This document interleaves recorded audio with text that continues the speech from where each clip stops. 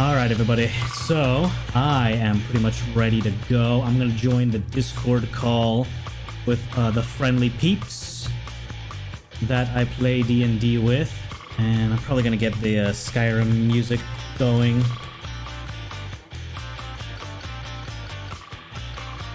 There we go. Daytime music. Get that rolling. Nighttime music. Perfect. Get dungeon music, just in case. There we go. Have those all prepared. General songs ready to go for to fit the mood, if need be. Beautiful. Alrighty, let's hop in. You know, I've realized... Hello. I love... Hello! Hi. Jump scare. Is this a bad time? Breaks in Discord club. Oh, that's what I call a jump scare. I was about to say, I love winter as much as the next guy, but I think I've learned I hate that post-winter phase where the snow is gone, but it's still 30 to 40 degrees. It's like fake winter.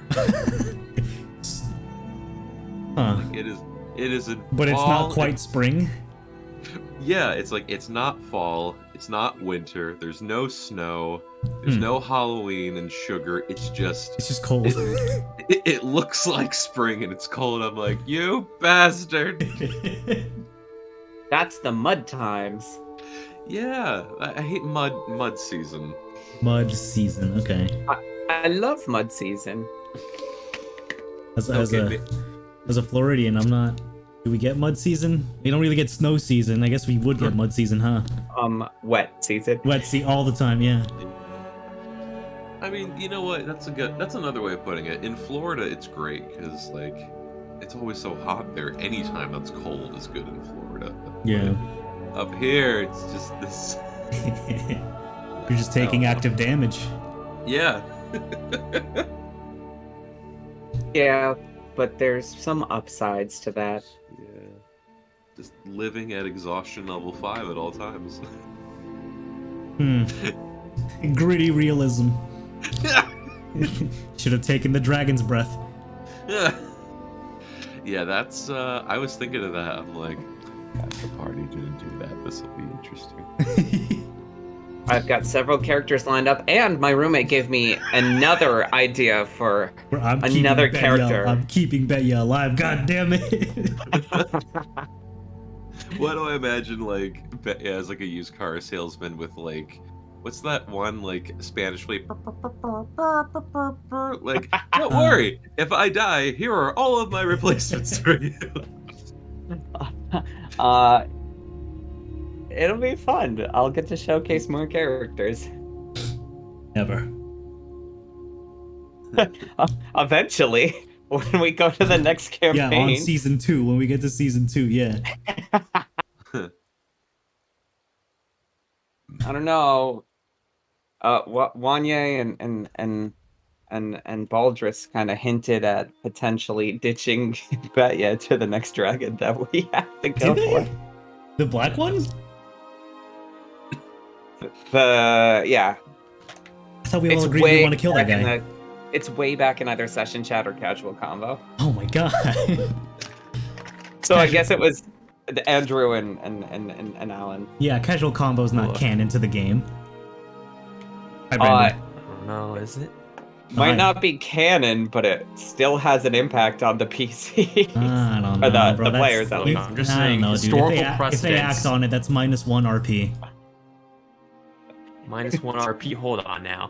Look. Do I get inspiration? Do I hear -2?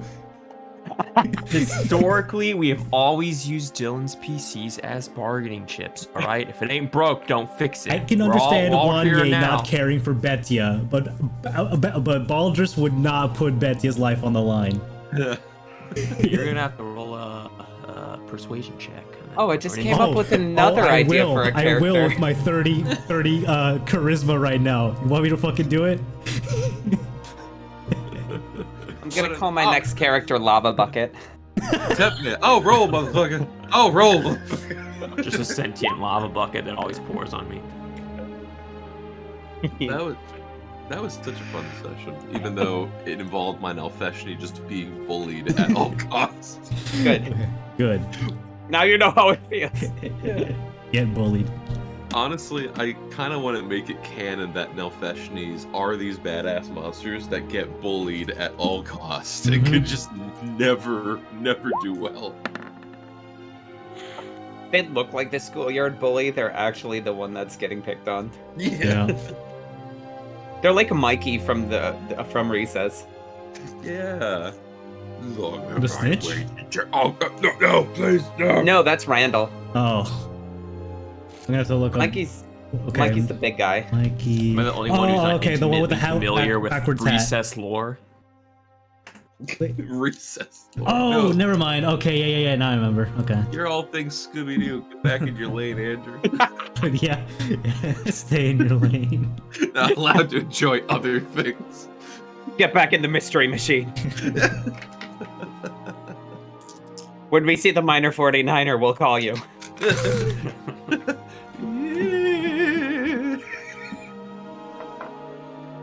That's Oh no, that the was Space Coop. That's Space Cook.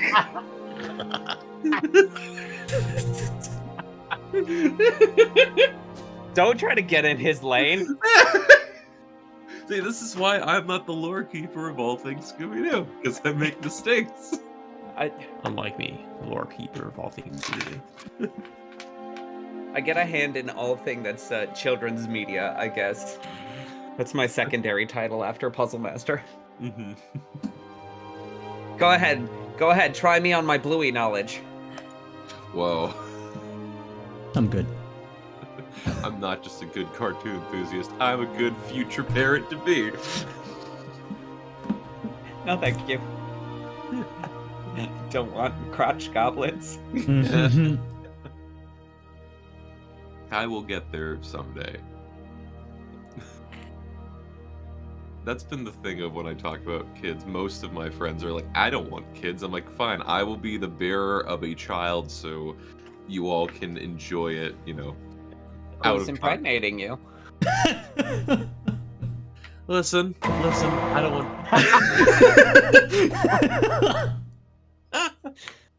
I blink and I wake up in a trial. We are having a spicy session today. That is, you know, Tim, you're the one that said next session's gonna be a doozy. I think you didn't understand how correct you were. Wait a minute. I woke up 30 minutes ago. Let's calm down. Title of this session is Tim Gets Pregnant. No. Orcus in his lair. Who could have foreseen this? Instead of Tim Mueller, it's Tim Mother. Tim Mother.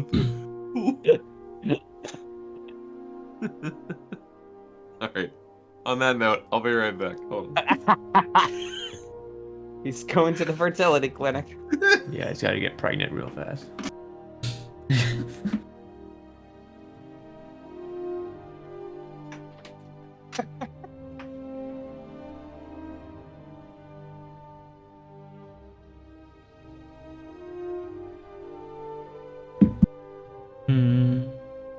Welcome, Jules.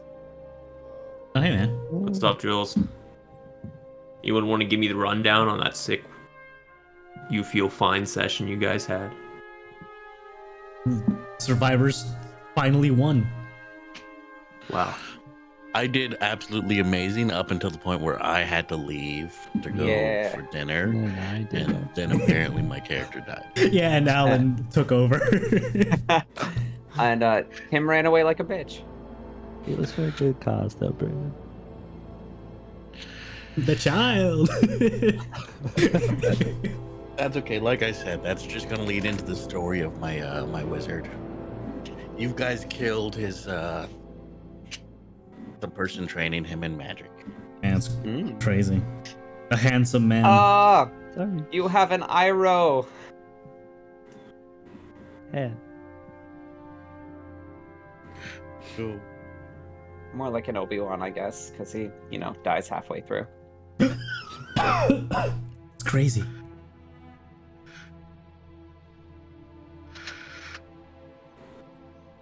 music is so dramatic right now. I know, I was thinking I'm chilling with it, yeah. It got the memo that this session's a doozy.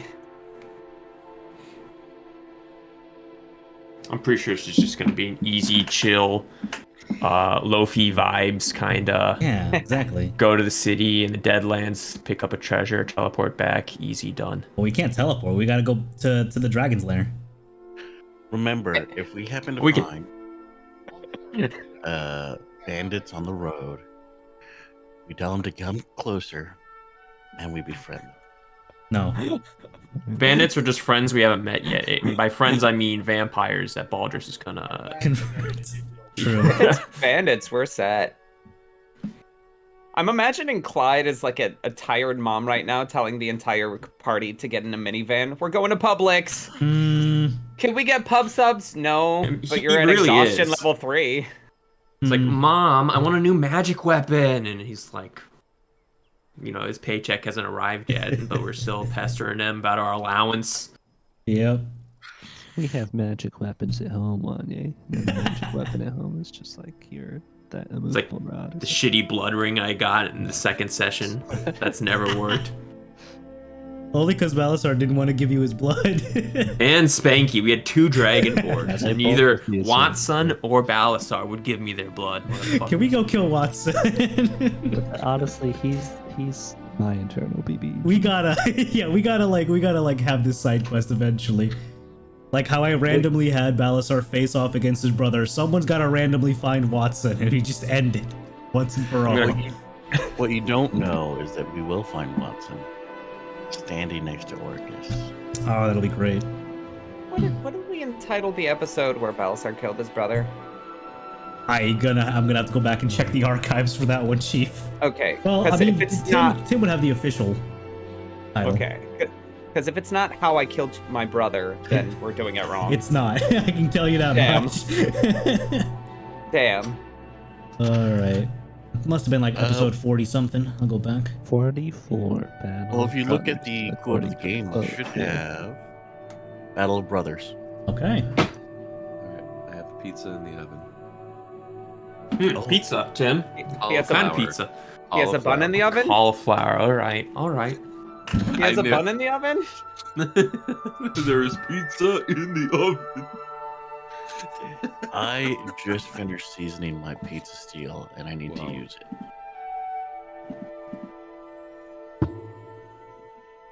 Oh, I have epilepsy, Alan. Please don't do that. Thank you.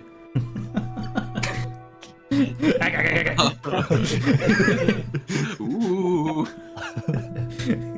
Chaotic neutral.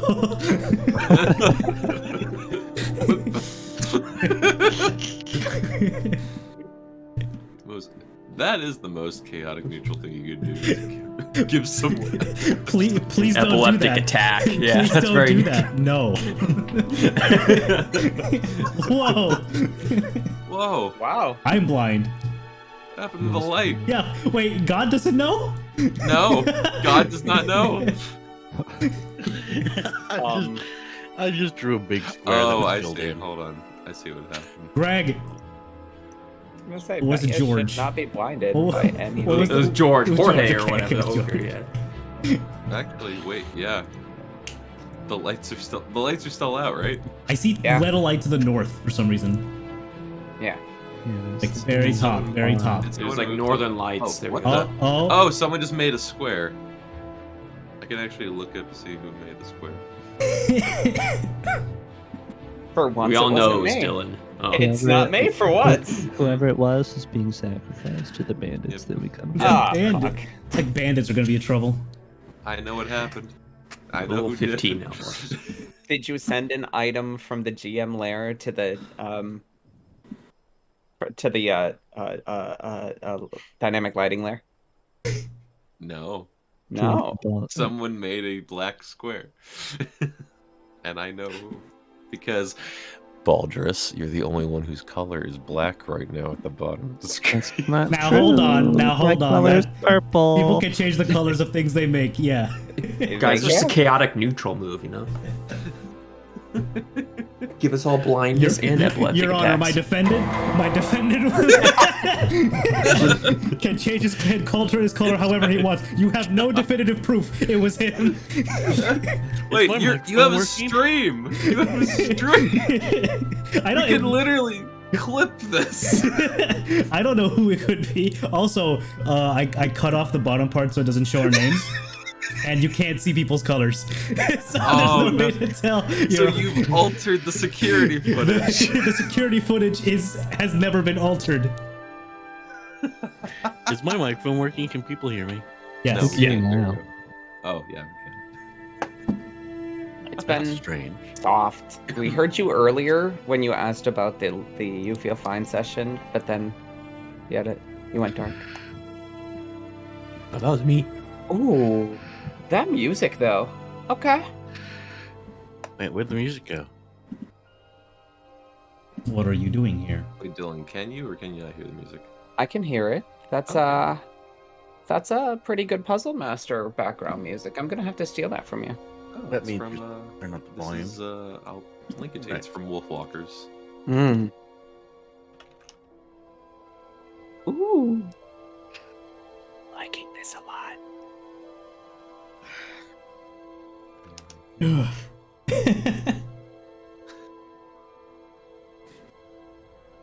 It's very contemplative. Damn, friendship ended with Wanye. Yeah, he's moved on to the next red dragonborn with anger issues. The neck. Alright, I'm gonna grab my food in a sec, but for the most part, I'm pretty much all set to go for this session. So whenever we're all in agreement, we can let it rip. Ready? Beyblade.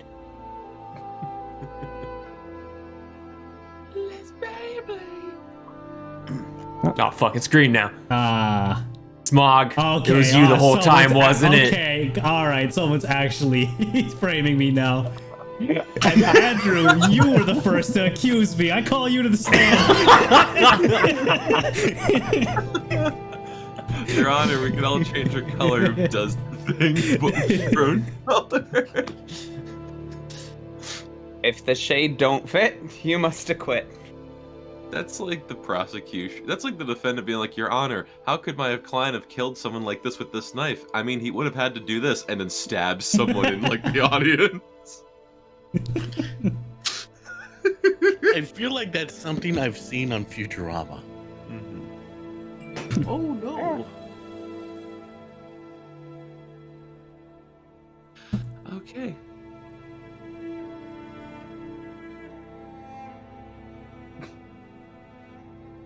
But yeah, I'm ready when everybody else is. All right. Yep. Fantastic. Well, I'm gonna grab my food in just 1 second, and as soon as I come back, we will start. So T minus like 60 seconds. BRB, enjoy the pamphlet.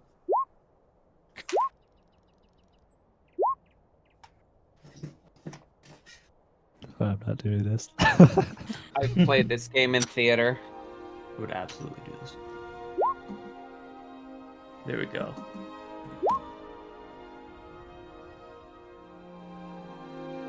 Now the question is, do we want to be like little cucks and take a nap inside that little balloon thing we have? Or are we gonna be badasses and just go through the Deadlands to the city and get TPK'd by a group of low-level bandits? They're gonna need the rest.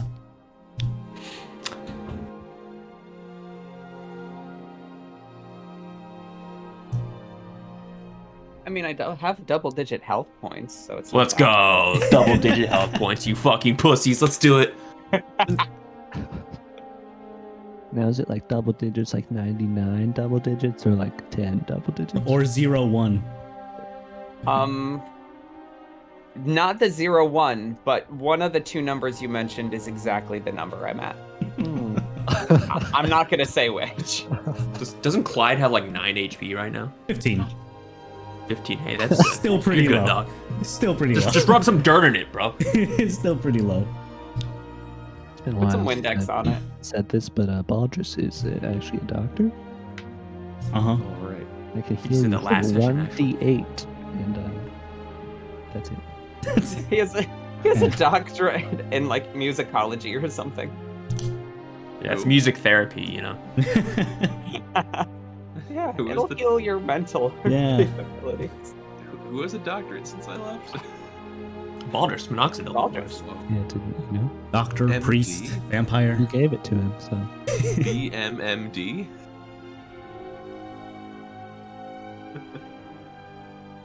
Alright. Well, if we are ready to go, which I believe we are. Hello everyone. Welcome to session 54. 54. That's a number. I don't know what relates to 54 other than this. Anyway, concerning last session, you all, a couple sessions ago, decided after doing some romp in Janglebrook as well as in Ancient Green Dragon's Lair, decided to all venture into said Ancient Green Dragon's Lair, named Achak Janal, who employed you guys to clear out the worms in his lair, in order as an extension of favor, in order to have a back and forth conversation to exchange information. You all valiantly and victoriously defeated the worms, received further information from Achak regarding the Shattered Coast, which is this far-off continent where many a dragon live to this day, and is not visited much by man due to its chaotic nature and dragon be dragon, you know. You all were then employed again by Achak to go to the town of Faestro, just the north of here. Clyde was also given the not insight, but eldritch knowledge to its exact location by Achak himself. Yep. Half of you accepted Achak's gift to have a 24-hour immunity to Sylvestra's toxic gas, which were Wanye, Baldur's, and Clyde. You all have your drinks on you. Some of you have already drunk. You collected a cool wagon with cool horses, which all died Yep. immediately by a catapleus, which you fought two of, as well as some bodaks. There was an exchange of conversation mid-combat, such as Clyde informing Orcus about the Shattered Island plan.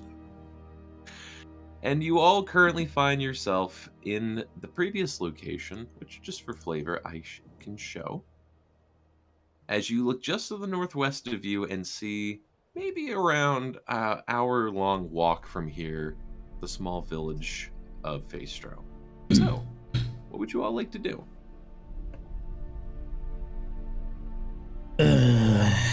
Everyone set to keep walking?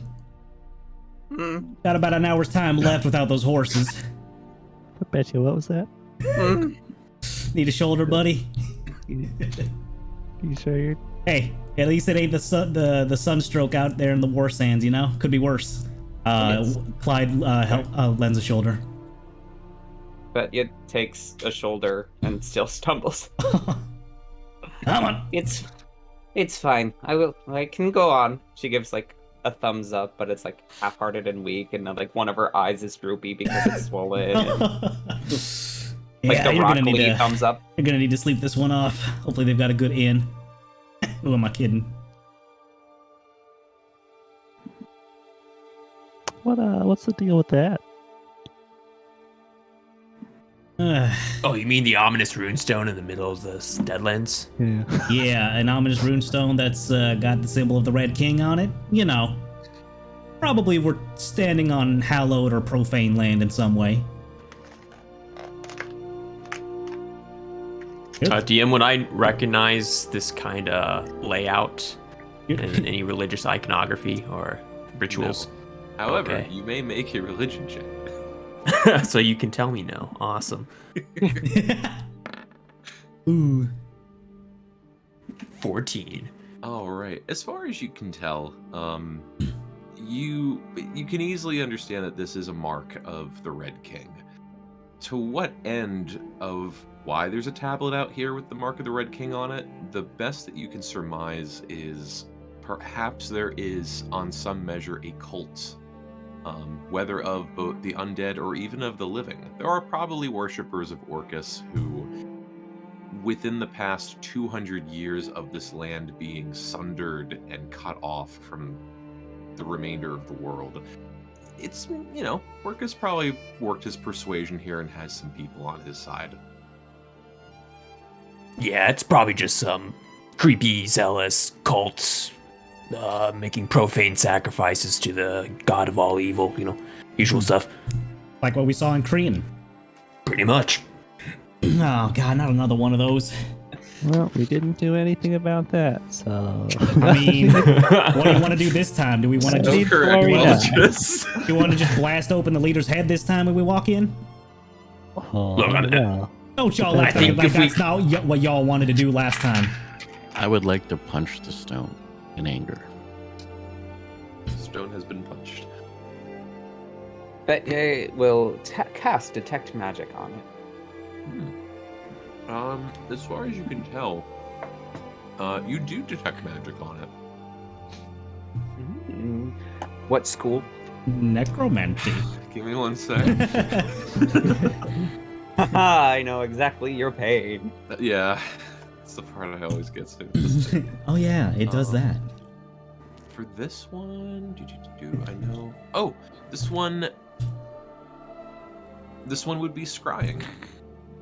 So divination. Oh.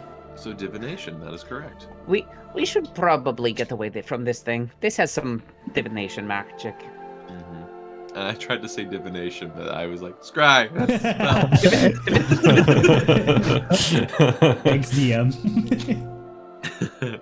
Damn it, this new time zone thing's already destroyed. Yeah, dude, it destroyed me too. I'll call it divination magic out loud because I'm not going to go too far. Into Totally not scrying. So it's basically acting as the fountain we've got for those witches. Wanya's gonna flip off the sky because he assumes Orcus is up there. Come on. Flip off the stone in case he's in there instead. Gotta cover our bases, Wanya. Yeah. Is anyone dying or on the verge? Who looks incredibly miserable? Betcha, I assume. There's 2 blood trails on the ground right now. One leading up to here. I'm gonna, if I can, I'm gonna use my healer feat to heal Betcha and Clyde. I think you'll. Balders, you can do that? It'll be 9 plus the maximum number of hit dice that you have, which is probably 15 at this time. Oh, cool. You must be some kind of doctor, Balders. I am actually a licensed physician, Wanye. Ask God. He'll tell you.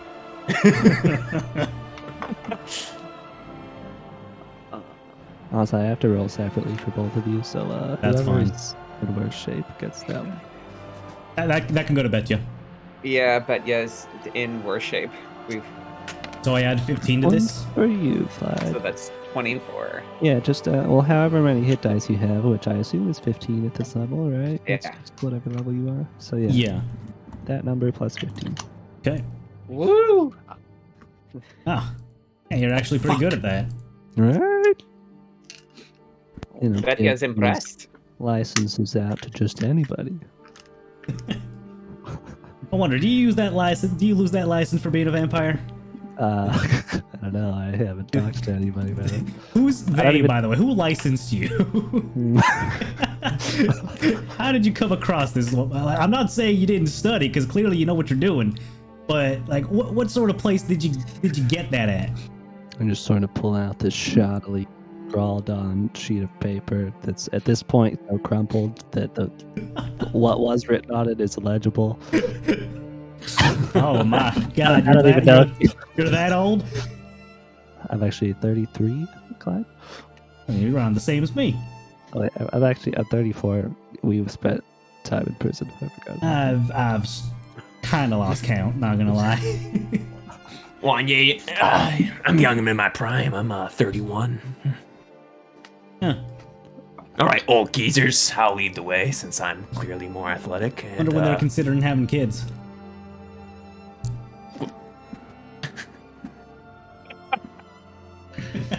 Yeah, that'll shut them up. The Sierra's wondering what she's doing around all these old men.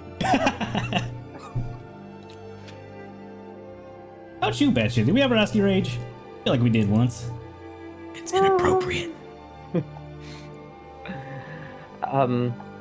My people do not keep our ages in high regards. Does Betcha look like she's telling the truth? She's wearing a mask. Yeah, no, she might not have taken. No, she definitely took it off after.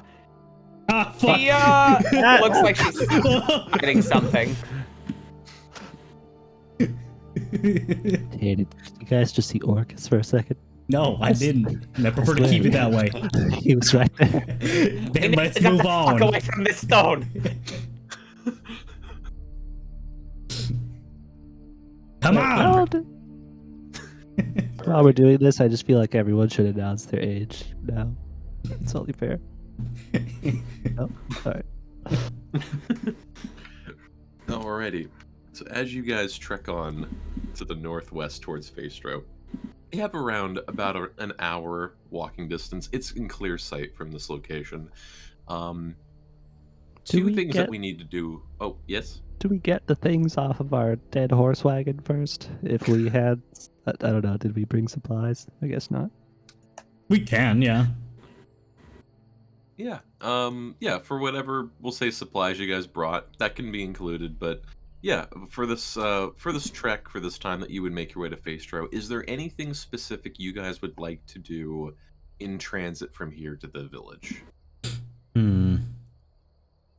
I would like to keep my eyes out because Wanye is low on rations. So, since I have a herbalism kit, brewer supplies, and alchemist supplies, I'd like to just keep my eyes out for fungus, maybe some type of dead plant that I can use to either make a salad, I guess, or some type of paste to heal my teammates. All right, I'll say make a survival check. Come on, baby. Well, hold on. I was gonna say with disadvantage because you are in Sylvestra and most things here are dead. Awesome! One of my teammates is getting poisoned. Not even poison. You find nothing. Oh. Anytime, like you even find a poisonous plant at one point, but as you try to pick it up, that you can't eat it. But oh hey, maybe you could implement this as a poison. You pick it up and it withers immediately. There is nothing to be gained from the land right now. Thought you were gonna say nightshade, and then we get killed. Here, bet you take this. Okay. I also want to, about halfway down, like, try a divine sense, just to see if there's anything out there, well away from the stone with the rune. Okay. And what is the distance on that? 60 feet? Yeah. All right. As you're walking, you don't feel anything extreme, but you just have this all-around sense of undead, specifically in the soil. It's like this. It's almost like tiny little particles of it. There's not like a zombie about to reach up and grab you, but you just feel this essence of evil everywhere you walk. But also not enough to have like triggered a necrotic type of a magic or when I had my divine sense on or detect magic. Correct. You don't get a large ping, but you have this, we'll say this tiny ring in your ear as you always walk, and you hear it mainly below you. Betya has undead tinnitus.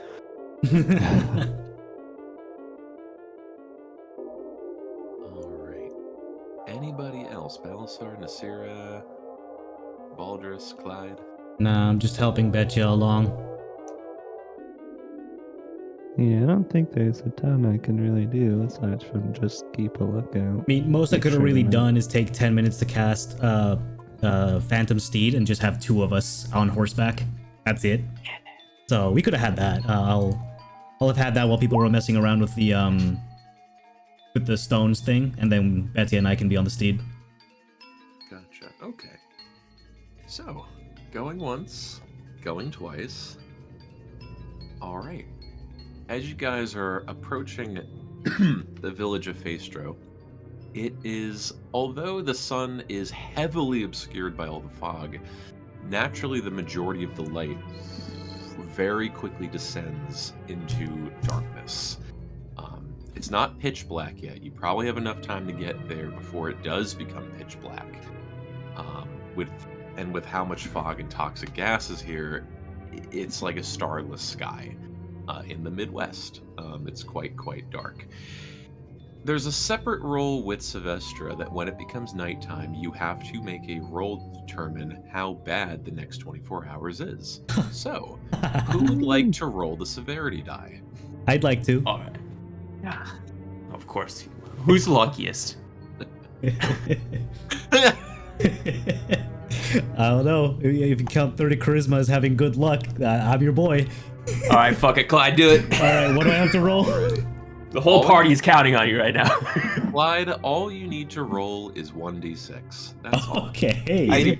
I use the help action. I get bardic inspiration. Yeah, we all use the help action, DM. 5. 5. That could mean anything. Is What this does golf 5 mean? scoring or is this? Let me look up real quick. That means only 5 worms down. Death. Is this an AP test or a? In a way. Okay. All right. That's how severe the next 24 hours is going to be. 5. Got it. In a good way. 5 severe. 5. It's like the pain scale. You feel fine. You feel fine. I was gonna say, is this like D&D rules where higher is better, or is this golf rules where lower is better? That's a great question. So as you guys start walking towards the town of Faestro, it gets incredibly dark. And similar to what you heard with the boat axe, you just hear in the distance this long, low, echoing, back-throated breathing just start coming from all sides. It seems like when the night comes out, the boat axe multiply by a surprisingly large number.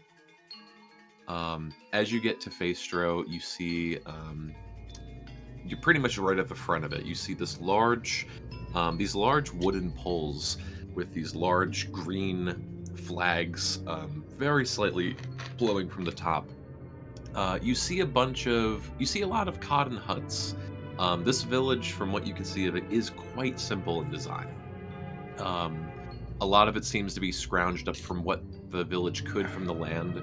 You did notice some tree stumps throughout at some point, so what you're guessing is that this village was made with some of the last bits of timber, or the closest available timber that this village could have gotten.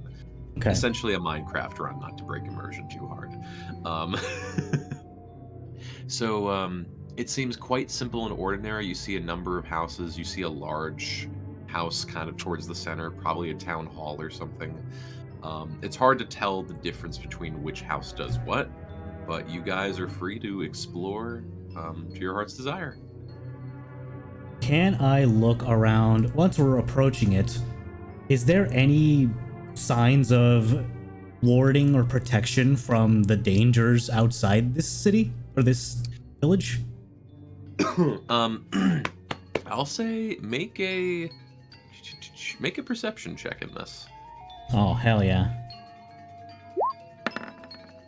Man. Oh, we're off to a great start.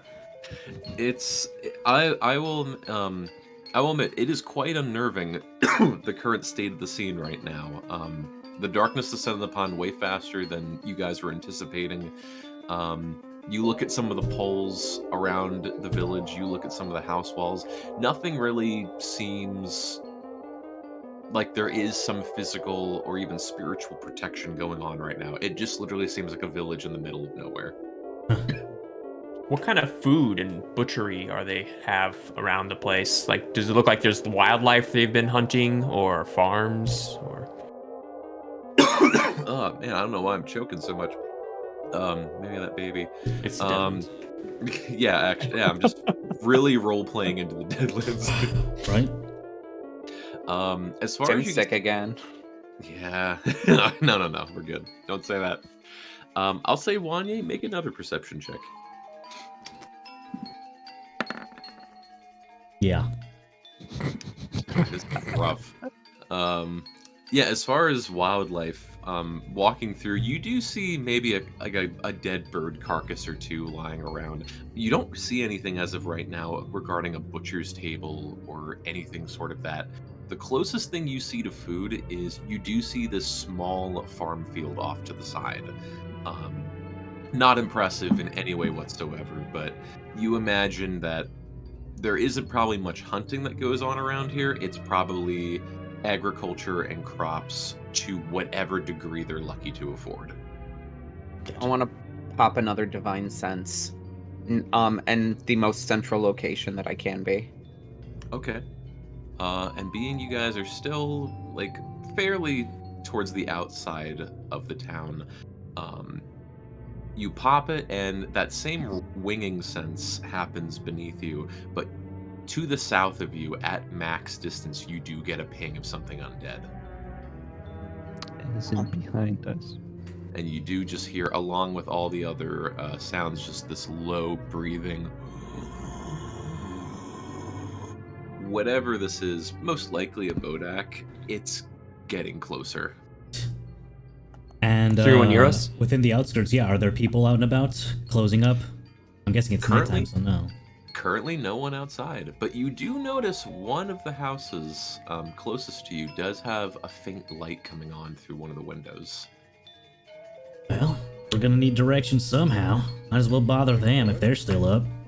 You guys think they speak common here, or think it's like a Deadlandian language? You know, we won't know till we try, but I'm not sure they're that excommunicated from civilization.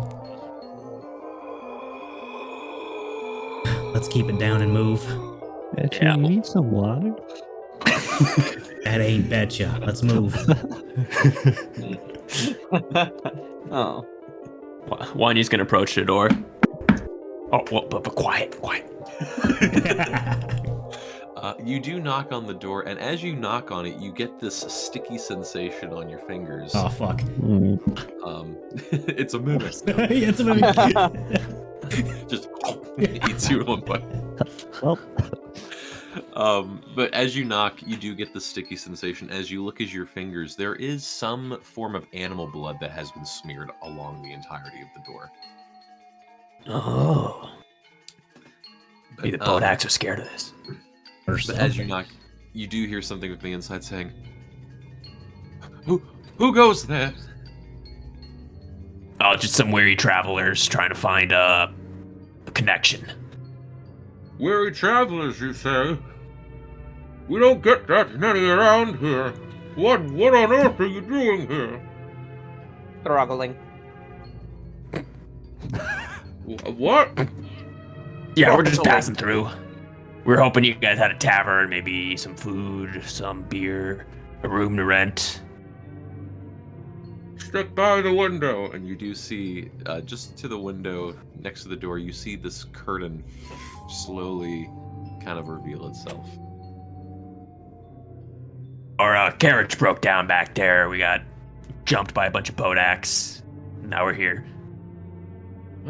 And you see this, the glass is, it's not stained, but it's quite frosted over, so you do see this figure of sorts lean over by the window and staring at all of you.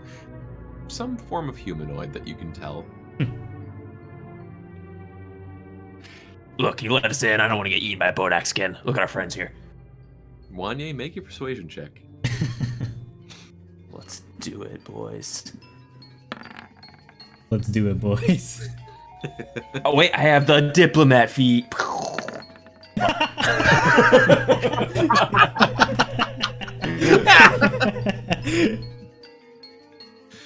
The voice goes like, I understand how bad it is out there, but regrettably I can't risk the life of my family against the dark creatures. I mean, If you that's all decide understandable. already, you must hope for the best. So there ain't no tavern, no inn around here? We do have a tavern, but currently it is closed. I see.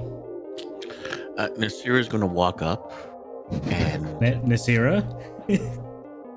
This man's just trying to live his life. growl at the man and try to intimidate him. Oh, boy.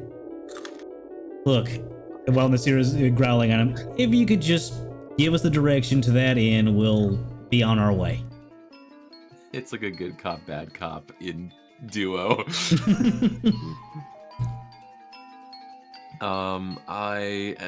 With just a slight growl and the small word from Clyde, the voice goes, "Regardless if I told you where it is, they wouldn't let you inside. In fact, no one's in there." Let us worry about that, partner, all right? Otherwise, giving us directions is going to be the least of your problems in a moment. So, with that being said, Nasira and Clyde, either one of you make intimidation with advantage, or each of you make intimidation. You can roll. You can roll, buddy. You can roll. I'm rolling with you. Are you sure you want me to roll? I could give you advantage. I mean, I don't think I need it. Sticks gun through window at guy. Oh, my rolls are still secret. Well, you rolled a nat one, so it's okay. All right. So at that point, with that threat, you do hear him sort of pause, going, "Okay, just please don't hurt my family. Please, I understand. I'm sorry. I understand how dangerous it is at this time. But boy, fetch the key." And you just hear some rumbling, and you hear some footsteps sort of moving around as the door. These multiple series of locks. Oh. But finally, the last one opens as the door goes outward, and you see this slightly hunched over, mid-aged to elderly man with this very loose, grayish whitish hair and this tannish cloak, not hooded but down. And one of the eyes seems to have been fainted, or not fainted, appearing faint, not completely grayed yet and paled, but looks out at all of you and quickly looks outside. Get in, get quick. Very well. All right, y'all. Come on. We go inside. Alrighty. Is anyone not going inside, just to be clear? Have I been given express permission to go inside? Yes. Yes, you have. You know, funny enough, yes. I'll go inside. This might be, to our memory, the first time Baldrus has had to actually ask permission to go into someone's residence. But yes, you have received permission. So you all, one by one, go inside. There we go. And so you guys are in this small sort of hut of sorts, and upon entry, the environment seems very...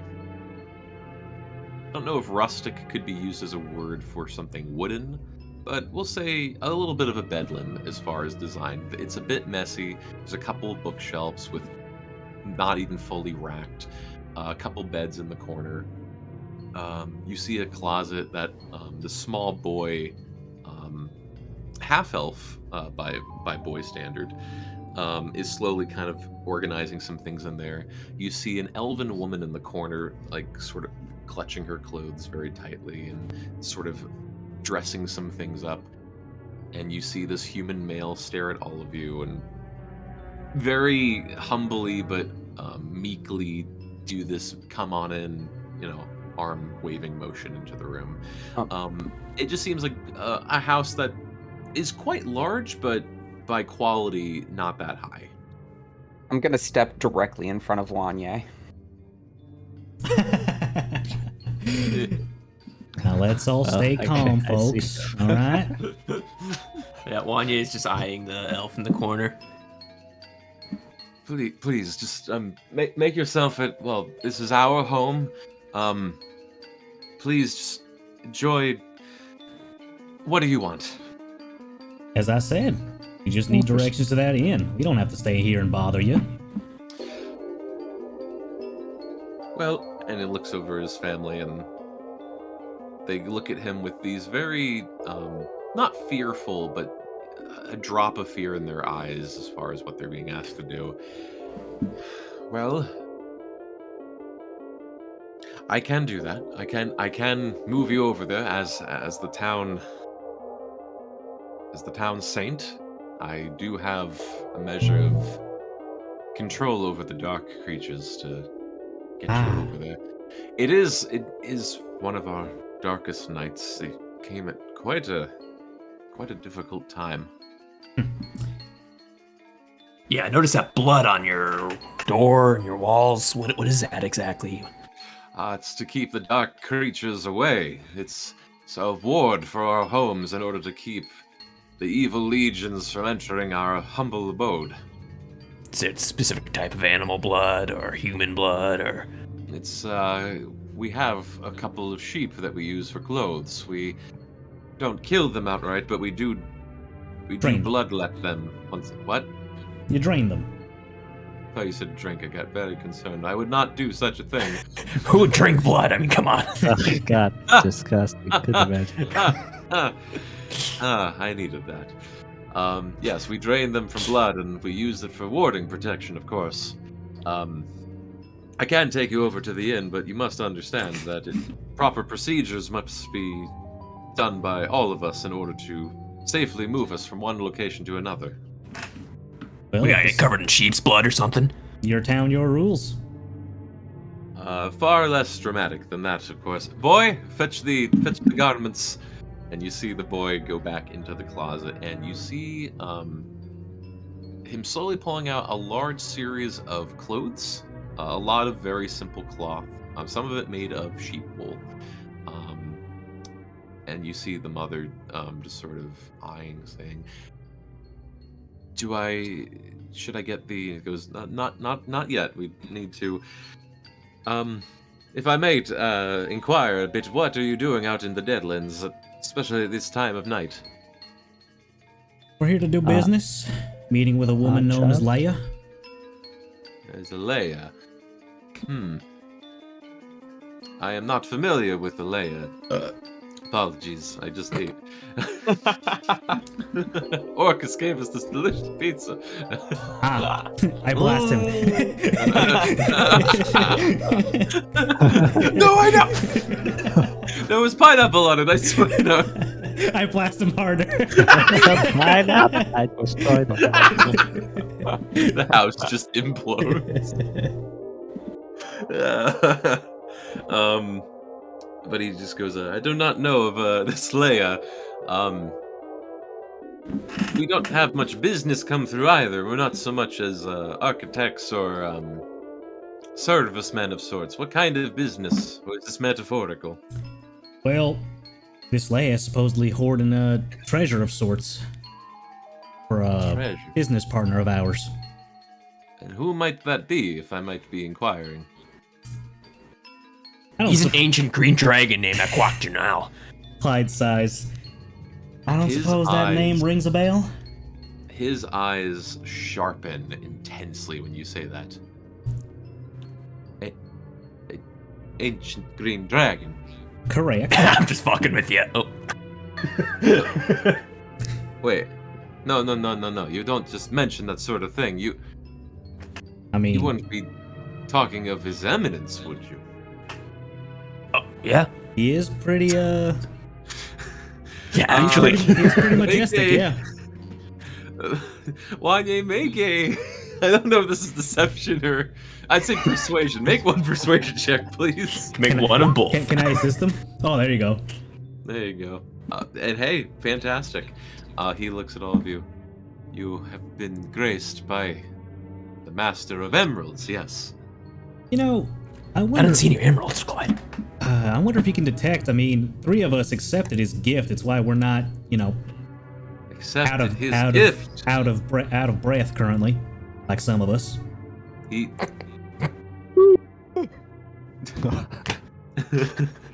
and it just looks at me like, you have accepted the gift of the Great Hill? And he starts looking over at all of you, and Wanya gets right up in your grill as he like grabs your jaw and slowly opens it. And he Wanya's actually kind of happy about this. He's like, yeah. And he smells into your mouth. What the fuck? Wanya kind of shoves him back, but not too hard. Easy. Wait. We're just confirming we're talking about the same thing. You have been touched by His Eminence. Well, touch is one thing. I prefer graced, but the Eminence did bestow us a rather fine gift. Wanya gets touched by a lot of drink.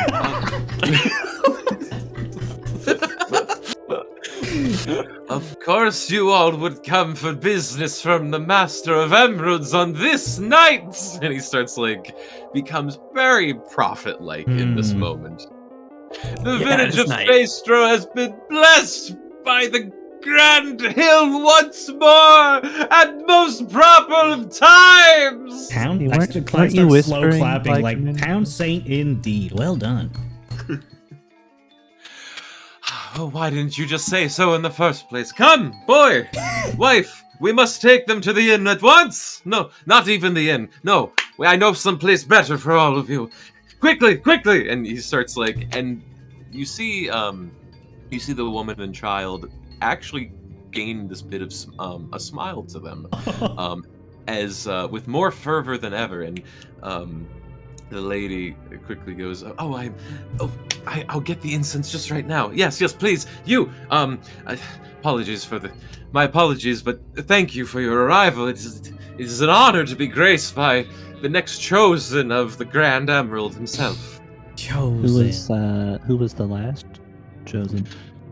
They, we haven't had business such as that in over half a year. It was far-off travelers of sorts. We only saw them one time.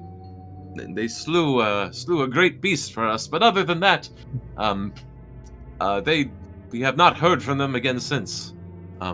Please, and quickly he runs over, and you see him assemble the clothes, and after about a minute or so, you slowly see him put one of the woolish outfits over his child first, as well as a blindfold, and motions over to his wife. Please take care of yourself. Grabs the clothes, walks over to all of you. Please put all of these on. It is incredibly important in order to safeguard you from the creatures of the night. Hey DM, this isn't like some weird midsummer ritual, isn't it? It's definitely feeling like it. Like, he's not gonna dress us up and parade us through town, and then they try to murder us at some. Wait, Oh, is this... We know of any We're historical gonna take our seed first, sacrifice. Yeah, I don't. Is this Betya's chance to be the only survivor? I'll say, Baldrus, make an Like, I'll does the say guy make seem? I don't know. Does this? make an insight check. I mean, the fact is, he's getting hyped to take us out on the town in the dead of night. Yeah, after he was just whispering us inside and telling us to go. So I got him one. So Do all of your children sleep in one building? Not sure why you ask, but no, clearly, and motions over to his boy. We are allowed to have our children sleep with us in our respective homes. Question: why is tonight of all nights so important? Before I answer that, Baldrus, you're getting a lot of mixed signals here. I'm still sad about the horses. It's been a long day. I don't have it in me for this. And emotions over to Clyde. That is a very informative question. The Great Emerald has given us protection over the course of our being here. The creatures of the night once plagued our village, and the Master of Emeralds showed up and appeared and offered his protection in a number of ways. One of which is, once per every half year, the dark creatures assemble in greater numbers than usual. The Grand Hill may appear himself for protection, but sometimes he sends a bounty or offering or worthy men, emotions to all of you, suitable to defend our village against such a task. Ah, Did he say offering? One, he's gonna look at Baldrus real fast. well, if we have to defend and we lose, that technically counts as an offering. But we won't lose, right, fellers? Yup. Wanye holds a thumb up. Wanye would know that Aquachanal is like responsible for the Deadlands, right? Or if he's even known as the Master of Emeralds. As far as the two parts in that, as far as the titles that the man is spewing out, it seems quite familiar to Achak. Achak probably has a number of titles that have been created for him or that he's offered. He did mention at one point that there were a number of villages out in the Deadlands that he frequented or visited or took charge of. Got it. So, you know, they probably see him as a god of sorts. What was the first question one more time? Oh, well, the Deadlands wasn't always the Deadlands, right? Would Wanye know why that's the case? As far as, yes. So pretty much after the Red Years' War 200 years ago, after Orcus's original defeat, the land slowly became tainted, literally with dark magic over time. So Achak is not directly the cause of it. It just seems like he's become the proprietor of this place in its absence of literally life. Gotcha. Clyde will have an awakened mind message to just the party. Y'all fellers think it's wise to mention the other black dragon that's cooped up somewhere around here? Or should Out we just keep loud, that to ourselves? Out loud, Wanye's gonna say, "Oh, you mean Recruiters to Jock?" I slap you.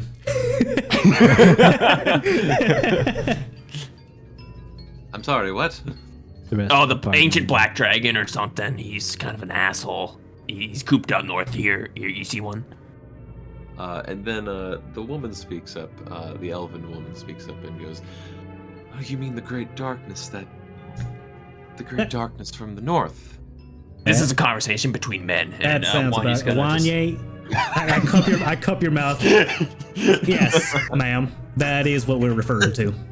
You see a slight bit of offense between the two parents, and the child just clearly just does not understand the subtext level of it. She goes, "Well, there was this dark cloud that threatened our village at one point, but the dragon himself had shown it away. Said he would provide us protection from it, would it ever come again. It has not come back for many months now, but yes, that's the closest thing I could surmise to it." So y'all won't take any offense if we saunter over there once our business is done here and take care of that troublesome pest, correct? I mean, if you kill it, I don't care. Wonderful. And then the husband speaks up and goes, "Yes. Apologies for a bit of surprise from this.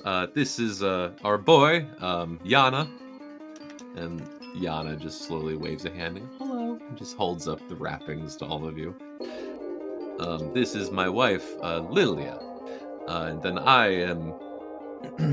And he sort of like tightens his robe a little bit and just sort of there we go. I don't know why I seem to have forgot my name. It disappeared on me. Oh, I'm on the wrong note page. It didn't save. There we go. He's on next week's game. No, I'm on last week's game. There we go. "And I am Saint Ciro. I am a watchguard for the town, specifically from the night creatures whenever we need to have a bit of manual protection. We haven't had to do this in quite some time, but this is, well, you've showed up at the proper time." Hey, can you spell your name? And I say it with my notepad out. Oh, Saint Ciro, Siro. Great. Thanks. And that's Yana and Lilia. Well, pleasure to meet y'all, folks. My name's Clyde.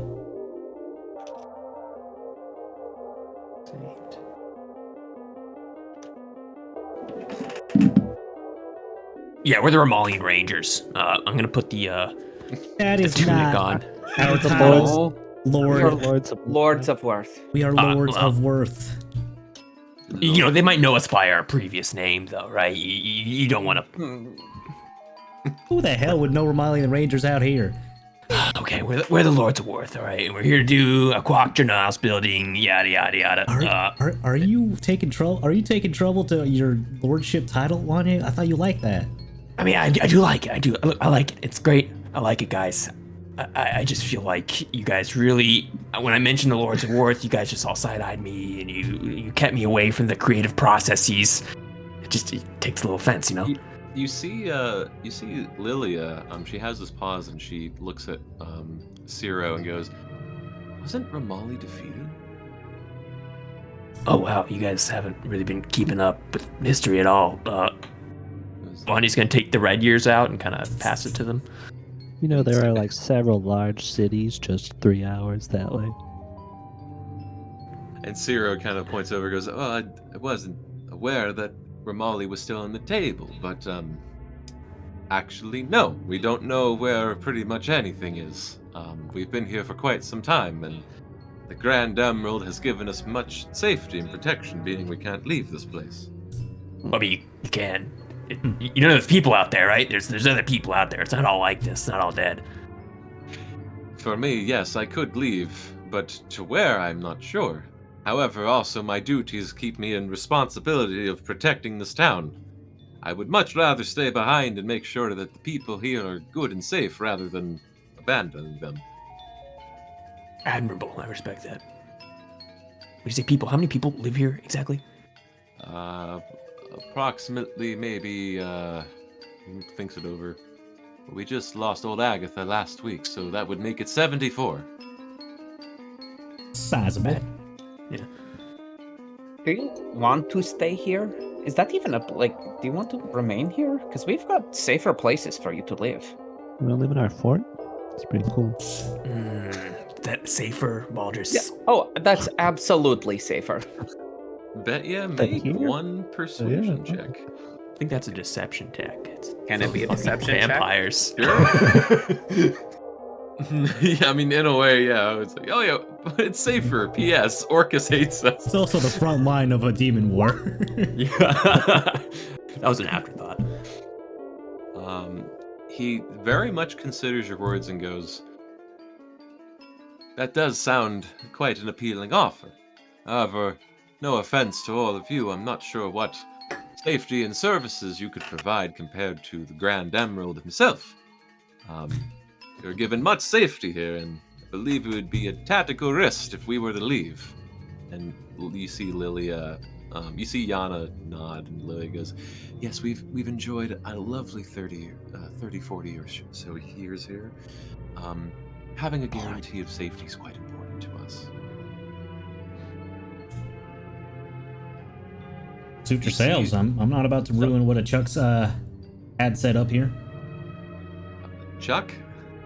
A Chuck. We call him Chuck. It's like a first name basis, you know, nickname. Little Chuck. Like Green Chuck. I was not aware of this title. Is this something that Chuck would prefer to be called? Well, there's an inside likely joke not. actually. Most If you call him a likely not. cuck, he loves it. You can continue with the Master of Emeralds for your own safety. Not from us. We are Frickin' not alien. endangering you. Hot dang. He goes, "Okay, if I have to consider using that, but for now, the Grand Emerald and Great Hill it is." And Betya, just to add on to, it was a failed deception, but that's the real insight that you gained from it is just how devout these people are. Oh yeah. They're deep in the cult way. At any point, you see him gather up more of the supplies and clothings, and you see him pull out this large rod with an urn at the end filled with incense that Lilia has just recently lit. "Well, we shouldn't babble any longer. It only gets darker as the night moves on. Please, accompany us. We will take you to the proper facility for you, lovely patrons of Grand Emerald. Please put this on. It has already been doused with fermentic oil, and please blindfold yourself. I know the way. I will take you there myself. Blindfold. Go ahead. It is to safeguard you from the night creatures, of course. Well, yeah, y'all remember staring at those. Didn't feel so hot. Sure. Clyde will blindfold himself. I'm already blindfolded before they give an ass. But I imagine like Bet you staring at a wall asking questions like, we could take you to a safer place. I will adopt the blindfold handily. Alright. And you see both Lilia and Yana also blindfold and clothe themselves. Saint Ciro has not blindfolded himself, but he has taken the urn and incense in hand. Does anyone not blindfold themselves, is the question I'll ask. Not yet, but I do plan to activate Ghostly Gaze when we've stopped wherever Ciro wants to stop us at. If they walk towards me with a blindfold, I growl at them. The small boy Yana approaches you, Nasira, blindfold.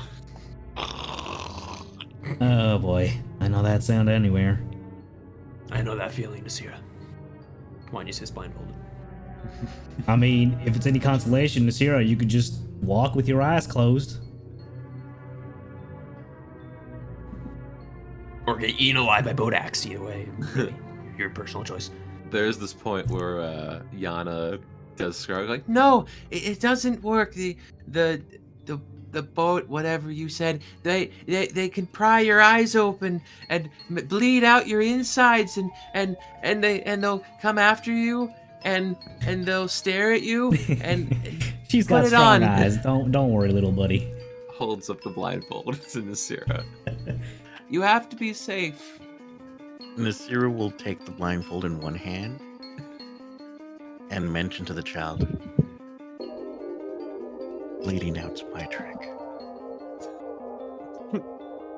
And he just very terrifyingly puts his blindfold back on, which when he was looking at you, like he pulled up one eye so he could still see you, and then just covers it again. Alright, well, if we're all blindfolded, what the heck is Ghostly Gaze X GT 5? Shut up. I don't know. That's his gamer tag. Yeah, that's my gamer tag.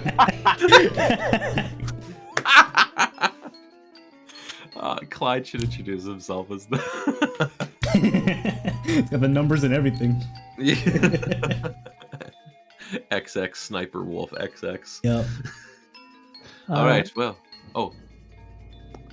Before we go, I can use my action to do this, so it would only take like a minute total to do them all.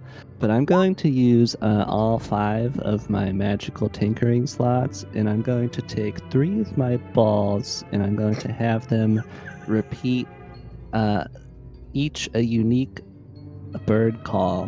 What? Why? And then I'm going to have 2. Is that Clyde or Smog? Both. No. I'm gonna make like it's not gonna be like a series of birds, but I'm gonna have each of them have a unique bird call. One will be like an owl, and one will be a crow, and one will be a seagull. And I'm gonna give each one to the family. And I want them to hold. I'm gonna ask them to hold like the balls in their pockets or something. And I'm going to give the mother and child specifically 2 that both smell like flowers. And they have to also hold those balls. So that if we're going around with our eyes closed, we can hear and smell where the family is. Have these people ever even heard birds before? I don't know. They take these and they're just looking at them going, that's a very intelligent idea, young man. If I hear one of those go too far away, I'm taking my blindfold off, and nobody better be doing anything suspicious. I don't worry. We will stay quite close to you. Don't worry about it one bit. But yes, I will keep this right here, and instructs the other 2, puts them in their pocket. Lilia just listens to her going, I don't know what that was. And just puts it in her pocket. They know what birds are, that they probably don't have a wide experience of birds. All right. It's like Well, echolocation, basically. Yeah. what?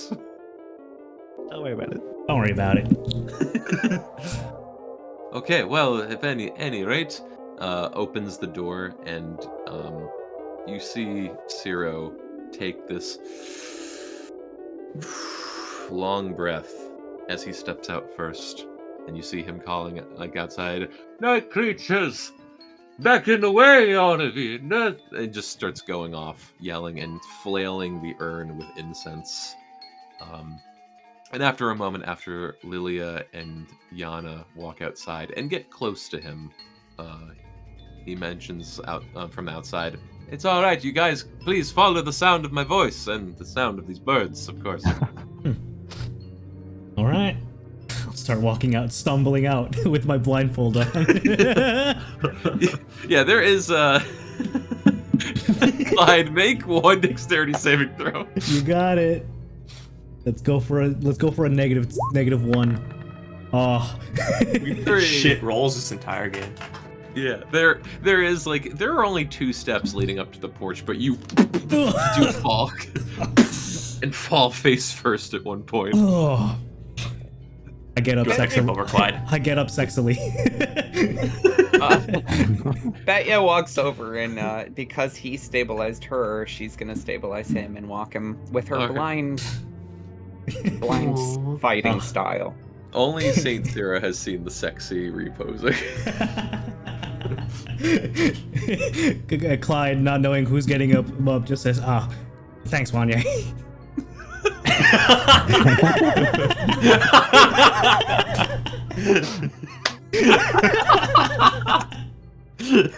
No problem, bud. What the fuck? Here's your voice from behind. Yeah, I'm like last in line. D&D Beyond, my characters.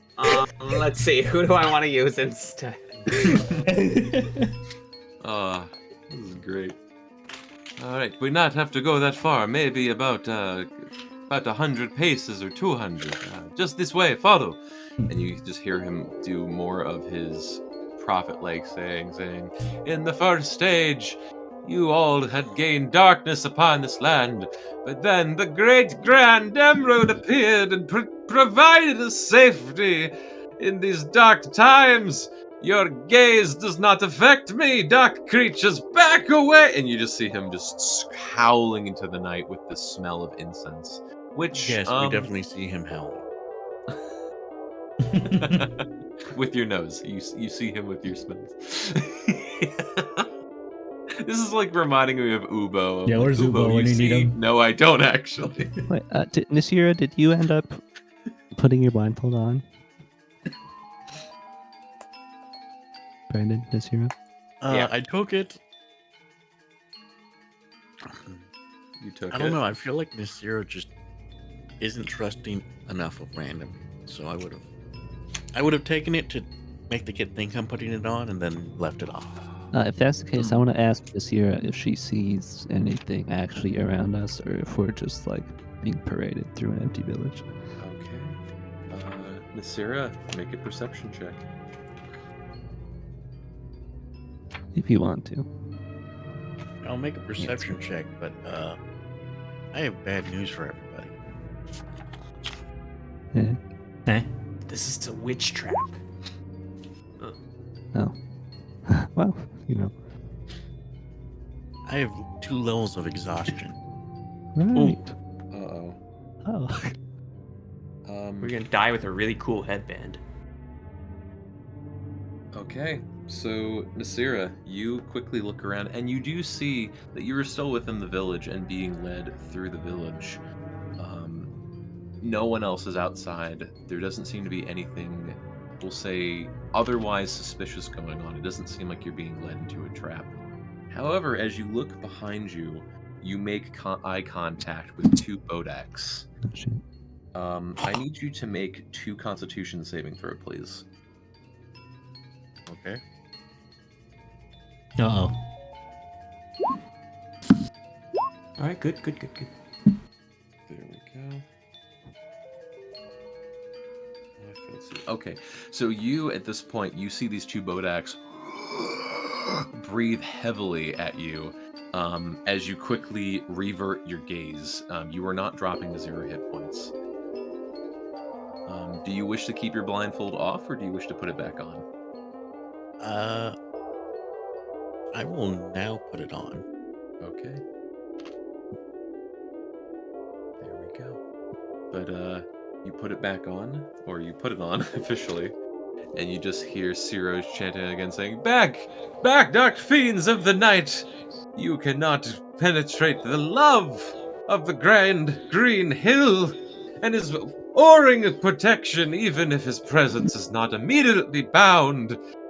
And this goes on for around 10 minutes, or what feels like 10 minutes, until eventually, as you are wandering through the village, you hear Saint Ciro look at all of you, or you don't see him, but you hear him look at you. I don't know, saying, "We've arrived at your humble abode. Please, me and my wife and child will make it back on our own just fine. Please make yourself at home." And he knocks on the house wood to let you know where the door is. Right. Our humble abode, like this is our house. Well, Wanya's gonna. They mentioned it was empty, so I guess we're taking up here for the night. Yes, this is the house that we have for the Hill's Chosen, who arrive at spontaneous times, of course. But yes, this is your home for the night. We will discuss more tomorrow what you will need to do.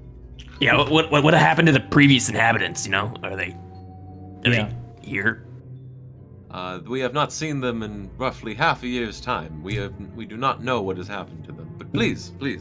Yeah, without taking off my blindfold, I use ghostly gaze to peek through my blindfold at the direction of the knocking he was at, and just see anything suspicious about this door that I'm going to be going through in the house that he's led us to. I'll say make one perception check. Here we go. The house is a mimic. 12. As far as you can immediately see, and also for what you can peer into the house so far, there doesn't seem to be anything off. You do see a series of beds, as well as some bookshelves.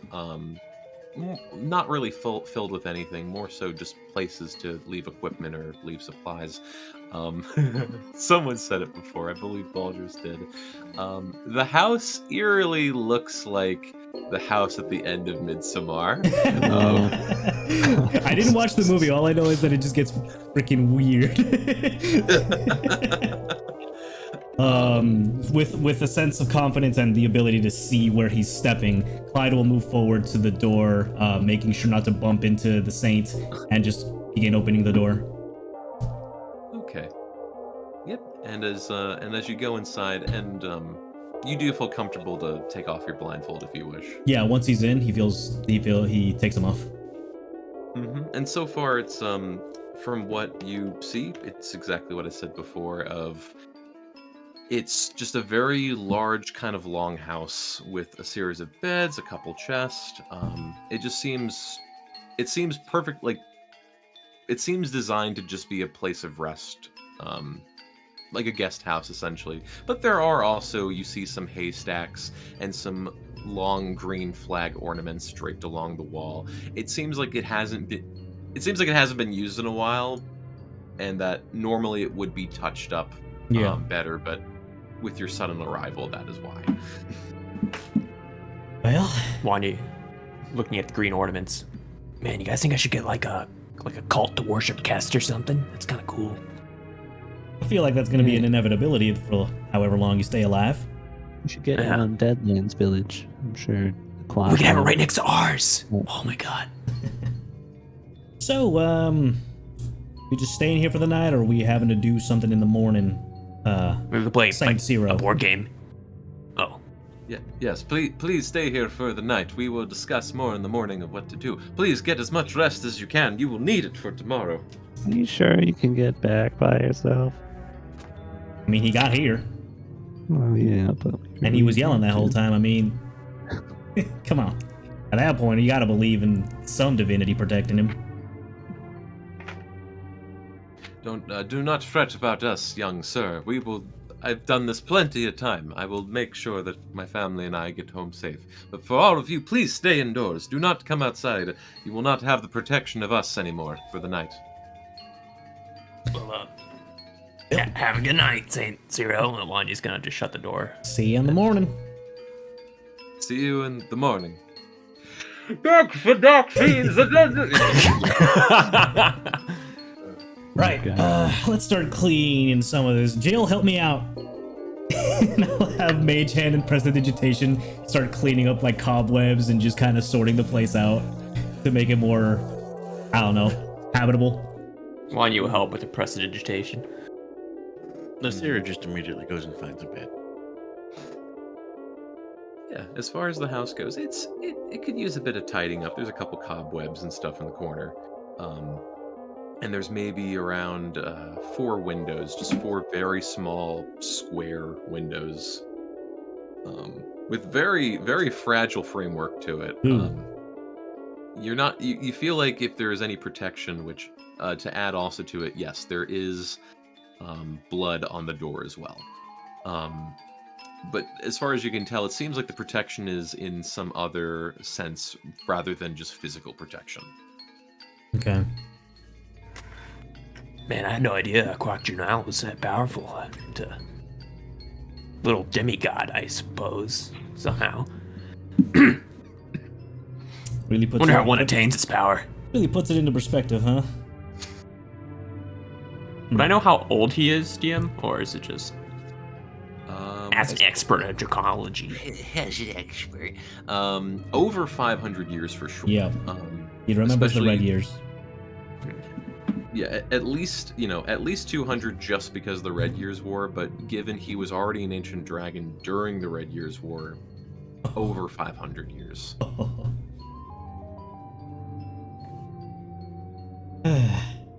Well, some of us ain't looking too good, and I think this place has enough protection. Y'all mind if I just play some good tunes overnight to soothe y'all?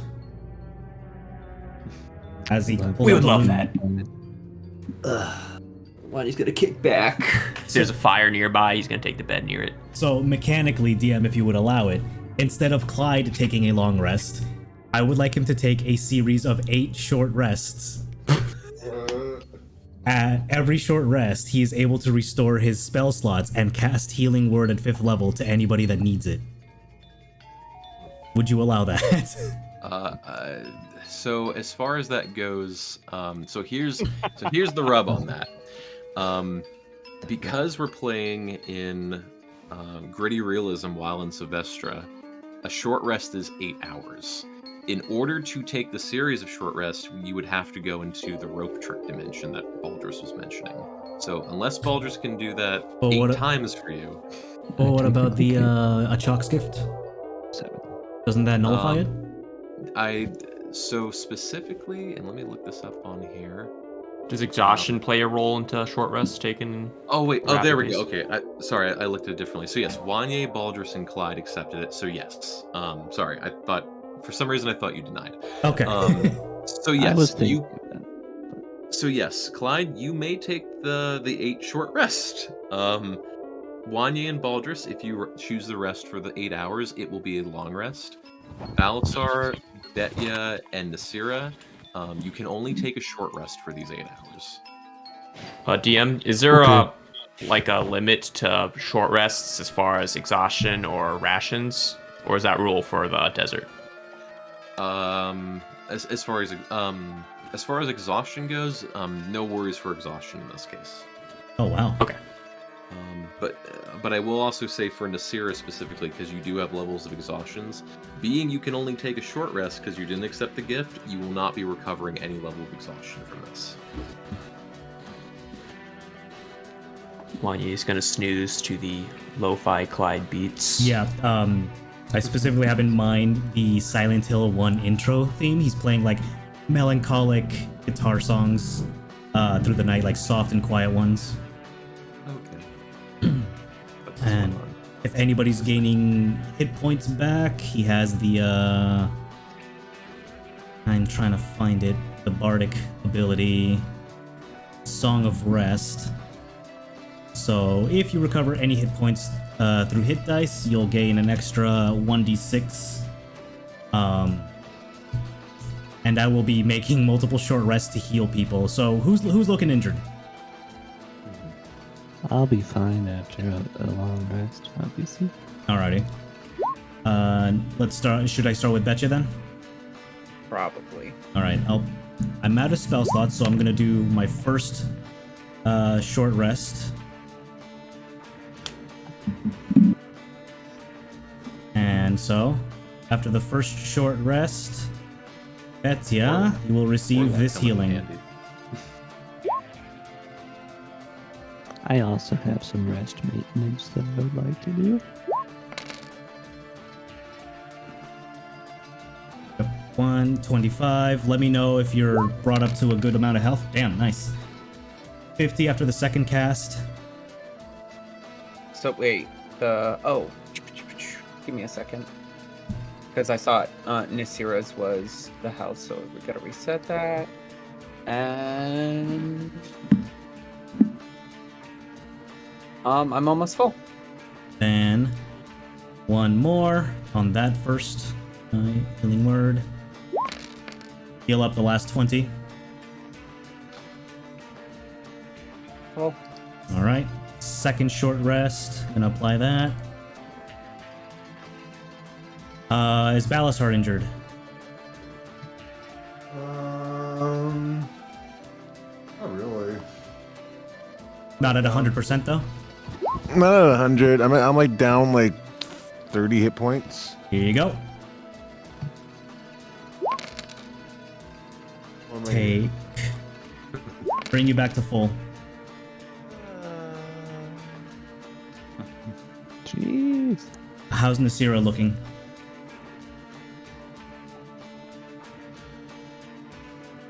Brennan?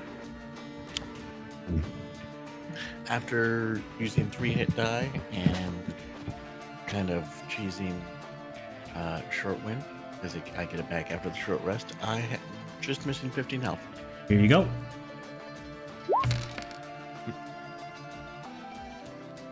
Third short rest. These heals go to me.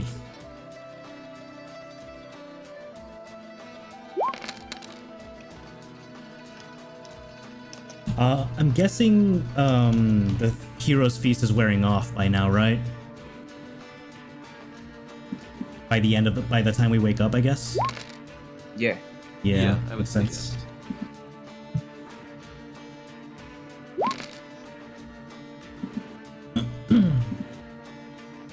And then fourth short rest. Heal myself again, because damn, was I hurt. Clyde coming. Honestly, Clyde is being clutch right now with us. I appreciate you letting me take the multiple short rests, because otherwise, yeah, this would not have been doable. All right, and I'm gonna reset my max HP because the Hero's Feast added 7 to it. I think to everybody. So make sure you have that noted. What is it?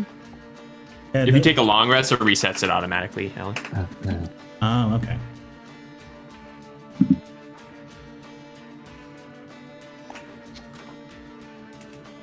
One, 6. And then, considering he's already gone 4 short rests, he's halfway into the night.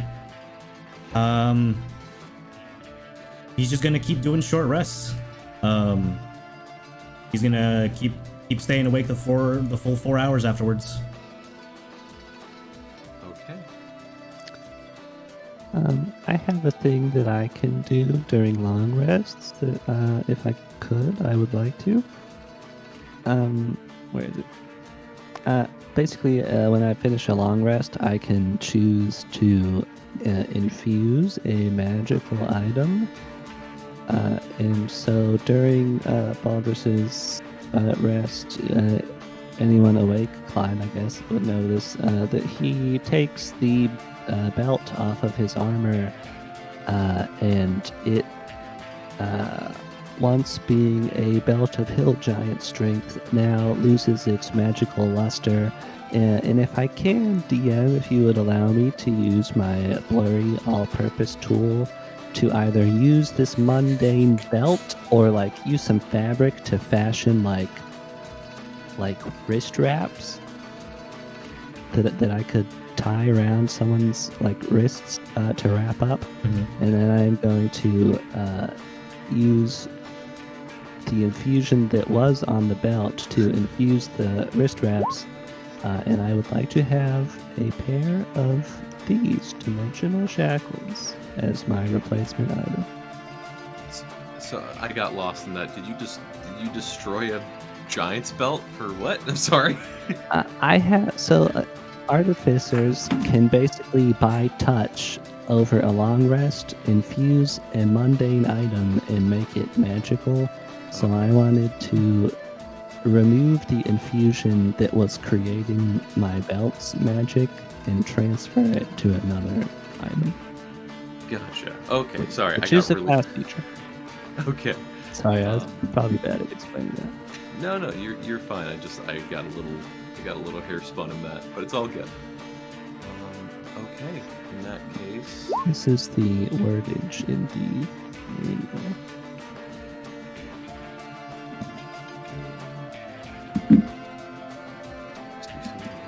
okay, gotcha. Yep. Okay, sounds good.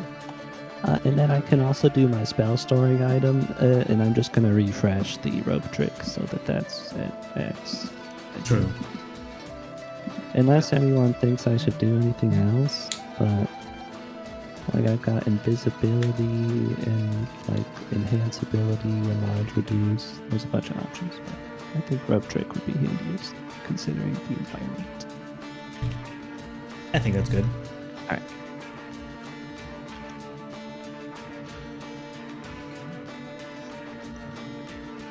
I will take my belt off. And my strength is now 8 again. Anything for anyone else? This is your time to get something done, because I'll admit it's going to be interesting. This is the game telling you, like, this is your last chance to save. Oh, well then I hit the save button.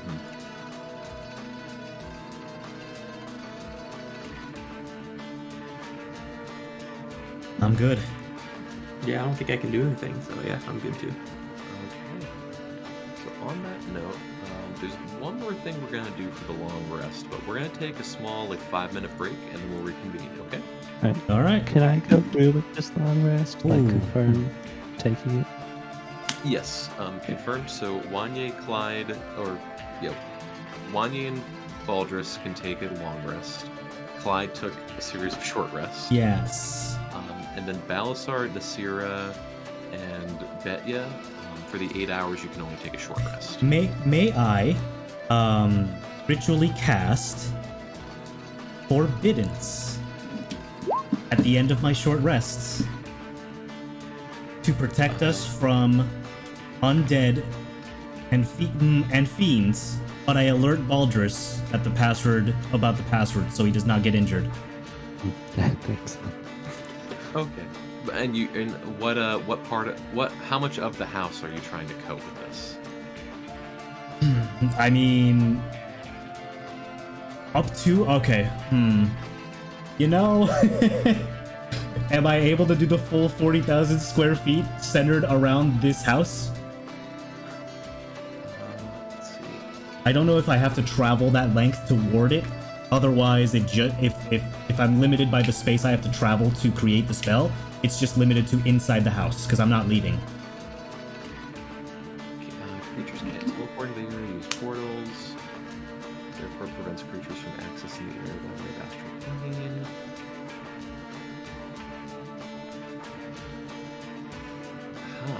It says casting time 20 minutes, so I have a feeling...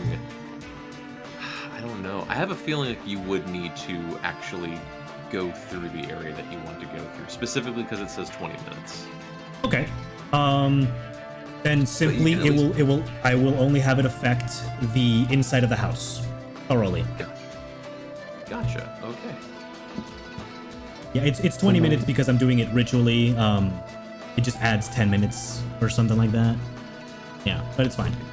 Can I get the password for my head cannon? Yeah. Friends. It's the word friend in Abyssal. That's it. Okay. Speak friend and enter. Orange.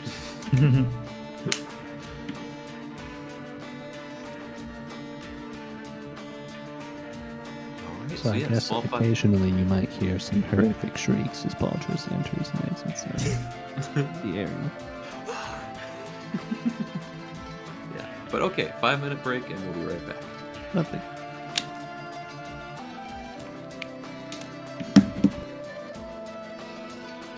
Break time, everybody. Stand by. I'll be right back too.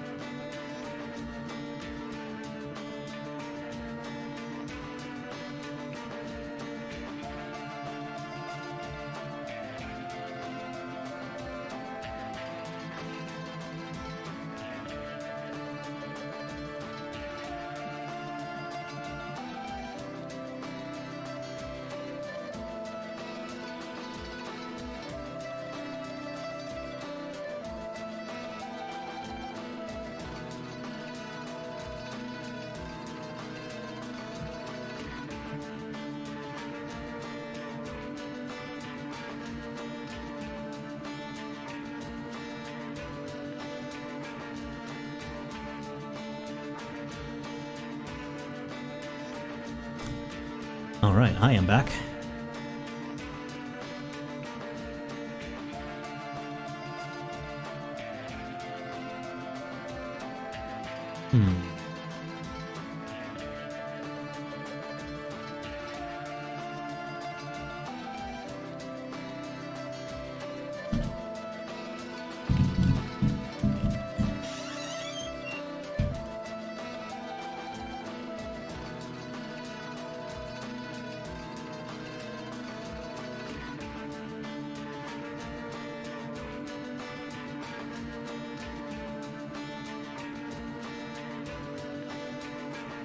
Ah, okay. Cool.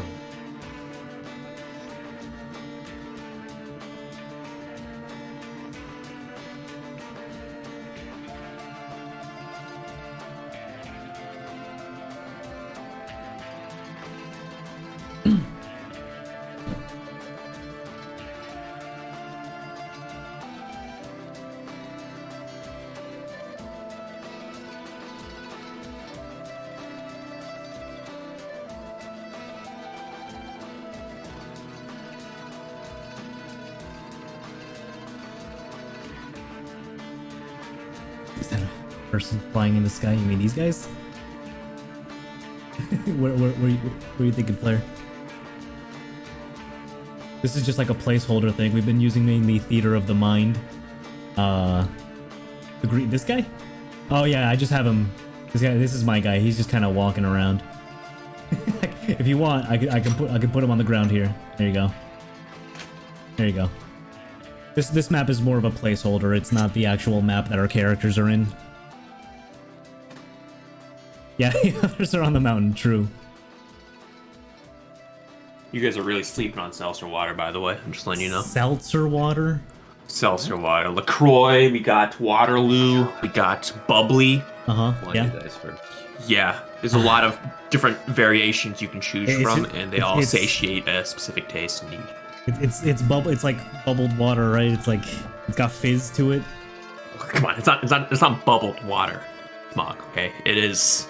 Like speaking like Wanya now. It's like it's infused Nah, dude, with miss me like with that flavor. Shit. It's carbonated. You know, it's like lemon. Is it carbonated?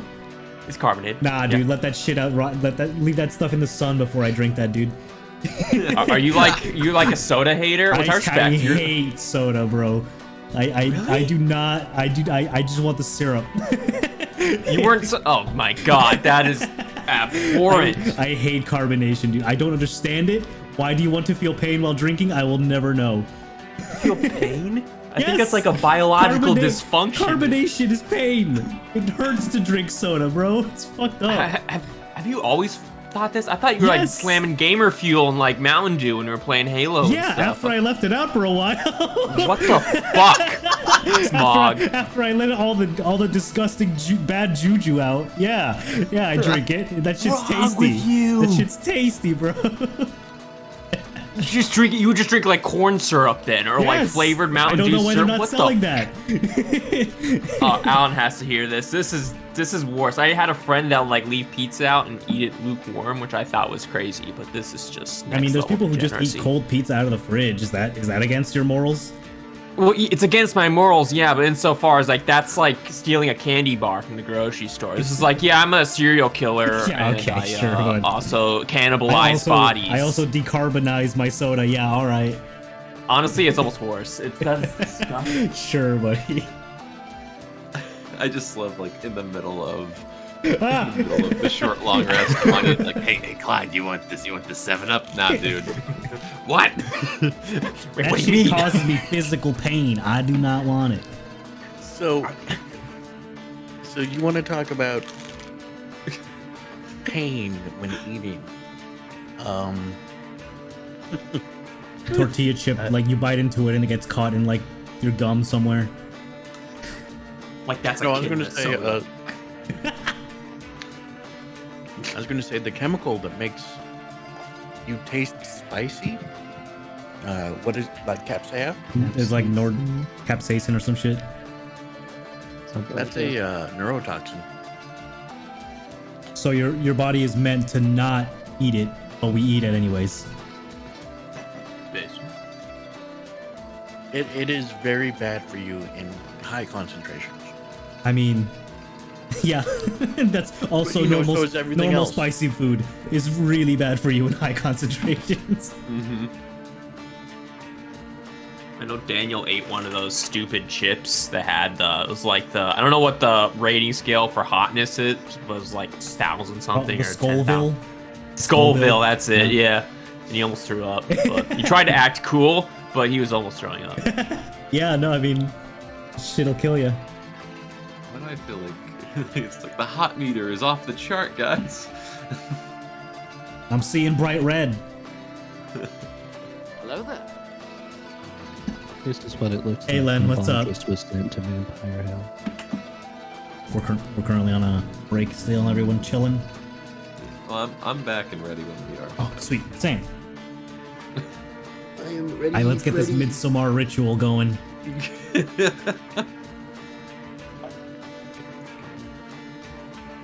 I'm just setting up the map. What? What? Why would there be a map, Tim? I just see. We're just sleeping and going on our mission, right? Yeah, right. We gotta go. Yeah, we're just gonna teleport back to Dragonland. We're gonna like play board games. We're Oh, gonna we talk gotta, about. We gotta kill that black dragon first. Oh, that's true. Yeah, Can't believe you keep forgetting that. I do. Yeah, Wanya has 11 intelligence. Do you just not want to kill him? Is that it? Are you a snitch? You a mole? For- You know, for I Ricky just have an Shajak? affinity for dragons now. Half of Wanya's body is completely burned and scorched, so he wants to get even. True. So, one last thing before we start, because I wanted to pull it up. Talking about Scoville levels. The Carolina Reaper Yep. has a Scoville level of 2.2 million. Got it. Seems like a high number. There's a new pepper out. It's not official yet because they can't mass produce it yet. With a 3.18 Scoville units. 3.18 million Scoville units. Doctor. How does this benefit society in any way? It doesn't. Like, these people don't need to do this anymore. There go our This pepper shit's gonna audience get- members. No, dude, I will stamp my foot down. Y'all crazy. Y'all pepper fanatics are insane. All right? You're actively dying, and you don't taste food normally like you used to. Look, I can take a little habanero and jalapeno. I don't want something like cooked up in a lab by scientists in lab coats trying to make the most painful thing possible. I heard, don't you like have to wear like hazmat suits to cultivate these things because the fumes of it like will just fucking blind you or something like that? When you eat or like while you're cooking it or something, like I don't know, dude. And you're eating that shit. You're putting that on food. I don't know, bro. You're putting it on food. Suddenly, Clyde finds out that this entire town is a spice town. Oh, burn it down. Wait, that's what they want.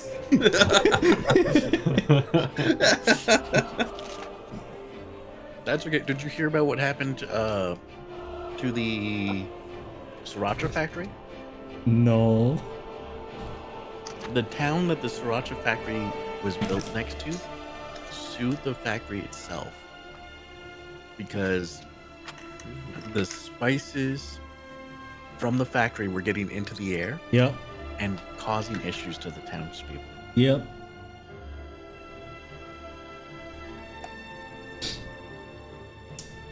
Shame. Shame. Shame. Alright, well, I'm ready when you guys are. I'm ready. Let's go. I can't see anything. It's all red for me. The red rum. It expanded. One, yay! Gosh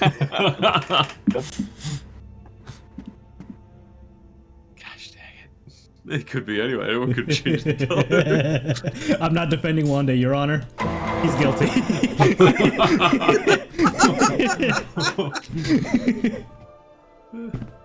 Alrighty. So as we all crawl back in, we're gonna do this a little bit more smoothly. Sorry to cut the music right here when it's like at its climax, but no. Okay. So we need to do something first. For the sake of watches, and I'm assuming 2 of you at a time, unless we want to change it up. Who out of the 3 watches, who would take the first watch? Juan, you'll take the first watch, and we'll just make the soda pepper thing canon. Yeah, yeah. So Wanya and Clyde? Yep. Yeah. Okay. So at some point in the middle of the starting part of the night, as Clyde, you begins to heal everybody as they sleep. Yep. And going around, you hear from the outside.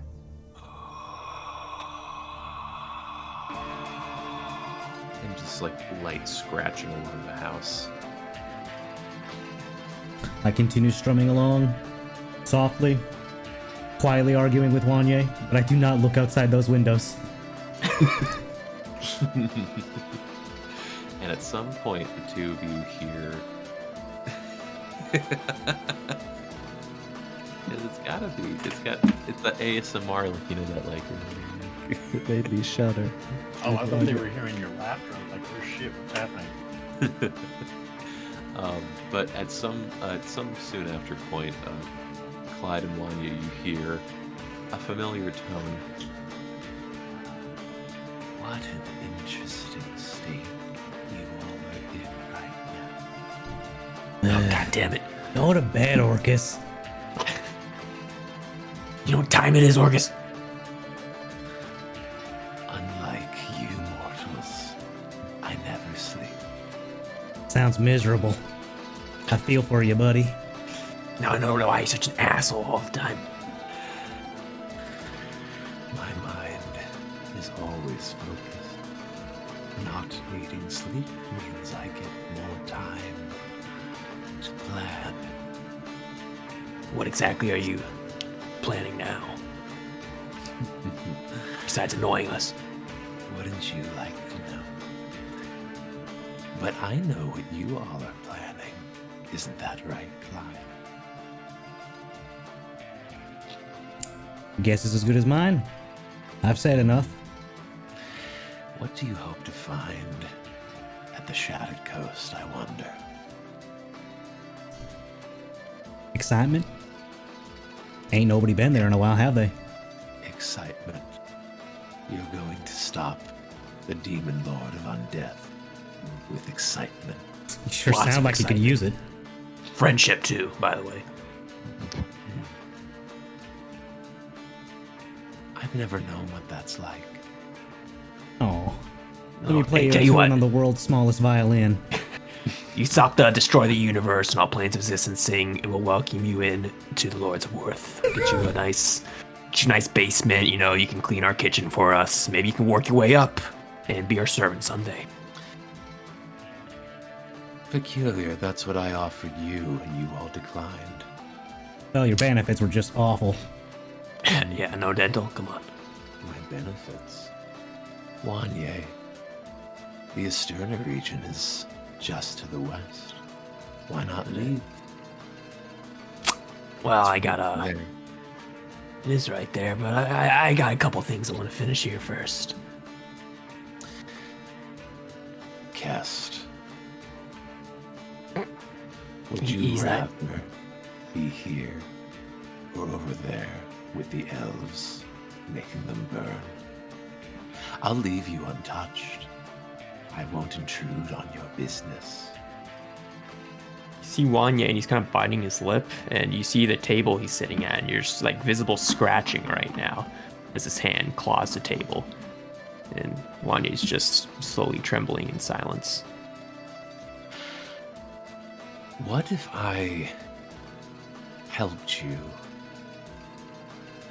What if I gave you power? I gave your friend just over their power. And you Wouldn't remember how like that some- turned out a couple hours ago, right, Wanye? That's if I interfere. Kest, I won't interfere with you. Imagine an entire region entirely under your control, with added power, and nothing, not even me, standing in your way. Shut up! And Wanya's gonna take a chair and just throw it at the wall.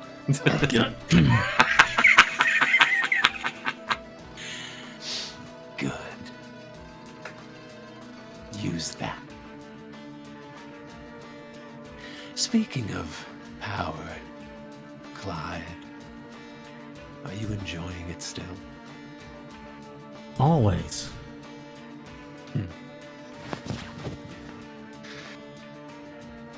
Do you hope to gain more, or are you satisfied? I'm constantly looking. I could give you more. I'm turning over a different chapter in my life. I don't need your handouts. Thanks. You don't need my handouts, you say. Who gave you this in the first place? I won't deny it was you. But, And how does it feel that every time you have used your magic, it is because I have allowed it? Oh, it's kind of hilarious. It's its own cosmic prank, if you will. But, you know, sometimes children's gotta fly a coop.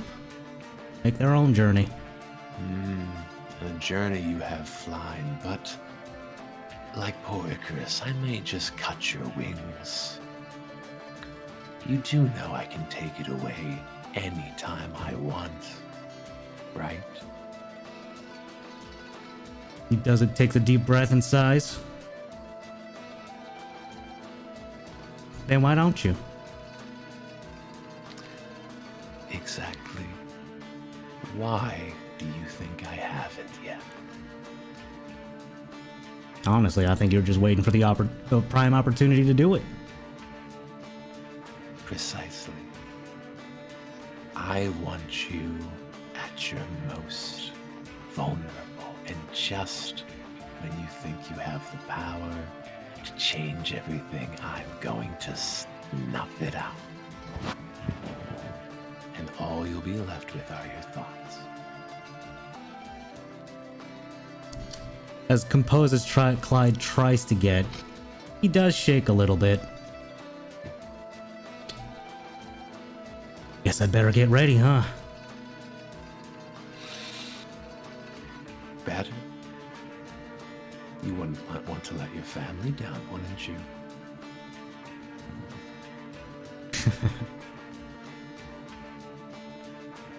No, I wouldn't.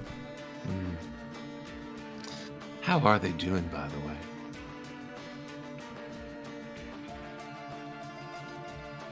Well enough.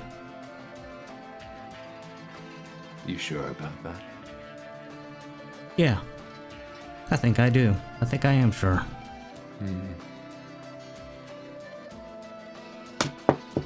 You hear a knock at the front door. Wanya's kind of spaced out right now, and he slowly looks at Clyde. I ain't answering that. Who's there? Silence.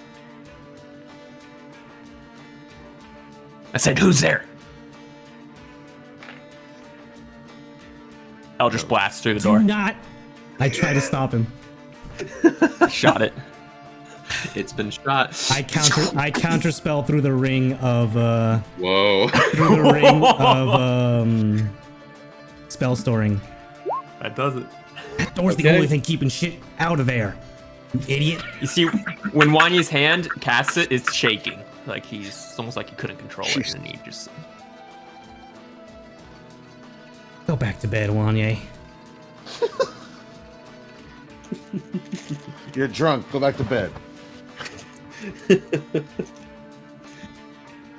All right. So you don't answer the door? No. You go back to bed? Okay. All right.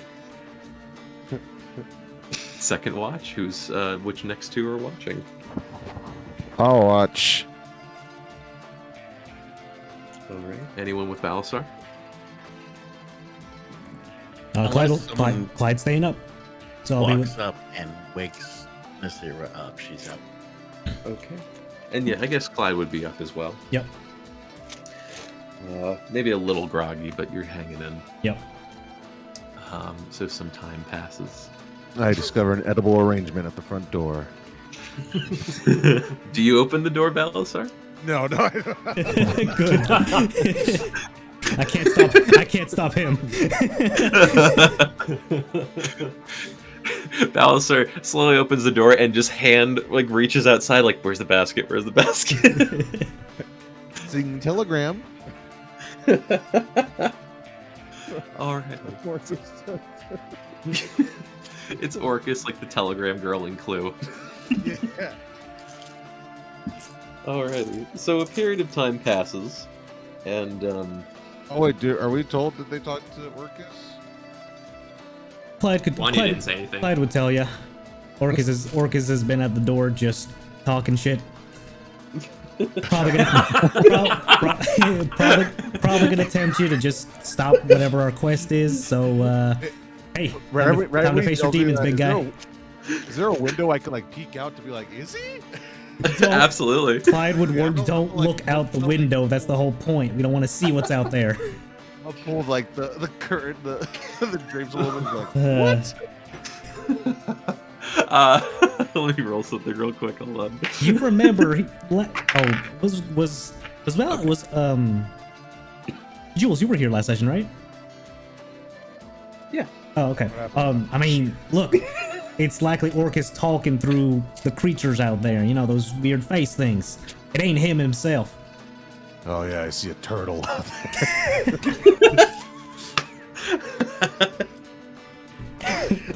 Might want to get your ass checked. Weird animals. The wild Sylvester turtle. All right, so you look out the window, and other than a turtle, nothing else seems to be afoot at the current time. Get out of here, turtle. Trying. But after a period of time, you do hear the familiar noises pick up again. Family reunion.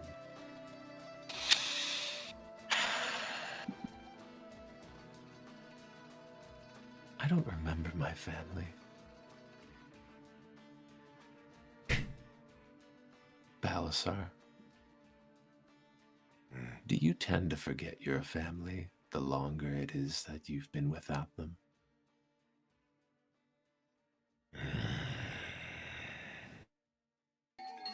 They're at rest now. One day I will be too. See them again. Whether my memory of them fades or not, we'll see them and I will feel their warm embrace. Perhaps they're cold and gray. And I will be cold with them.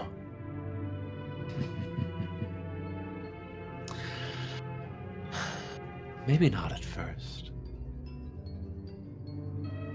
And you hear something at not the window you looked out, but you hear a small, not a knock, but some noise at one of the adjacent windows. No soliciting!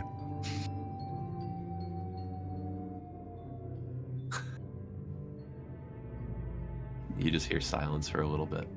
Yeah, that's right. You better walk away. I'll call the cops.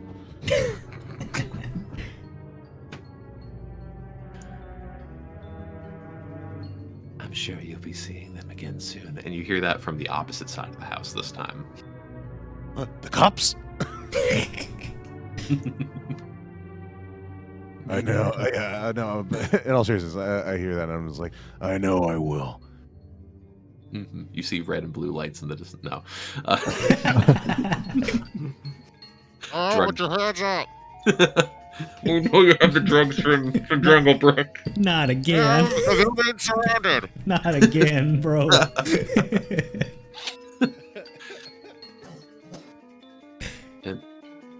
And at this point, Nasira, what would you be doing right now?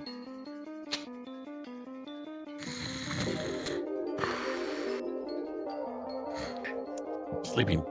Sleeping. Okay. I tried to make sleeping sounds, but Yeah, I heard it. No, they were good. They were good. Yeah. I believed it. Yeah. At some point, Nasira, you hear this small cackle coming up from the roof.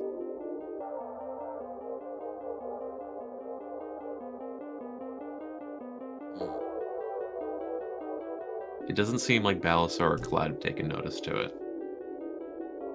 go away, sleep demon. As you lay in bed, you slowly... where would you be laying down in bed? How would you be laying down and where would you be looking in bed? I am curled up in a ball like a cat. Oh, Okay. Well, as you are curled up, you see from underneath the bed this old-looking hand slowly beginning to reach up at you.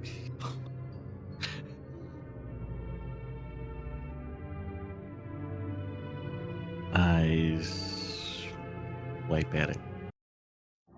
As you swipe at it, you hit it as it fades into this mist, but as your hand moves out, your hand appears humanoid, human, and is ancient looking. It's wrinkly and old.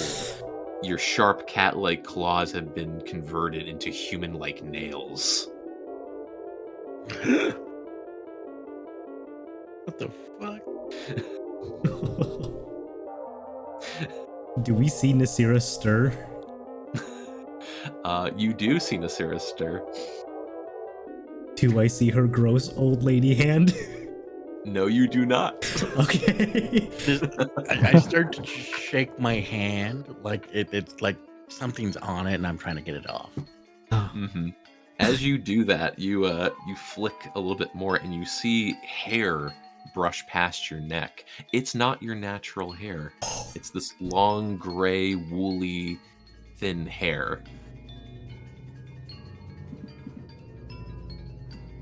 Yeah, You just sleep on your arm? You alright? Is it numb?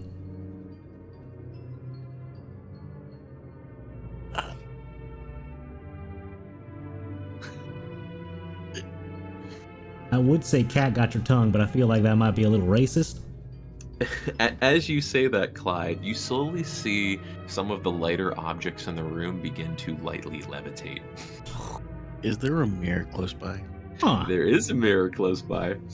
I'm gonna head towards the mirror, and I'm gonna punch Clyde on the way. he like hobbles over because he has like -2 strength.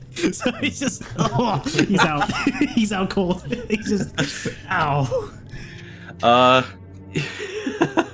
Yes, so you punch Clyde, and you do notice, Nasira, as you begin walking over, your legs are massively weakened, and you have this massive pain in your lumbar. You feel as if you've aged like 40 years. And despite you punching Clyde and it clearly hurting him due to his current state, you still feel incredibly ragged yourself. This is the thanks I get for healing you, huh? As you get up to the mirror, it's covered in sort of this old dust and smear. But even with the cover over it at the current moment, for what you can see of yourself, you don't look like you, even with how blurred the mirror is at the current moment.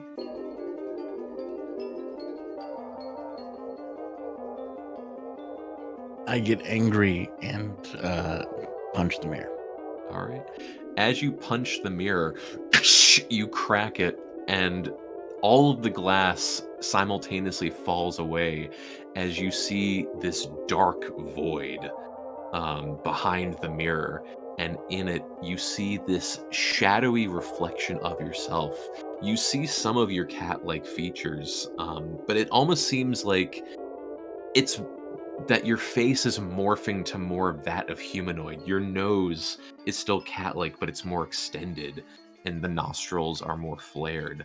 Your teeth have somewhat decayed. Your skin has become more matted and actually more leather-like. You don't look like you anymore.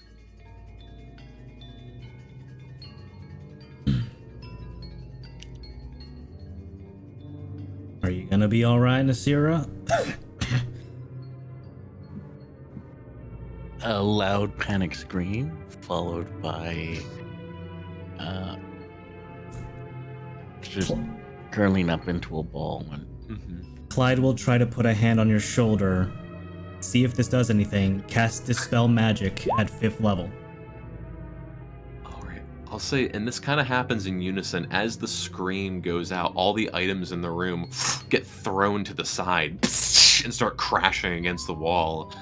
Anyone asleep would be slightly stirred awake by this. And as you run up to Nasira and cast Dispel Magic, with her curled up, Nasira, at some point, when you snap out of it, you look at yourself again, and you are back to plain old Nasira. I thought your mind was stronger than that, Nasira. Shaking, I look up to you and I grab your arm like, not ever again. What happened? What did you see? I wasn't me. So an illusion. Well, try not to freak out as much the next time something weird pops up. Just shrug it off as weird magic. Whatever the hell casted that. Clyde, Nasira, and Balasar, what are you guys' passive perception? Oof, 10. 16. 17. Okay, so I'll say Balasar and Nasira would notice this, but at some point, if you were to help Nasira up and get her back to bed, or Nasira start walking over, you notice by the window on the opposite end of the house, something sitting just outside the windowsill. It's very small by the looks of it. I walk up to check it out. Balasar, you walk up to the window, and the glass is partially broken, and there's actually a small cut carve into it that you could even reach through. To your surprise, it's a toy. It's a small stuffed animal. It's a small stuffed animal that was made for your daughter once. I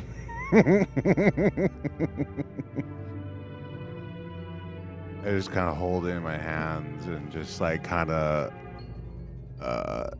really feeling it and everything. Like, is it like with like touching it? Wait, am I able to touch it? Yeah. Like touching it and everything. Does it feel real? It is 100% real. And you're even looking at the details over, and there's certain stitchings or even stain marks on it that are identical to what you remember the toy originally being. Oh, my back's to Clyde and Nasira, so they can't see this. But I'm kind of holding it as I'm like finishing up, kind of caressing it to get that feel of the texture and looking it over. I slowly I'm like gritting my teeth a little bit. You can't see it, but like a single tear is like perfectly like trailing down my face. And as it like drips off my face, like and I just kind of grip the thing into oblivion. No. And I'm just like, your tricks aren't gonna work. I have lost everything already. I have nothing left to lose. You have so much to lose. That sounds cool in my head. You have so much more to lose than I. You tell him, Silence. Balasar. Silence from outside.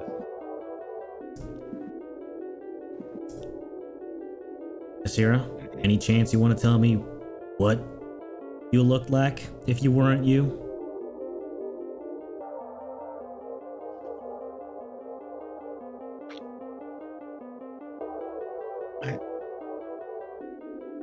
I was old.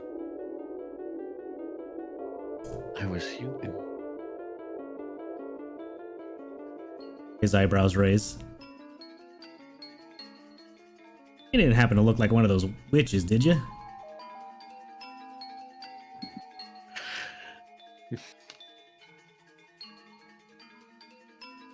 You did ask to learn their power. I mean, that doesn't come without a price.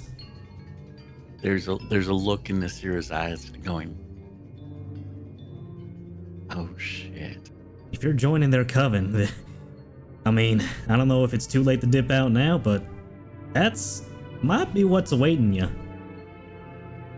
This isn't to alarm you, I mean, hell, you're talking to the guy whose powers can just be taken away at an instant by Orcus himself.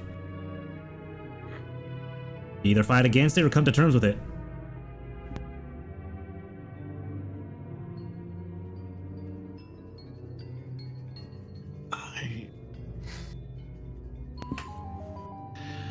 And so, the rest of this part of the watch goes unanswered. Last people on the list, other than Clyde, Baldrus, and Betya, would you like to take the watch? Sure.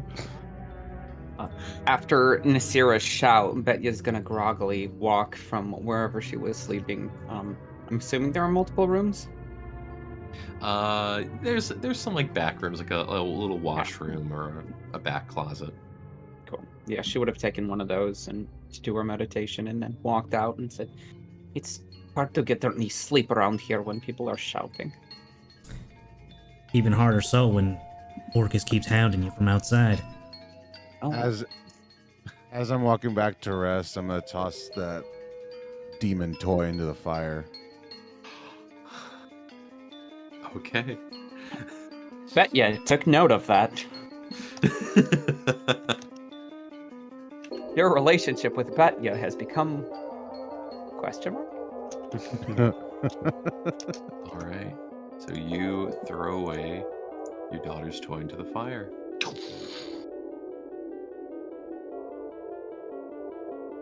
All right.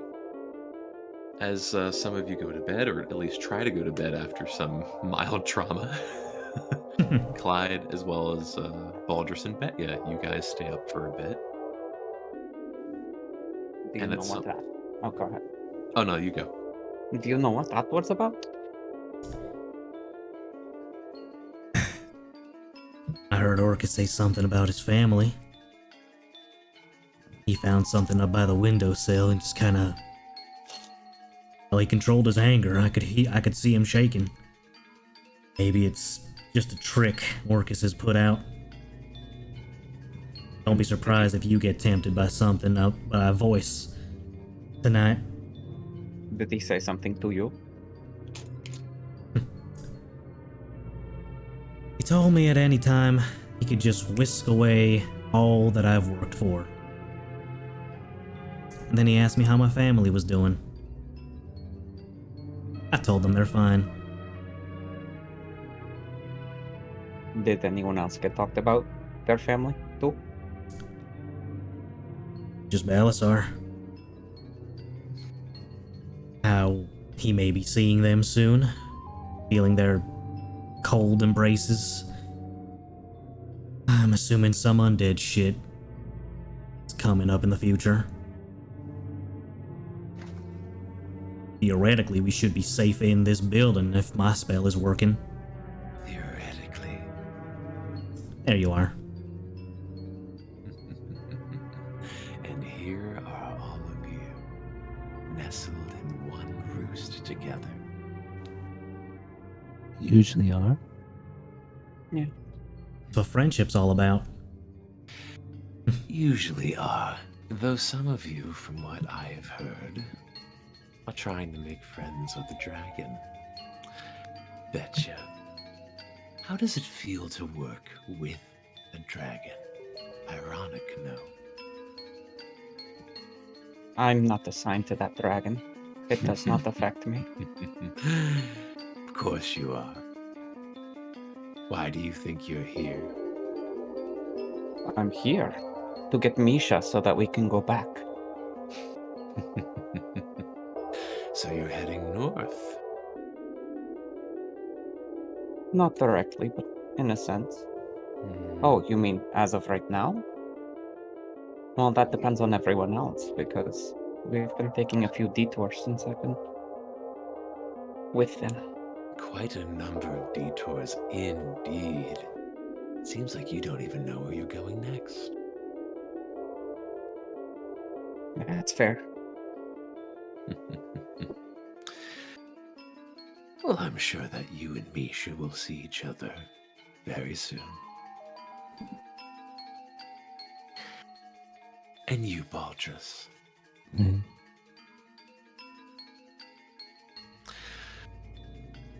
I see your friend over there has all of this power, yet chooses to do nothing with it. You of a similar design have done the same thing. I wouldn't say we've done nothing. We have a least- fort. In the long term, you have done nothing. Well, my long term has been expanded by a great scale. Possibly as long as mine. Possibly. You know, you could have more. I could make room in Asterna for you, as well as guest, of course. Why have everything you've worked for be destroyed in a day by me when you could have an eternity, an immortal eternity of sovereignty just around the corner? I just, we've all kind of actually had a discussion about this, and I think unanimously we agree that we can't trust you to not meddle, you know? Like, I don't want to live in an eternity of having to deal with things like this, gesturing towards the mark on our chest all the time, and I have given Bonix seat of power. I have given Caius seat of power. I gave the Red King his seat of power. Why do you believe I would meddle with you when I've already proven to be merciful?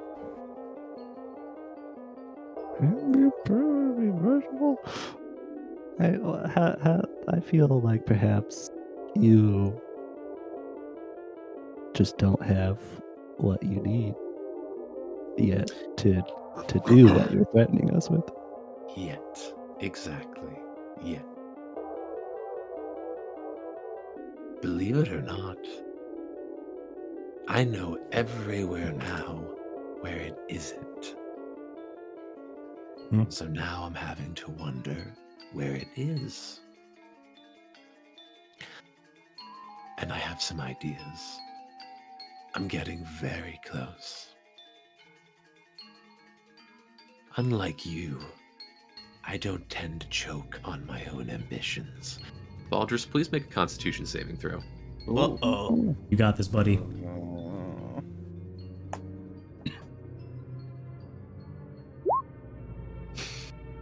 All right.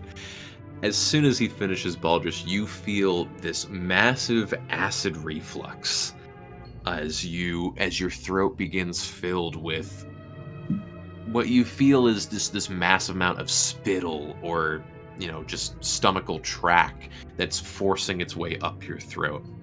You vomit, horrifically vomit, this multitude of worms. Oh, The tiny gray mucus colored and filled worms just skyrocket out of your throat. Absolutely disgusting in every nature.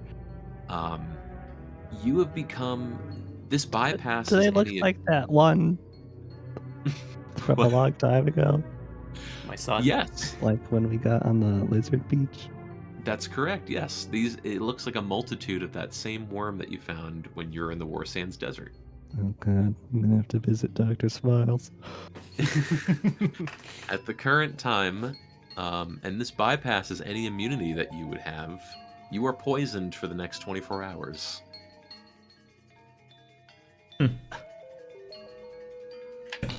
Well, You all right there? that's gonna be some cleaning. been better, probably. You're doctor, right? You can fix that. Ain't got nothing better to do than to bother us, huh? You really don't have a clue where that thing is. I do now. I do. Did you see it in the worms? What?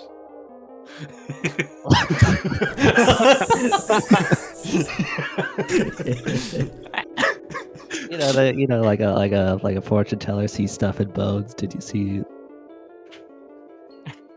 Yeah, Just a I think you moment got it, ago, Baldrus. you said you didn't know it. Whatever.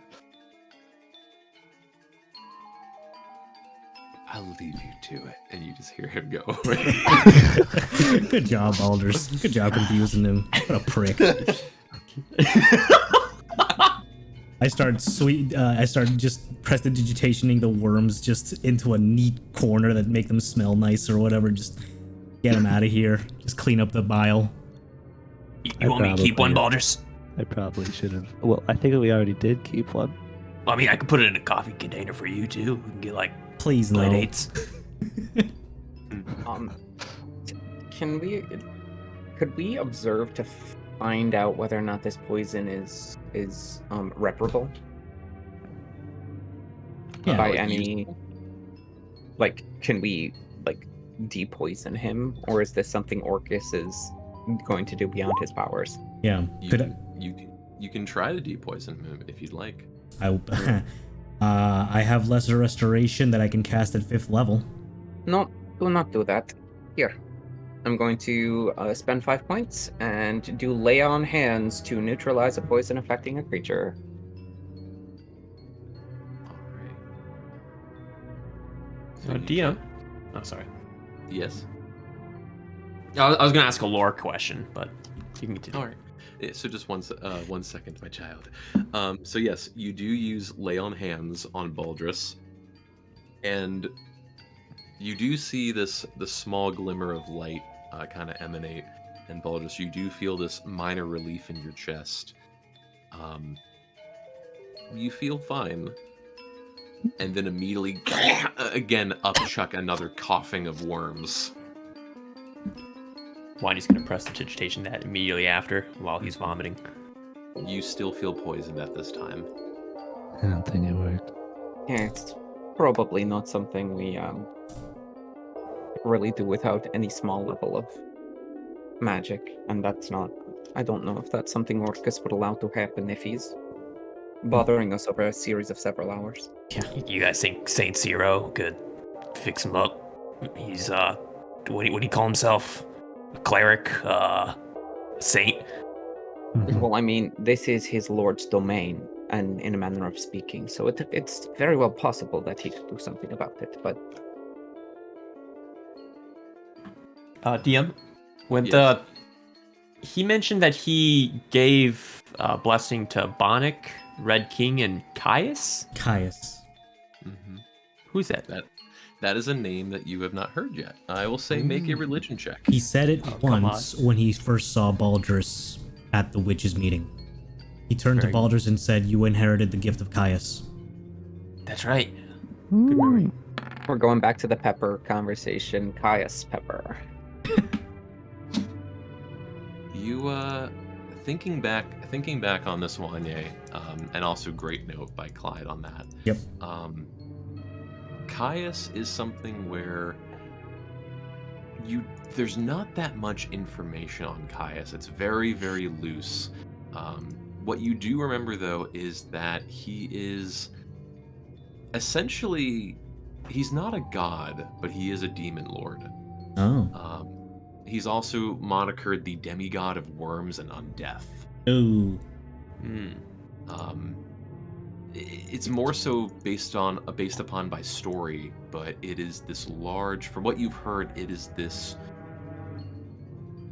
kind of like a hive mind, similar to that of the mind flares. It is this large collection of worms that all share intelligence with each other, and essentially,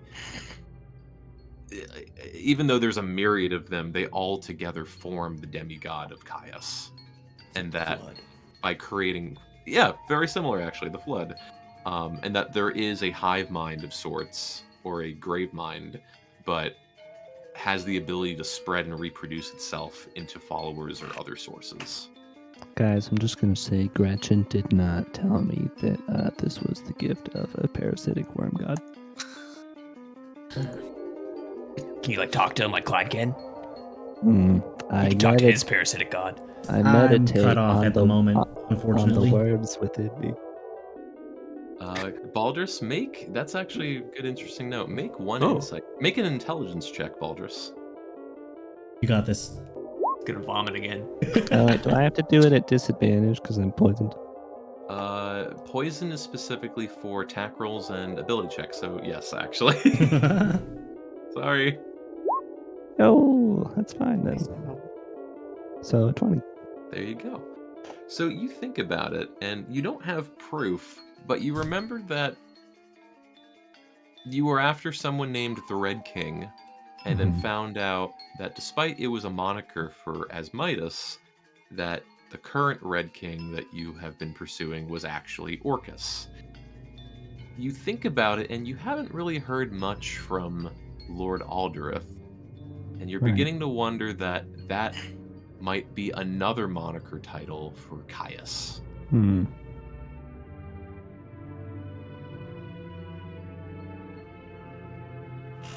So is he friendly? You hear him? I don't hear him, but I think he's been on our mind for a while. You know wait, but wasn't Lord Aldrich? I'll say this out loud at this point. Was Lord Aldrich? He was wasn't he like a magic blue-eyed vampire guy? All I know the is vampire that- lord in I the thought- well. We were punching him, and he was screaming because he doesn't like water. That one. No, that was Remember- Bonic. No. Oh shit!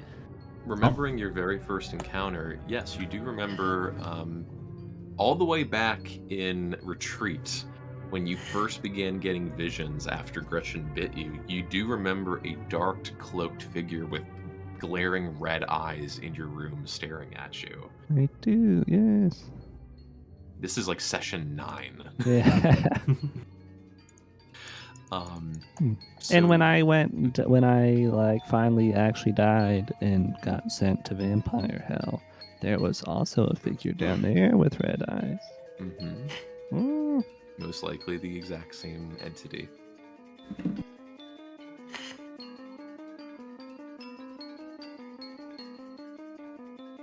Alright, so as the sun rises, or more so as the clouded sun rises because of the fog, you all have rested, you all have healed, and you hear a knock at the door. One is about to Eldritch Blast. Do not. It's morning. Those things are no longer, ing everywhere. Chosen champions of the Emerald, it is I. Are you alive in there? We are. Right, fellas? When he looks at the warm vomit. For the most part, yeah.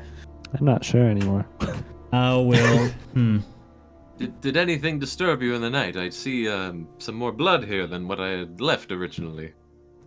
Yeah, extra-dimensional demons from a plane of existence that wants to destroy us. And worms, lots of worms. What? Oh yeah. Do you have anything that can cure worm vomit? Perhaps. Yes, Please come. yes, right? Some of us have gathered in the main town. Please come at your earliest convenience. Well, I say let's go. All right. Clyde, do you open the front door? How superstitious do I want to be? I'll use up another usage of ghostly gaze to see through the door. Do I just see Saint Ciro? You do see Saint Ciro walking away, and you do see a couple people outside, further in the distance. It seems like there's not as many people outside, but that they're doing some sort of prep work. And at the very front of you, just at the edge of the porch, you do see something small with a spattering of blood around it. Does Ghostly Gaze give you any sort of impairment with vision, or is it as if you just Superman X-ray through it? Let's see. Gaze through solid objects with to a range for 30 feet. So I could get right up to the door and just like squint my eyes before opening the door to try to identify it from a distance. Okay, well, you look through the door, and Clyde, at the very edge of the porch, you see, surrounded in a light trickling of blood, a finger. It is a red finger.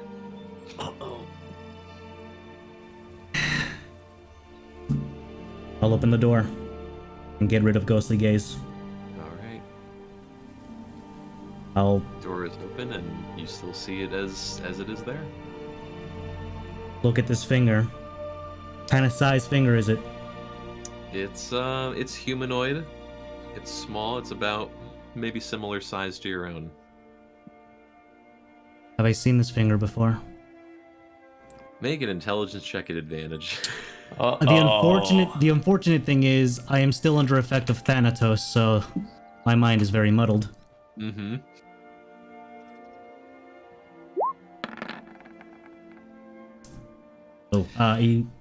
Oh, 11. 11. Yeah. All right. Even through the muddling, you do recognize this finger. This is Blossom's finger. Oh. This is her ring finger, isn't it? Yep.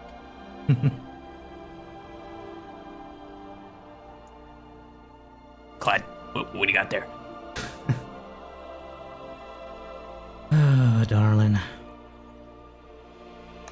You knew you made crazy when you saw me. Just hope the kid's okay.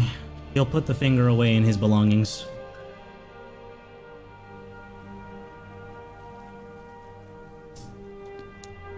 You all right? There's some blood.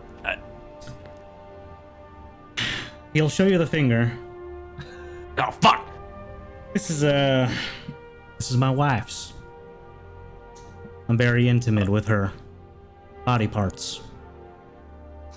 As creepy as that sounds, I know. Get over it. One can only imagine how this came to be, if it's even real. So, we got a ritual to attend, don't we? Not much I can do at the moment other than imagine the possibilities. Puts away the finger in his bag. We can take a break, Clyde, if you wanna What's there to talk do? to her. Fair.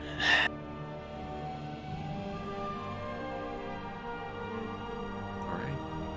So unless there's any other idea or suggestion, you guys make your way towards the center of town, where you see a gathering of some people, all in similar wool-like clothing, but no blindfolds or anything. More common and casual. Is this all of us? I mean, if you all want to go out. If you want to leave, then yeah. Right? I do. I mean, I go to it. In a shitty mood. Yeah, I'm just following everybody. Okay. So unless anyone wants to lag behind or do something, you all make your way towards the center of town, and you see Saint Siro along with some others. He goes, introducing the chosen of... we already have a plan for this, but it's the chosen of the Great Emerald! And some people just sort of look up in amazement. They don't clap or anything. They just start wide-eyeing all of you. Howdy, howdy. Clyde puts on just a absolute mask of happiness or bravado as he, takes it all in. He does like a Tony Stark, well, what is it pose as he just approaches. Can I cough up a worm? At will. One, he's gonna blast 2 firebolts in the air like fireworks. All right. You guys amplify your grand entrance further, and you get a couple oohs and ahs, some people, as they haven't seen a band like this in quite some time. But Saint Siro abandons the crowd momentarily and walks up to you guys. The people of Phaestra, I've spoken a bit with some of the elders and others here, that they are, we are all most appeased of your timing on this. You could not have come on a better day, being that the day of reckoning is here. Right, day of reckoning. Before we get on to that moment of business, among the crowd of y'all, is there a Leia amongst y'all? You start looking at all of them over, and they start they don't respond back, but they all just start kind of looking back and forth at one another. No takers. Huh. I apologies, but I'm not sure. I am not familiar with Alea in this village. How curious. Because Master of Emeralds is. And I don't think he's a liar. Of course not. The Grand Hill would never lie about such things. I'm just trying to figure out exactly what he intends with Leia. Can you describe who this person is by chance? All we were given was a name, his point of contact, to give him his grand hoard down into Breaker's Landing, south of here. That is all we were given by him. I see. Come to think of it, I might know who it is. But to be frank, I don't remember their names.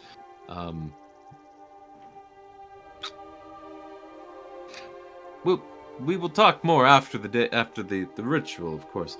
Of course, whatever appeases our Master Emerald, of course.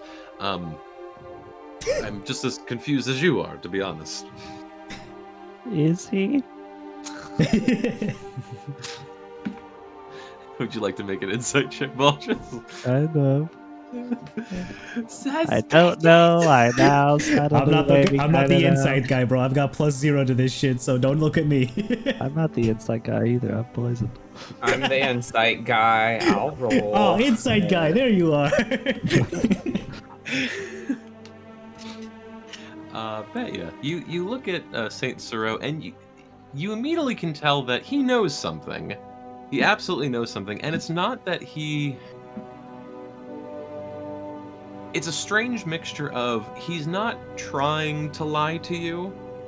There clearly is some measure of confusion on his part, but there is also something that he is withholding from you guys. How easy would it be to slip away from this area? Probably quite easily, to be honest. But all eyes are on you guys right now, because you're the new fresh faces in town. Yeah, that's fine. Does Batya notify us that he looks like he knows more stuff? Betya doesn't necessarily have the means to without drawing attention to herself. I see. Well, when you find persons already, and he motions over to kind of this small little outcropping with just a few trees. Chuck had given us, well, Chuck, as you speak to him, we speak to him, and he does like sort of this like apologetic, like to the universe phrase of like, I'm so sorry I said your fucking name. Just like, if you're flying around or anything, please don't kill me. We have a section over into Hill where when the day of reckoning arrives, the Dark Ones appear, and the Great Dragon either deals with it himself or he sends, well, people like such as you. So whenever you are ready, please make your way over there. It is almost time for them to arrive. They usually show up around noon. Fear not, citizens. We, the Green Emeralds, Lords of Worth, will take care of this infraction. And I'm gonna fire another firebolt and just look at the rest of you guys. I'm gonna message you guys. Guys, what the fuck is he talking about? Looks like a village defense, he says back in your mind. Are these similar Dark Ones to the ones that we tried to avoid last night? Perhaps. Those ones usually come out at night. They're not as frequent during the day, or in the clouded day. But there are other dark ones of a different kind of nature. There is also the Devourer, who, if we are not protected, we must offer a worthy sacrifice or offering. Fuck.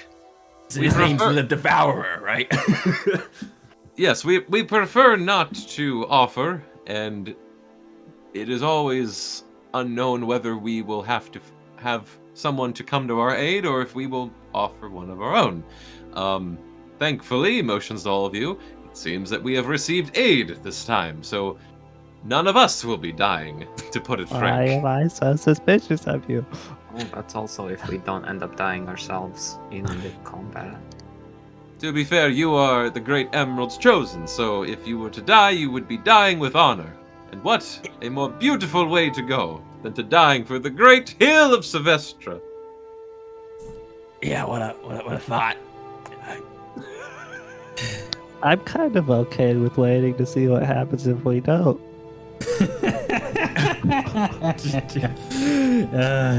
Come on, boys. I mean, you guys remember that pit feed, right? That was pretty rough. I mean, this guy's called the Devourer. Wandy's walking over to this hill, by the way, while he's talking. We've found multiple worms. I've been inside of one for almost up to a minute. Just okay, be prepared. Well, being inside of a worm and worms being inside of you, Baldrus, is a little different than finding something called clearly the Devourer. I'm sure some folks would call those giant worms Devourers, Wanye. That's all they can do. That's all their body allows them to do. Oh, no, but they don't call it. That's right. They don't have names. They're legendary names written in history, right? This has got to be something big. So. And prepare for something big. Wanya kind of eyes bet you a little bit. Oh, yeah. And we're gonna make our way to the hill. I'm making my way to the hill. God damn it. What? Does Betcha wish to air her grievances or not? Please, Betcha, do you have like? Yeah, If you think we're walking into an obvious trap, just say so. Sierra does not move towards the hill. Aldrich is suspicious of the old guy and has made it known. I will say that. Yes, he's not giving us all the information that he has. Do you think I should press the issue further, at least ask him if he knows anything we're going up against, or do I just, say fuck it and go with you? We can always just rescind our services as in defense if he doesn't tell us what we want. Baldrus taps a finger to his helmet and reaches into his bag and pulls out one of his 2 bottles of white gold and hands it to Betcha. That is a guaranteed successful persuasion check. If you wanted to press the old man. Absolutely believe I can get what I need out of him without this, with very minimal effort on my part. Do you guys think it's like maybe Leia exists, but she's dead? She's like in a graveyard, and underneath the graveyard is this horde. So you have to look for like the tombstone. I read this in a book once. No takers. I'm a little bit preoccupied with some other thoughts in the moment, Wanye. Right, the Devourer and your wife is being tortured to death by a giant demon. That's right. Okay. Yeah. I put away my performance-enhancing drugs. Hey, remind me, what was it that killed your mom? Yeah, I thought so. Wanya's actually sad because he did not mean that in offense. He's just autistic. So Wanya's just Clyde, what the hell was that for? Yeah. All right. And I'll say Saint Siro, with the incense urn still in hand, starts walking his way over to this what appears to be kind of like a Stonehenge sort of site. This circular ring of rocks, surrounded by a couple of trees. But you do see him moving over, and you do see a couple other people behind you all, sort of following. More so in just curiosity and just like wanting to be witness of this event. So do we get information, or do we go for it, fellas? And I say we go for it. Let's fucking do it. Not like that old guy. I want to know. All right. And if there's nothing else that happens, you guys get to the ritual circle, which appears to be this, again, rock circular formation. That's the map. And so there we go. Saint Siro looks at all of you again and goes, well, lady, a gentleman, and all of you, thank you for being such humble patrons of the Great Hill and service to our village. We owe you a great deal of gratitude, and should you survive, he motions over to the inn in the now distance, we have fresh food and comfort and offerings that await you as you are there. It is only a token of appreciation for doing what so many of us are afraid to do. Fear not, citizens. We will take care of this Devourer for you. I'm just gonna point to one person in the crowd and give him a wink. Faints.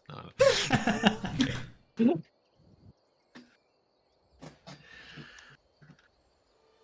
If I may, just a final offering of blessings to all of you as he holds up the urn with incense. More so for tradition rather than for practicality. And what would be practical in this sense? Surviving? Surviving, yes. By what means? Obviously, thank you. By providing resources of safety that none of us have provided, because, well, motions out to all of Sylvestra, it's not like we have much to go off of out here. And half a year ago, what happened? Half a year ago, we had another slew of adventurers, 4 in kind. They were mighty and strong as well. Unfortunately, 2 were sacrificed to the Devourer. 1 fended off the other dark creatures, but lost their life in the process. And the final one vanquished the remaining fiends, including the Devourer that was sent that time. It was unfortunate that only one of the 4 survived, but the village was saved nonetheless. You don't happen to remember his name, do you? He thinks back. I want to say his name was Yorick. Did you know him? No, I heard. No. Never. The first time I saw him myself, to be honest. So you hardly knew him. God damn it. Yes. Poor Yorick. Yeah. Alas.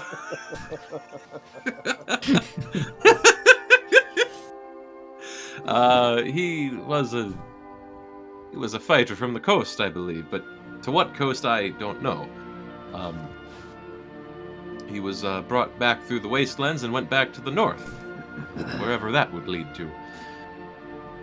But at any rate, good luck, and he motions the incense one more time, and hope to see you before the sun goes down.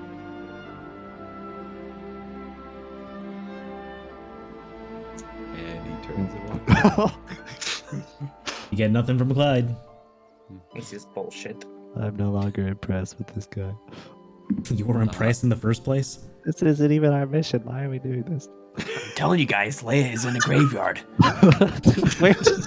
We just got roped into defending some scrappy village that's gonna crumble into dust anyways. We still have that deal with a Chuck. And if we don't get him that treasure, he's gonna get mad, so... Well, these their demons troubles are our troubles now. Here we go. Thankfully, the fog in this area isn't as bad, so...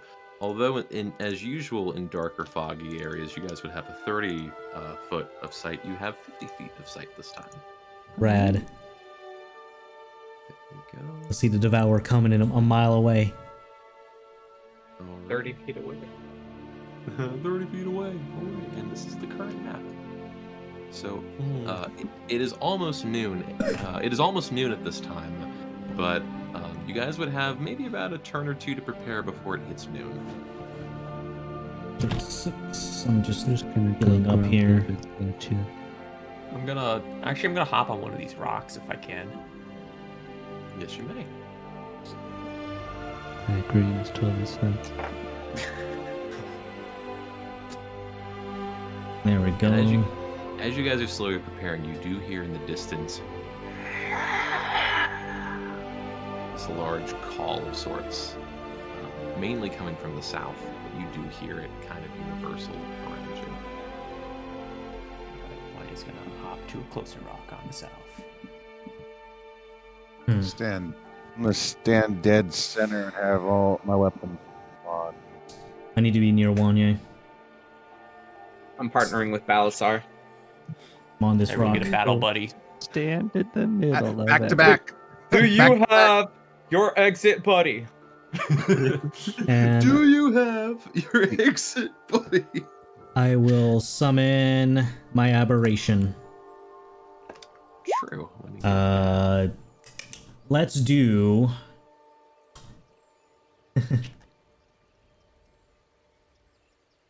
I kind of want to do a slot and make it look... It just be like I summon Folgers. But... Because that's what Folgers is, right? Oh yeah. Well, he's my son first and foremost, but he's definitely a slot. He's a slot. Okay. Nah, let's do Star Spawn. That's the one. I mean, the same image applies, but he must be away from all of y'all. So yeah, don't be within 5 feet of it because it doesn't emit a psychic presence. I'll give you control of it. There Thank we you. Go.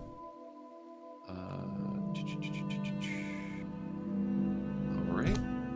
So I'll say you guys have another minute or so to prepare, maybe even scout out the land just to quickly see what you're dealing with. Should we come up with team names? I'm gonna cast Resistance on Balasar so that he has an extra D4 for a saving throw. I'm also going to pop a Bardic Inspiration on him.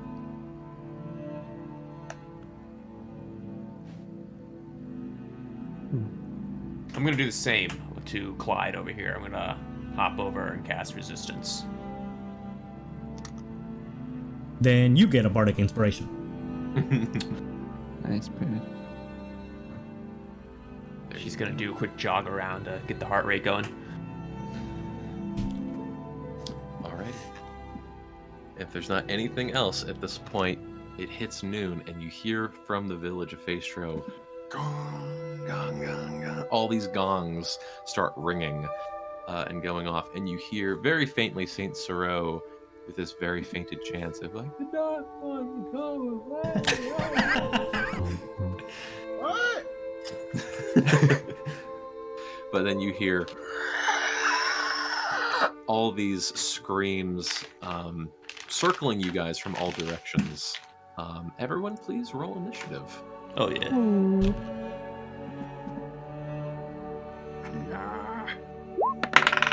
Awesome.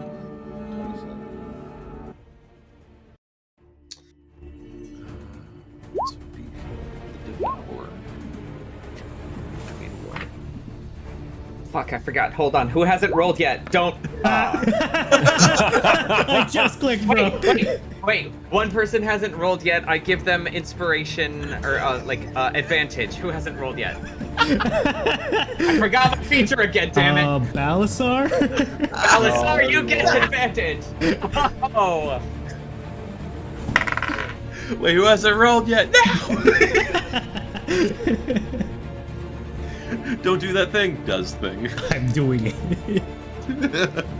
Yeah, Tim, you gotta add me onto the thing. Don't do it, Shane. Right. What a shame. There you go. You have been added. What the hell? Ooh.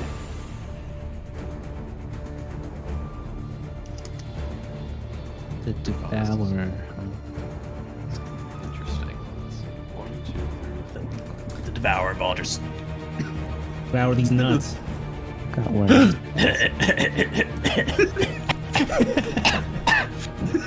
Freaking Beavis. Yeah, Wanda's just choking on laughter. All right, top. Yes. No. Is anyone in the village within eye shot of us? There's some like on the roofs of the buildings watching from a distance. Okay. While I'm tucked behind Balasar, I'm going to shift my, disguise myself to be the town saint.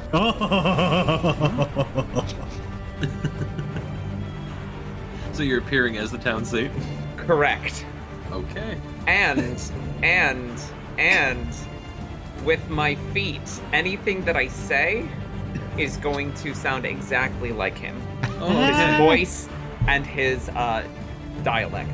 All right. So you have sort of a Nordic accent. Yay. A little bit of a Nordic accent. There you go.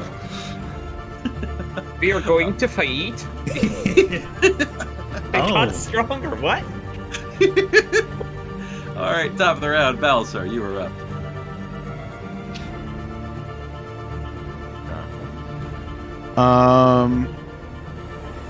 The bonus action. Can't see anything coming our way yet, right? At the current time, no. Okay. Then, as I said, I'm gonna draw my weapons. I'm going to stay in the center. But on the bonus action, I'm gonna draw my Moon Touch sword. I'm also gonna draw my Warhammer, and I'm gonna cast Thunderous Smite onto it. And I'm gonna hold. Can I hold? Can I hold an action to rush to the first enemy that I see and strike at it? If not, it's no worries. Yeah, it's mostly just holding an actual action, not you're holding your movement. Gotcha. Okay, so then in that case, if something gets in range of me, I'm going to hold an action to attack if anything gets within range. Gotcha. But other than that, I'm gonna just brace myself for what's coming. Okay. All right. So as you brace, first up are the Whites' turns. racist. God damn it. Damn, what? Boom, ba-doom, ba-doom, ba-doom, ba-doom. That privilege coming at us. Alrighty. So these two are We going brought to- potato salad. Get him out of here. White. There's raisins in that shit. Wanya, you are up on the rock, correct? Yeah. Clyde, are you on the rock as well? Correct. Rocks fall. Everyone dies. Being you guys are the closest, you see a couple whites. Stop it. You see some whites appear. God damn it! This is on you. This is on you. It's not us. This is It's on you. me! Hi, I'm Trevor. This is my wife Claire. This is our How's your Oh god, it's the 401k? neighborhood association. Okay, you see some enemies appear. Sorry, two I of missed them- that high five. We gotta do it. And these are undead creatures. Aren't they all?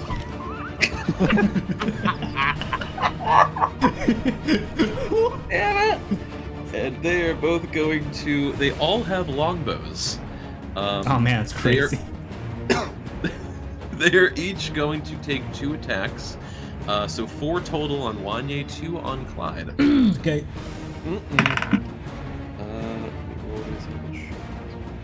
So Wanye, these are 18, 7, another 7, and 21. Wanye is going to raise his hand in the air and cast shield, and ethereal shield projects around him. And where's that bring up your AC to? 20. Okay, so only one of these are gonna hit you. There we go. Okay, so you made off like a bandit. Let me use my skull dice that I bought at Comic-Con. Damn! 10 piercing damage. Rolled max on them. Alright, so Wanya takes 10, and then Clyde, for you, that is going to be 8. Misses. 12. I cast shield Okay. through the ring of Nice. spell storing. What does that bring your AC up to? 16. 16. Okay, next one was 19. Damn, that hits. And last one is 8. Misses. So just 1 for you. And another 10 piercing damage. Okay. So as these arrows just start shooting out from the trees, as these whites appear from the woods, the small woods in this deadlands. And roll one more thing. I maintain concentration. Maintain concentration. Gotcha. Okay, that is going to be their turn. Next up is the Devourer. Ah. With Wanye, to you and Clyde's horror also, you see from the southward 2 whites that appeared, you hear as this incredibly large creature with this bearing rib cage that extends outwards and actually moves sort of like mandibles from an insect. It is going to begin running towards all of you. Let me just double check its abilities real quick. Okay, it's just gonna run at you guys, so. Oh. Ew. There we go. Why couldn't you just be a worm? You disgust me. And its reaches. Oh, its reaches 5. So at this point, there we go. Yeah, it's not going to use that attack yet. So yeah, so at this point, you see the Devourer, this very large, just disgusting creature, reach over the rock and just claw right in front of you, Wanye. Oh yeah, Wanya's like backing up to the rocks, trying to kick its hand away with his toes. Mm-hmm. It's it looks pretty nasty. It looks incredibly beefy as well. Next up, Nasira. Which one thing I'll give it to Balasar. If you'd like to make a long range attack as you're ready to action, I allow that if you'd like to replace that. Yeah, I'm gonna wait till I got put close. I don't want to lose more. Gotcha. Okay. I'm going to see this big thing and go, finally, something I can punch. So walk up to it. I'm going to bonus action rage. Okay. Ooh, I'm already raging in D Beyond. And then I will punch it. Alrighty, you may punch. I'm also going to. What is it? Reckless attack? Yeah, reckless attack.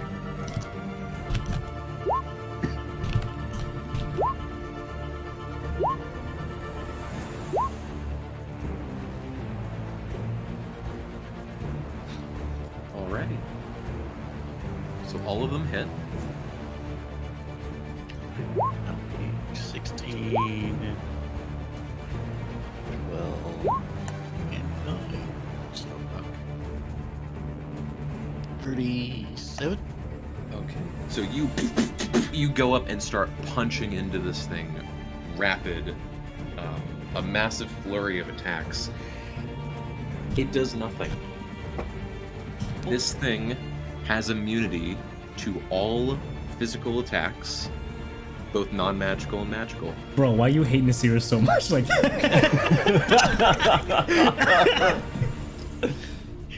It's like, so for so many combats, yeah, this thing's either immune or resistant to physical attacks. Like, okay, cool. Finally get magical attacks. Yeah, it's immune to physical and magical attacks. This thing, I'll admit, I took a different direction with this from what the book shows. These things they're tricky. But yeah, you just punch into it, and as you try breaking its form, the skin maybe moves slightly, but it's like hitting a concrete wall. It's just nothing is giving for it. And for clarification, when you say physical, you mean melee attacks? Melee, that's correct. Okay, just to make So sure. bludgeoning, slashing, piercing. Okay, gotcha. Sierra, anything else with your turn? No. No, hold on. I'm 20 feet.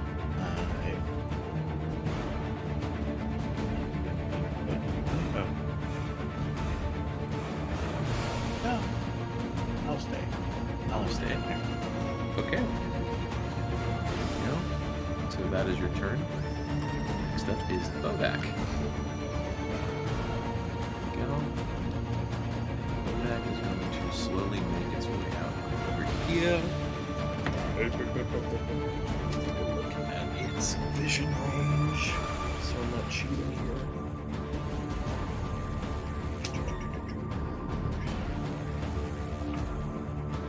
It's 30 feet. Let's see. Just looks like a little closer. Uh-oh. Alright, so it's going to take a look at Balasar at this point. There we go. And it's going to use its Withering Gaze. Balasar, please make a Constitution saving throw, please. Oh, and who gave me what for saving throws? You got a +4 for your saving throws, and then if that's not enough, you get an extra d6 from your Bardic Inspiration. All right, what is so that's 12, and I get a +4, so 16. 16.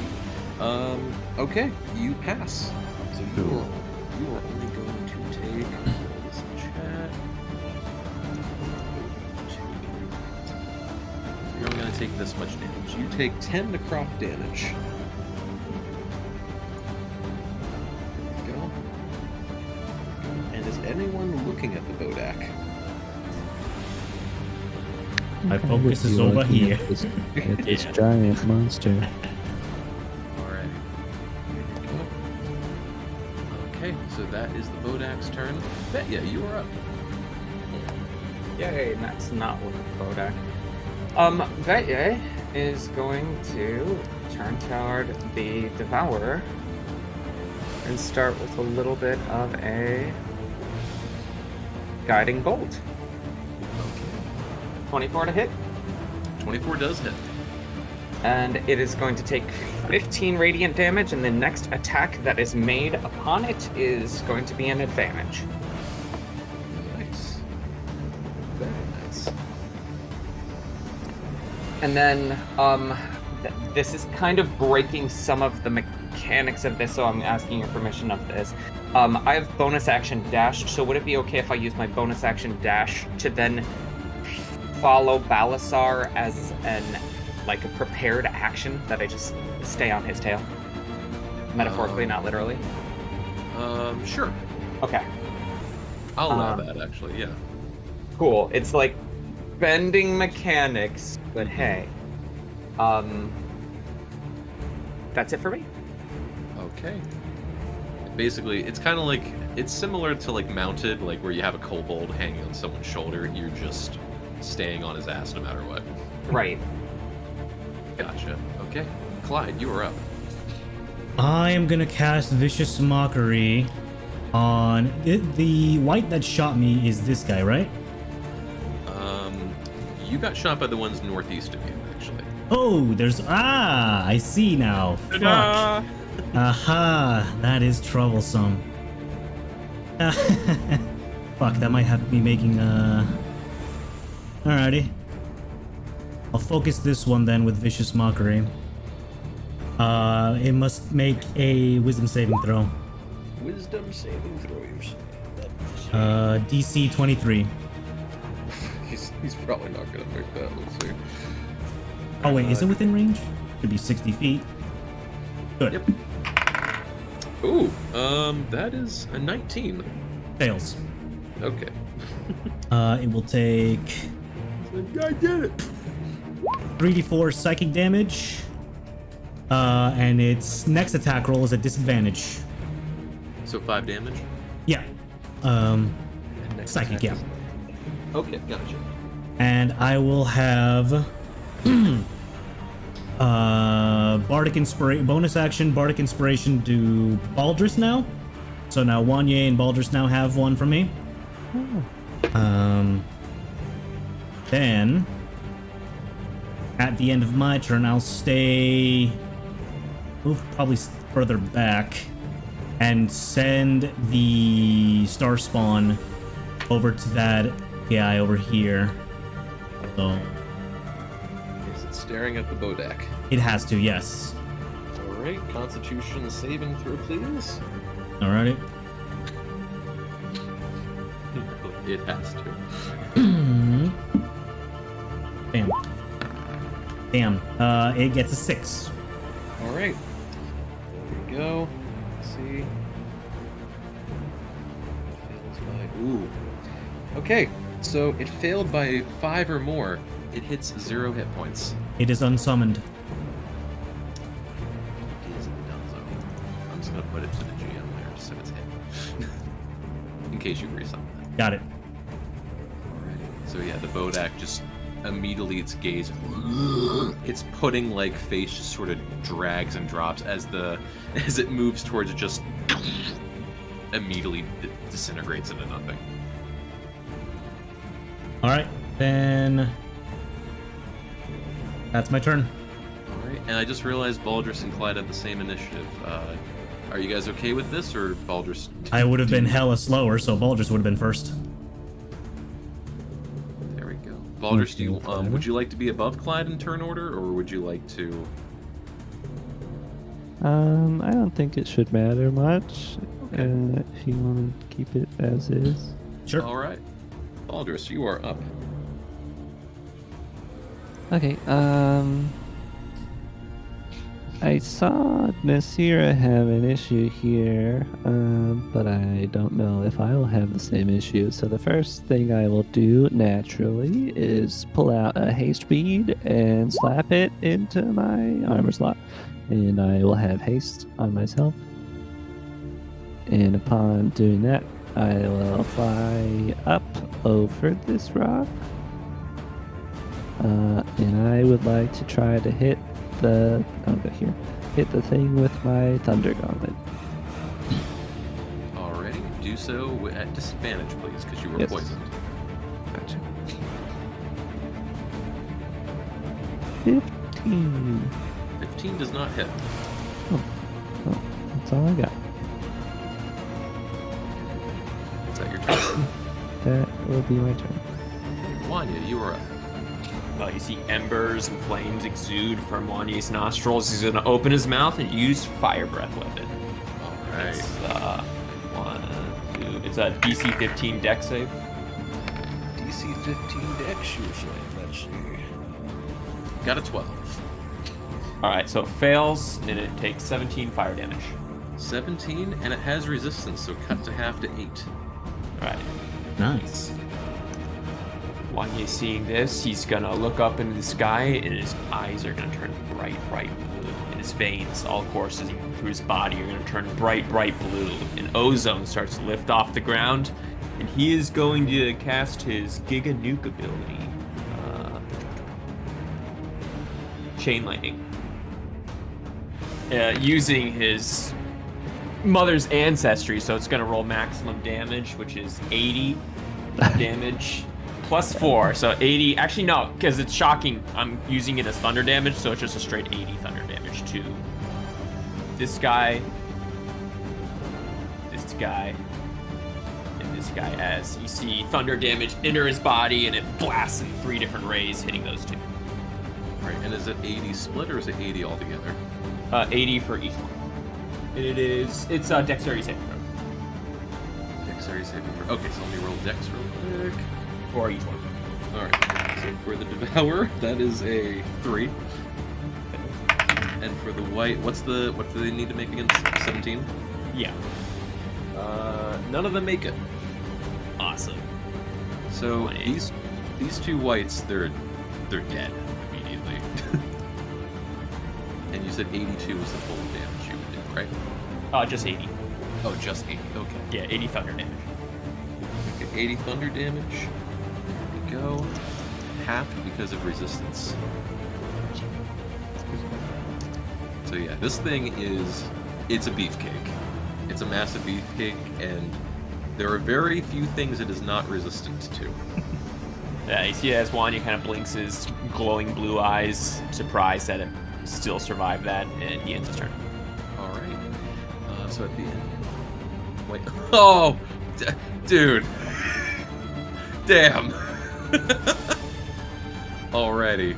So, let me go here. So at the end of your turn, first off, Orcus is going to do a legendary action. Eldritch hijacking on Clyde. Clyde, at 6th level, again, this doesn't burn your slots at all, you are going to cast Eldritch Rebuke on Baldrus. Baldrus, Interesting. Please make a wisdom, let me see, real quick. I thought it was wisdom. This is a dexterity saving throw. One, you can see this happen, right? Yeah, and Clyde can feel it. Oh yeah. Oh yeah, it's counter spell time. Okay, at what level? 5th. 5th? Okay, this is a 6th level spell. So one, you know that? No, actually, I don't have a 6th level spell slot, so. So you can still cast it, I think, at 5. You just need to roll for it. Yeah, you would still need to roll for it. Okay. You need to make just a straight charisma check, or whatever your spell ability is. If Wanye fails, I'm going to use a reaction. Let's cast it at 5th level and charisma check. Is that what it says? Yeah. DC equals 10 plus the spell's level. All right. 7 plus bardic inspiration, right? I can do that. You do have that. It's not gonna make it because it's only a D6. Oh, really? Yeah. Well, I use it anyways. No, I can have you take it back if you'd like, because... All right, cool. I've never actually rolled for counterspell. You needed to beat a 16. Okay. I would like to use my Flash of Genius to add +5 to my roll. Okay. So you would have 19 for your dex save? Yes. It would be Wisdom save if it's Eldritch Rebuke. Because instead of fire damage, it's psychic damage. Oh, that's the one we flavored, right? Yeah, it's the one we flavored at the very beginning. Okay. It's, instead of a dex saving throw, it's a Wisdom saving throw. Gotcha. Okay, sorry, I was looking at D&D Beyond. Okay, so yeah, this would be Wisdom. You want me to re-roll then? I will allow it. 12. plus 5, 17. Okay, even if it was 19, Orcus's spell save DC is higher, so you still fail. So, Clyde, at 6th level, please roll Eldritch Rebuke. You got it, buddy. And then just make sure you don't lose your spell slot, please. Eldritch Rebuke. D10, so 70-10 psychic damage coming your way, buddy. Need to roll an extra one. Throw more. 45. Holy high numbers, Jesus fucking Christ. So these flames, Clyde, your hand points directly at Baldrus as these hellish abyssal flames shoot up around Baldrus and just start burning your leg. Absolutely painful, but you're still hanging in. Sorry, buddy. Happens, I guess. And then lastly, because it's the bottom of the round, the corpse that is inside of the Devourer is going to make a death saving throw. At disadvantage. Okay, it is down 1 death saving throw. Oh, he's got a nuke. Top of the round, Balasar. Wait a fucking second. Alright, I'm going to... What is this thing called? What is this thing over here? That is a Bodak. Alright, I'm gonna deck its head in. 5, 10... Are you staring at it?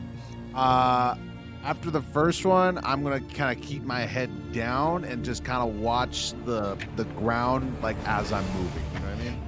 Yep, you may. If you try attacking it, it's technically blinded because you're attacking blind, so your attacks will be at disadvantage.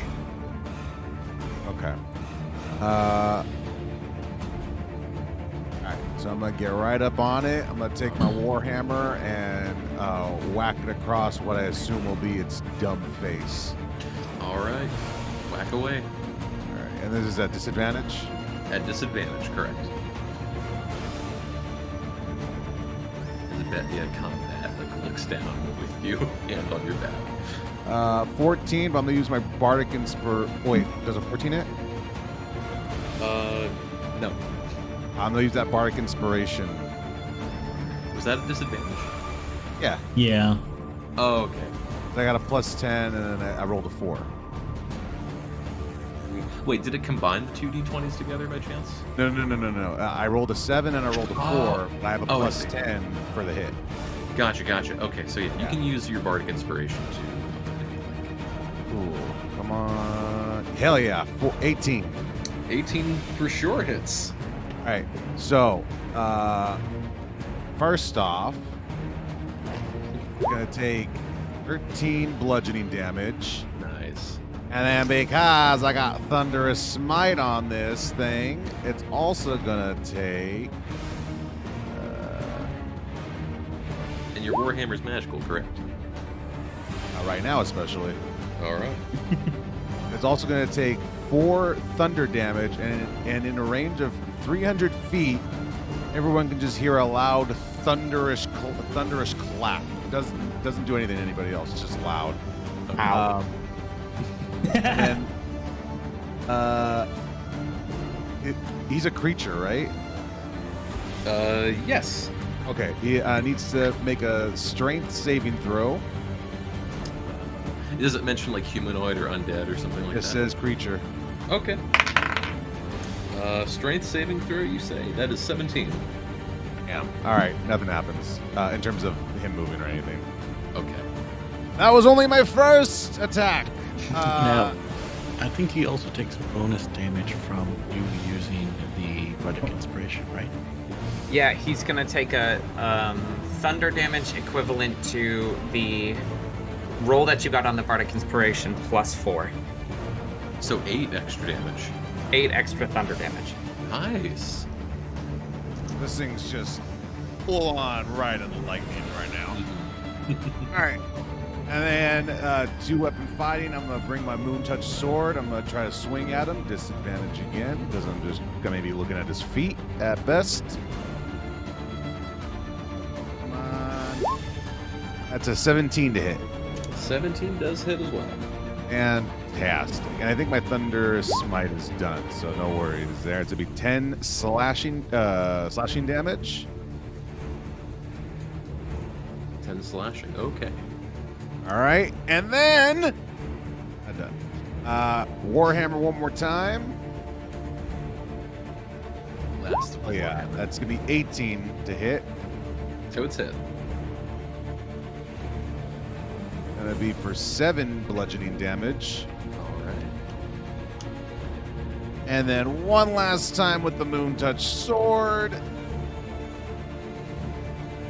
Oh god damn it! That's gonna be 12 to hit. And that's a miss.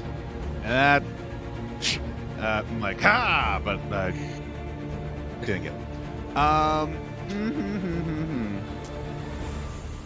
That's gonna. I'm going to also. I don't know where he's facing him. I'm just gonna move over, just trying to get around him to go behind him. Gotcha. And then other than that. That's gonna be it. Okay. And because you are within the Bodak's aura of annihilation, you take 5 necrotic damage. Alright. Just a little tickle. Alright, next up are the whites. Go. And there we go. Guys, I see the whites. Alright, and the two that were stealthing over here are going to uncover themselves. At least partially. There we go, I'll put them right there, actually. I'm going to wrap back in a second. These guys are going to do all 4 shots at Betya. In the back. Sorry, Tim, really fast. Is this, are we elevated above these guys, or are they elevated above us? I was going to say yes. You are elevated above them. Gotcha. Cool. Thinking of cool stuff to do. All right. All right. It's on the cutting room floor. It's working. All right. So 4 shots at Betya in the back. That's 8 to hit. That is a 17 to hit. That's another 8 to hit. And that's a 10 to hit. Only the 17 hits. I wish I could use shield.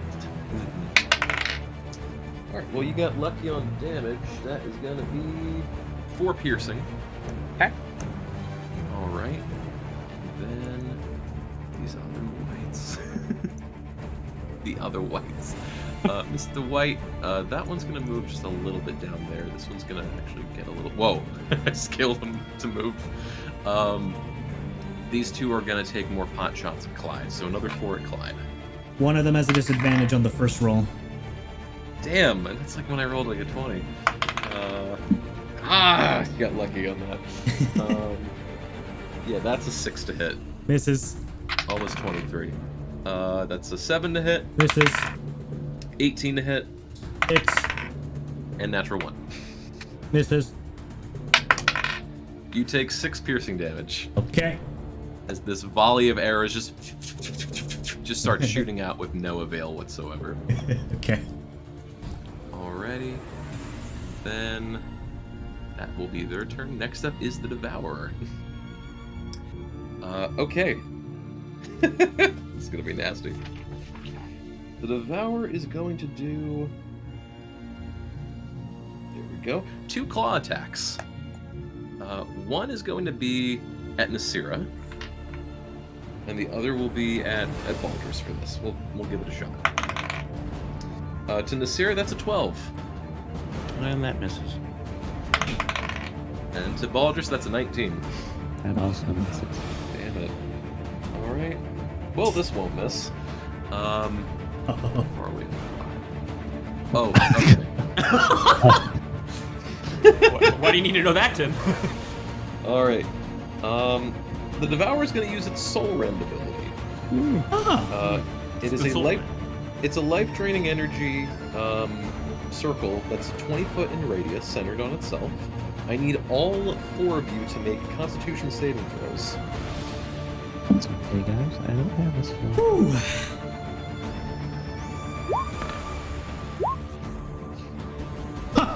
No way, I still failed, don't I? Let me see. All right. Wanye, you fail. Asira, you fail. Baldrus, you pass. Clyde, you just barely pass. Can I use Bardic Inspiration? Yes, you have mine. It's a D6. Yeah, I didn't know if I could do it after the attack. I believe you can. Uh-oh. It's over, bros. You still fail. Okay, so there we go. There we go. So those who passed, you take half damage. Those who failed, you take full damage. There we go.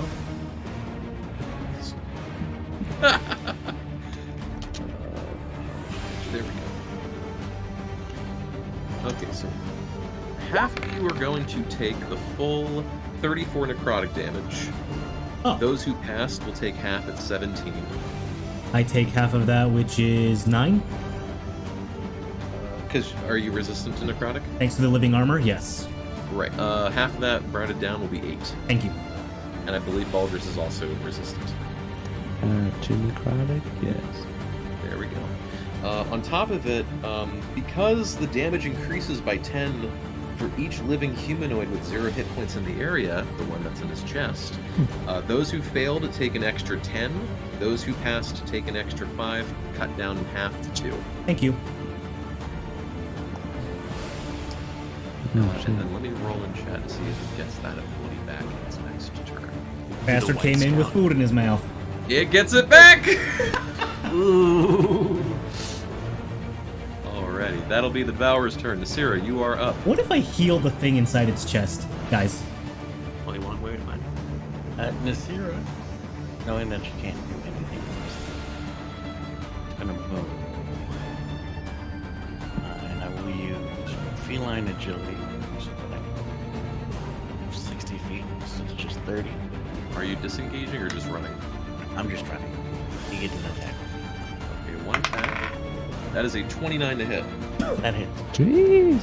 Alright, so you are going to take, roll this, slashing damage. You take approximately 12 slashing damage, plus this much necrotic damage, 22.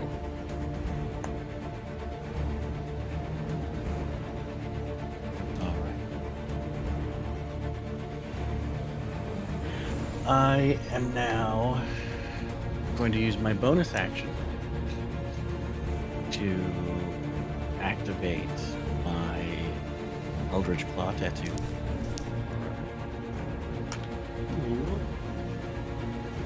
And in doing so, I will start off by attacking this white that's in front of me recklessly. Question, can you, are you staring at the Bodak? The boat axe that's behind me? Mm-hmm. No. Okay. Let me see. Yeah, I'll say because you're facing back. Yeah, okay. So you won't get disadvantage on this because you're facing back. So I had to kind of talk about it like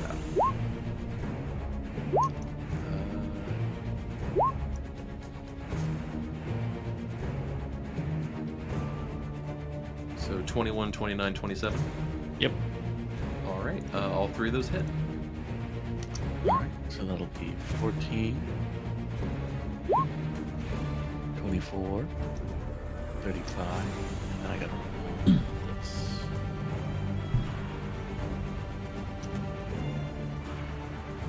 Now that'll be 35 in regular damage. These next three are in force damage.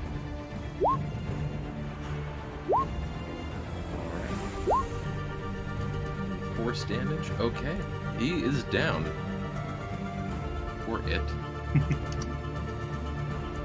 There we go. So you go up and you just immediately cleave into this thing. It just immediately burrows a hole through its chest. I am also going to action surge. And then using the bonus range that I get from the tattoo, which gives me 15 feet of attack. That should let me reach him, right? No, that might be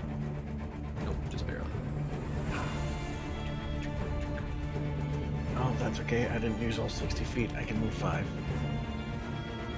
Now I'll attack.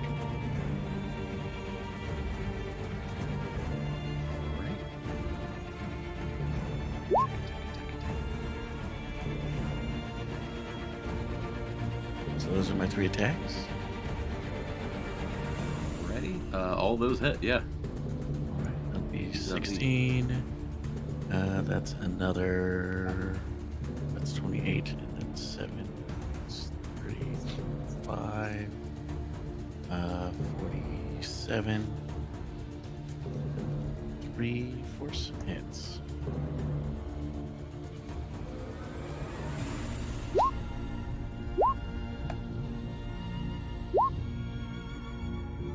So another 14 damage and force damage.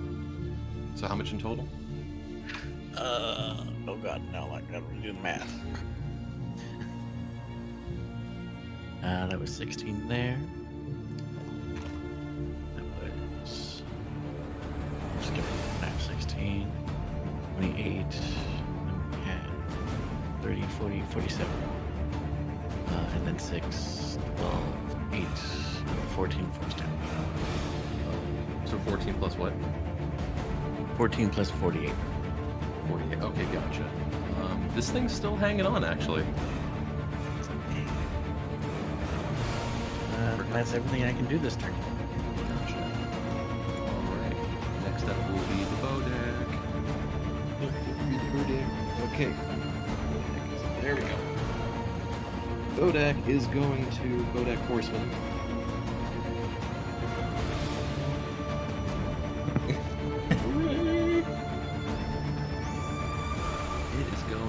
It's going to actually take a step closer to include Betya in the Aura of Annihilation.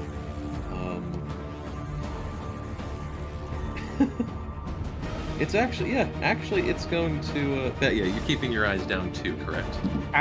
Trained on the Devourer. Not down, but trained on that thing. Gotcha. Well, you feel these hands grab your face as you just hear it scream straight into its ear. Into your ear. It's going to use Withering Gaze on you. Constitution saving throw, please.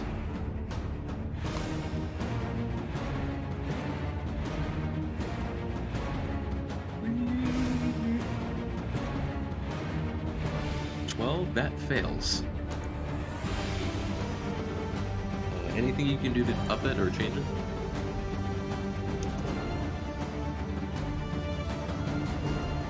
I don't think so. Okay. So in that case, with it being a fail, you are going to take this much. 25 necrotic damage. Okay. As it just screams in your ear as you literally feel a small measure of decay going on the mask side of your face. If your mask is on. Oh, Yes. Actually, you're It's combat. You're also Saint Zero, so. So for the town, oh my gosh, our poor townsman. The mask is still on. That's what's part of the illusion aspect of the face. Gotcha. Okay. So that will be the Bodak's turn. Next up is Abitya. Oh, damn. Get away from me, fucker.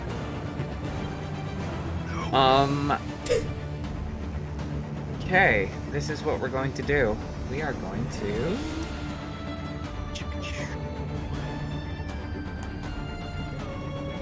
I'm gonna step away from it. Attack of opportunity. Yep. Alright. I think he's just gonna punch you. Actually, I don't know if I can use Withering Gaze as an attack of opportunity. I think that's kind of unfair.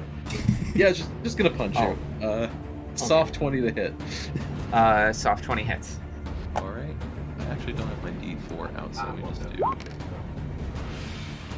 Alright, I'm you're going to so take... glad Tim is being fair here. And that it's not like there's a monster that I just can't do anything. 4 bludgeoning damage. Okay. Followed by... Oh, damn. This thing is deadly. Followed by 16 necrotic damage. Okay.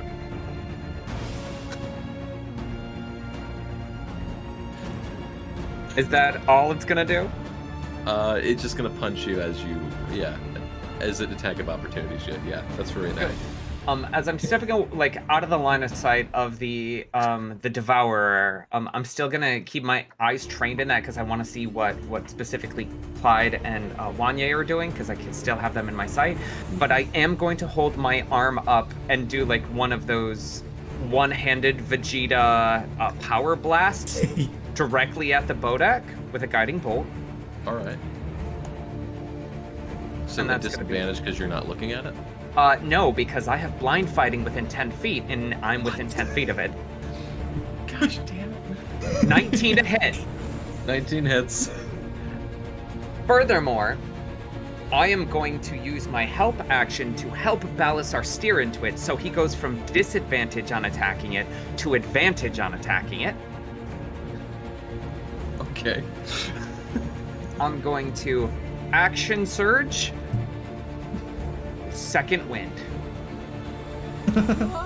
Wait, that's a bonus action. Yeah, I just need that extra action, and I can't cast a spell. Oh, okay. And he hurt me a lot. Yeah, it ripped in pretty quick. But, Yes. but like, what are you action surging? Because I'm bonus action helping. I need an extra. Oh, you. Oh, okay. Yeah. Oh, okay. Yeah, I caught on, but yeah, it was like, yeah. For gore. All right, that your turn, bet yeah? Yes. All right, and you were not in its aura of annihilation anymore, so you were safe there. I was gonna say something, I'm missing something. Whatever. Clyde, you're up. Knowing that my spell has been dispelled, frustration's gonna mount, and like a force of psychic energy is gonna blast from Clyde's head as I cast Psychic Lance at 5th level on this dude. Let's see what happens. He needs to make DC 26 Intelligence saving throw. Intelligent is this thing. No, 7. 34 psychic damage to it, and it is incapacitated until my next turn. Whoa. Let me post this. Bam. So it cannot take actions or reactions until the start of my next turn. Wanye, you get another inspiration. I give you thumbs up. Actions, reactions, gotcha. Ooh, that's deadly. Then, DM, observing this thing, does it look at all familiar of that totem that fucking nuked us underground in Janglebrook? In Janglebrook? Yeah, there was the cult that when we defeated everything, there was the totem that just like when we blew it up, it fucking nuked us underground. Does this like corpse inside not Janglebrook but the forests? Mm-hmm. Yeah, interesting. So the thing, good question. So the thing that was under the Witch Forest that you fought, that was basically a defiled shambling mound. Okay. It was a shambling mound that was converted into it. However, you do remember some of like the pyre elements and some of the bone and kind of flesh ritual going on there. This does look similar that maybe this was something they were trying to summon or of a similar. It's of a similar category for sure. Okay. Do I fear that it may blow up like it did down there? We will see. Okay. I'm gonna just. And I will provide that information, that recollection of knowledge to them, to do with what they will to you guys. So action, bonus action. It is incapacitated. That is my turn. Gotcha. Okay, that is your turn. Did it Next take? up is Did it take the full psychic damage? It did take the full psychic damage. Cool. Okay. So far, radiant and psychic, it is not resistant to. My turn? Yes. Can I ask DM how big this creature is? It is size huge. Alright. In that case, I will attempt to hit it with my Thunder Gauntlet again, because I rolled well last time. All right. Disadvantage. It's at advantage because of guidance. Well, it would be at just normal then, Yeah, normal, just because you're because I'm poisoned. Do I reroll, or do I just take the 16? I think you take the 31. Either way, it hits. Okay. All right. And 16 barely hits, so you're just lucky. And since I do thunder damage, it does damage? Question mark? 14? With resistance. Okay. But I do I can hit it. You can hit it, yes. Okay. I was worried. You can since hit it. since Yes, you can. Can I hit it? Yes, you can. 23 for the second That is strike. well. 9. Yeah. That's 4. And then I'm gonna kinda... can I use my hasted action to disengage? Oh wait, I don't have to. I can just... I have mobility feat. Now that this thing has disadvantage on everyone but me, and I am mobile, I shall use my movement speed to fly over this thing and punch one of these guys with a single punch. Gotcha. For 15 to hit. 15 hits. For 11 thunder damage. There we go. Yep, so that just curves right in, so... And now, since I punched that guy, and he can't hit me, I'm gonna fly back to, I have 80 feet of movement paced. Ding dong ditch the light. Yeah. And I'll stay between these guys. Yeah, that's my turn. Next up is Wanye. Wanye is going to outstretch his hand and you see veins appear popping on his forehead. He's going to cast Minds. It's a 17 intelligence save. 17 intelligence save. It's gonna fail. Alright, so it's going to take 16 points of psychic damage, and then with his other hand, I'm going to spend 2 sorcery points. You see his veins glow bright blue yet again. He is going to cast a lightning bolt.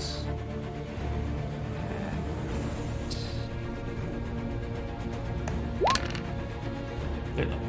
So 36 lightning damage, plus a dexterity saving throw. Alright. Yeah, he made it! 18! Minus 4. From the Mind Solar. Right. So how much damage again? Oh wait, so I roll a mine's d4? 1d4. Do I roll a d4? Yeah. Yep. Okay, we roll this in chat. If it's 1, he still passes. Damn it! So that'd be 36 lightning damage. 36 lightning, that is halved, so 18. Yeah, this thing's looking pretty rough now. And Wanye is going to play hopscotch on the rocks, and he's gonna attempt to jump over to this rock. Okay. I'll say it's You got easy to roll enough. anything? Awesome. You're a cool adventurer. It's gonna stay right here. Alright, that your move? Yep. Cool. I already rolled for the death saving throw of the corpse inside of the Devourer. He failed, so that's 2 failed death saving throws. And then Orcus is going to do a legendary action. Oh, hey, Wanya. Eldritch hijacking. Yeah. At 6th level, he's going to cast Banishment. Oh, yep. And you see Wanye as Clyde turns to him and nods as he's taking control, and Wanye's gonna cast a counterspell at 7th level. 7th level, okay. There you go. He was going to try and banish Balasar, Wanye, and Balthus. You can do that? You do Yeah. multiple... Wait. If you cast at a higher level, you can target 1 additional creature. Holy fuck. Oh, yeah. Yeah. We're all learning new stuff today. Orcus is not playing around. All right, top of the round, Balasar. Yeah. So, gonna go at it again. Gonna go ahead and whack across the head with a warhammer. All right. Disadvantage because you're blind, or No. And Oh yeah. Excuse me, my entire last turn, thank you. What happened? You're at advantage. Okay, well, either way, I rolled 2 8s, so it's 18. Okay. Yep, that hits. We'll just say those were at advantage. I'll take the higher 8. Balisar bit you yell up at the sky. All right, so for that first one, it's going to take 10 bludgeoning. And we're coming around. We're dual weapon fighting. Is it all advantage across the board? just for the Just one. that one. Just Got the it. one. All right. This Well, one will with be a that first attack disadvantage. with that at 10, that kills it. Oh, did it? Yeah. All right, ignore that 17 there. Smack it across the face. And then I'm just going to yell. I'm going to run 5, 10, 15, 20. Cool points. Cool points. I want to, like, leap down here and bring the... I'll bring the Warhammer down on this guy. All right. There we go. It's regular? Pretty sure regular, yes. All righty. So that's going to be 24 to hit. Totally hits. Fantastic. And that's going to be 4... Oh, God damn it. 6 bludgeoning. You killed it. Yay! It had Yeah. 5 health. It had 5 health left. Well, now I'm upset because now I don't have anything to hit. I don't have all these attacks I can use. I have all out of movement and bubblegum. God damn it. Well, I'm done. All And my right. turn. And your turn. Next up are the last of the whites. This one's going to pop up from the tree, as well as this other one down here. Gonna pop out to the side. They're all just going to try and hit, like, for the most part, different targets, or as much as they can. Just gonna move more up. So we're going to do 2 shots on Wanye, 1 shot on Clyde, and 1 shot on Becca. So for the 2, and it's 2 each for them. So on Wanye, that is a 9 and a 16. 16 hits. And then also a 14 and a 19. On me? Yeah. Oh, fuck. The 19 hits. Okay. So that plus that is numbers. You take 17 piercing damage. Clyde, the 2 on you, that is going to be a 23 and a 6. 23 hits. Then you take 7 piercing. And then the 2 on Betya, that is a 9 and... Oh! You can guess the other one. No, A 1. He crit fails. He stumbles over and hurts himself. A 9 and an 11. Oh! Both of which don't hit. Good. There's a joke. There's a joke, and I'm not gonna make it. I was no. just making a joke at Dylan's expense. I thought he got a 20. I'm just saying. I know a worse joke. Anyway, those 2 miss. I thought it was a 22. Yay! All right. Next up is the Devourer, who is incapacitated. It can move though, I believe. Yes, it can. Alright. So, man, I can't make the joke. We'll probably get the stream canceled. It's gonna... It's gonna mosey on over here. Just gonna move on over here. Just a foot. Just a little step and a nod. That incapacitated really saved you guys, hot day. It just waves. Nasira, you are up. Oh. Shit, I've got nothing to do. There's still some enemies about. Yeah, but they're all so far away and actually out of my circle of vision. I don't even see them.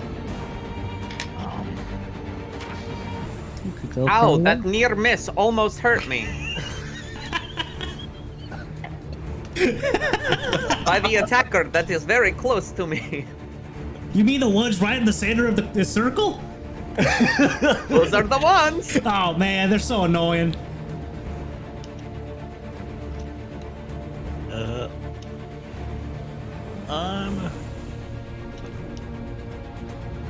How much movement would it be to get over these? This little lift. I'll say maybe an extra like 5 feet just to get over the little hump going up. I guess I'll go to.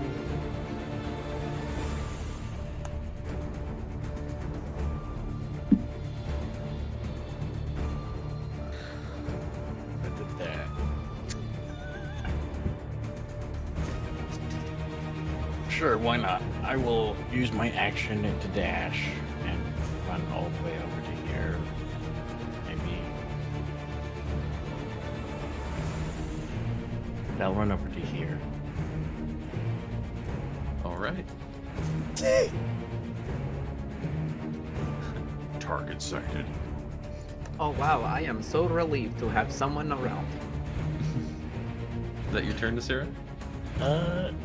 I'm going to bonus, or I'm going to second wind.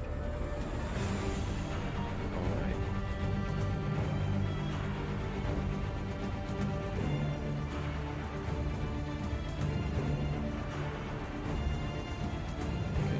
And yeah, that'll be better.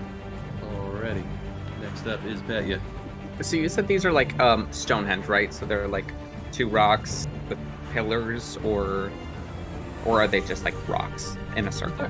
They're maybe like 10 feet tall. It's not as impressive as Stonehenge, but similar to it. Okay. I'm gonna 1, 2, 3, 4, 5 step into the center of all of them. My eye is still trained on the Devourer. I'm going to like turn my head while still looking at the Devourer and call both of the whites bitches. Basic bitches. I'm going to lay on hands myself. And then I am going to cast Sanctuary. We know it. We love it.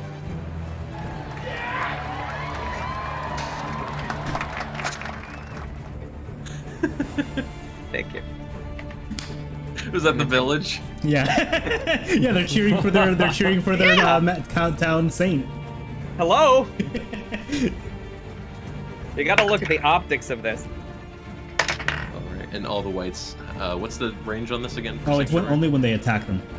Yeah, so they're not gonna attack me. They just won't. You don't know. I mean, I don't. But you like Krabby Patties. And that's my turn. Maybe. If the Bodak was still alive, I would totally have popped another banishment attempt right now. That's my turn. Alright, Clyde, you were up. Clyde pinches his nose and turns around looking away from the Devourer. If this thing gets any closer, I'm probably gonna start puking worms too. Aldous, you can take care of this one. So long, Devourer, you disappointment. And as he says Devourer, he uses that as the spellcasting component, saying his name to cast Psychic Lance. Wow, that shitty roll. Sick roleplay, though. Yeah. Yeah. It failed. 16 psychic damage and is incapacitated. And I will climb up here. Let's see if I have the movement to make that. So jump off, and and then I'll climb up here.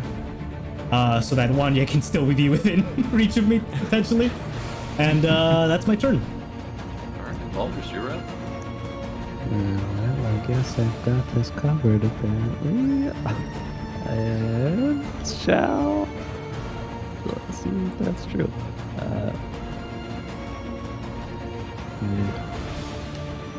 An 18. Wait till you guys fight multiple of That hits, right? I forgot. Am I just supposed to sit in a corner? these. You have other enemies.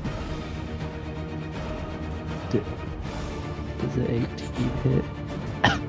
18 does hit, yeah. I thought it did not attack again. All right. Still For hanging. a nat 1. Damn. Yep, nothing that time. And then I've been kind of curious since I've heard you say this a couple times. I'm gonna just for good measure, I'm gonna use my hasted action, and I wanna try to punch the thing inside of it. You want to punch the dying Yeah. creature inside of it? Yeah. I wanna punch the body. It's partly alive, right? Recognizably. Right. Yeah. Yeah, I'm gonna punch it. Put out of its Punch. misery. Give me a punch. Yeah, I'll give it a punch. All right. 17? Yeah.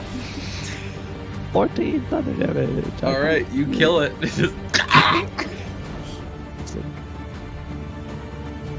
I've destroyed the source of its power, Clyde.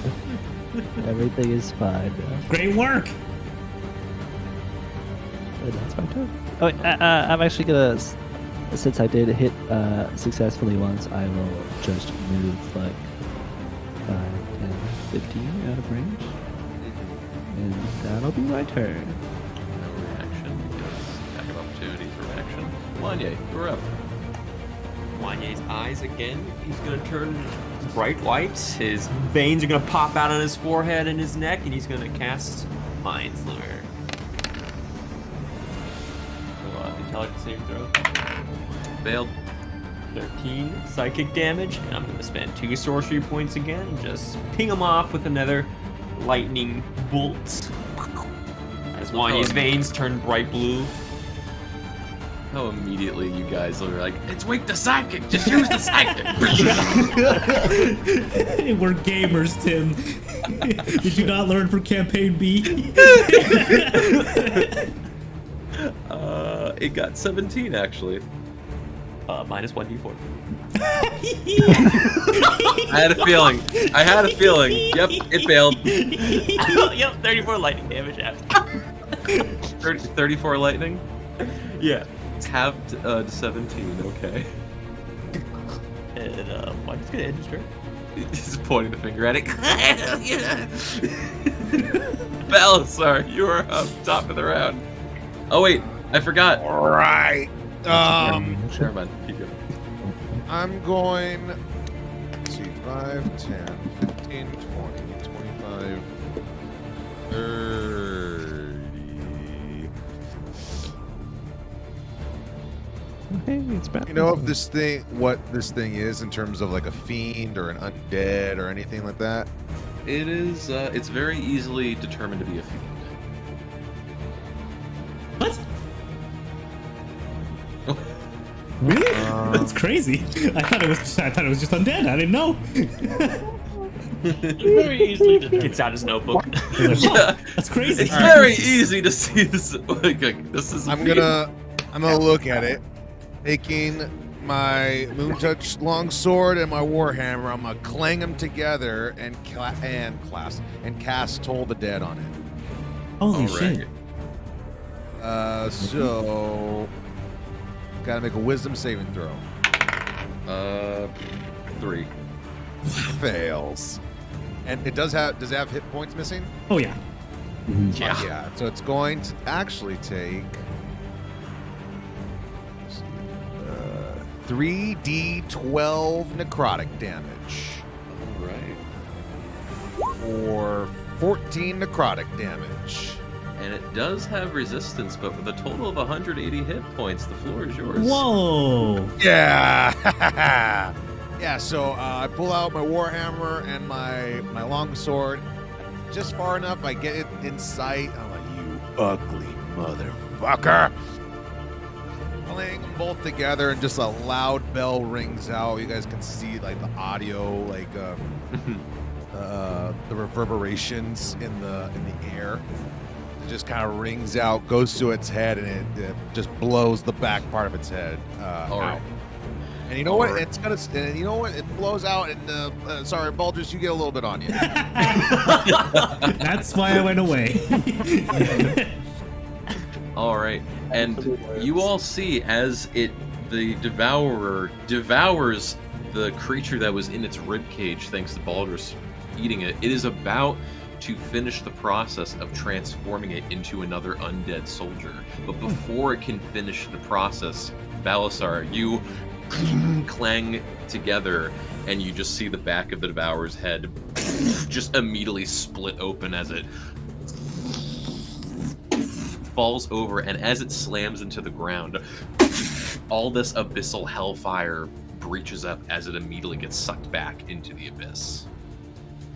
Ah! I just yell out, "Is that the best you got?" And technically, there's a dead white body on the ground. Okay, we gotta get out of here. The cops are not gonna take our side.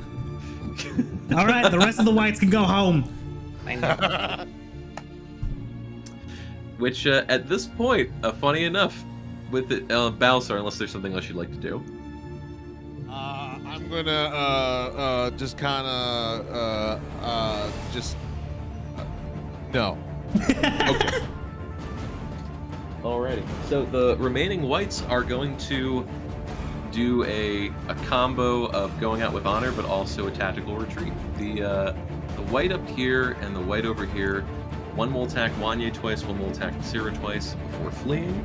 So on Wanye, that is going to be natural 1 and 18 to hit. 18 hits. You take 7 piercing damage. And on the Syrah, that is both a 17 and a 13 to hit. Both miss. Both miss. And okay. as the one that's attacking tries to leave, since he's within 15 feet of me, I will use an opportunity attack. Not that one. The one that you can't see. Oh, one I can't see. Yep. To the north of you. So this one's going further away.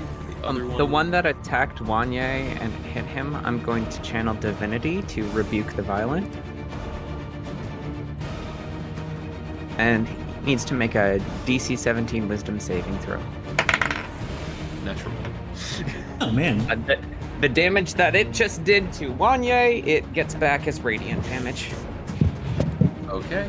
It hasn't been chewed at all, so it's gonna take some damage, just lightly, permanently radiantly scarring it across the face, as it just immediately retreats into the fog. These guys right here, they're going to gang up on Betya. And they're going to just, knowing they're probably not going to get too far, they are going to drop their longbows and pull out their long swords. So they are each going to attack. Heard the door squeak. That was like a scream. So the 2 longsword attacks on Betya, that is 22 and 21 to hit. Hit. Alright, so you are going to take... there's that. You're going to initially take 12 slashing damage, plus an additional... this much damage. 19 necrotic damage. Oh wait, actually, my apologies. You're just going to take the 19 damage. Okay. My bad. But they have more. They're going to use their secondary attack called Life Drain. I need you, Betya, to make 2 Constitution saving throws, please. Actually, they need natural 20. And 23. Okay. So that's the first one. That's for the natural 20, and then that one... Okay. So you're only going to have your hit point maximum reduced by a little bit. What the heck? I'll just roll this manually. So for the critical damage, you are going to take 11 necrotic damage. Okay. Followed up by 5 necrotic damage that also reduces your max hit point by 5. Okay. And so these guys are just sort of like, we're just going to carve this guy up however much we can. That will be their turn. Nasira, you are up. Have either of these 2 taken any damage yet? Great question. The one to the north has taken a little damage. Well, I am going to attack it 3 times.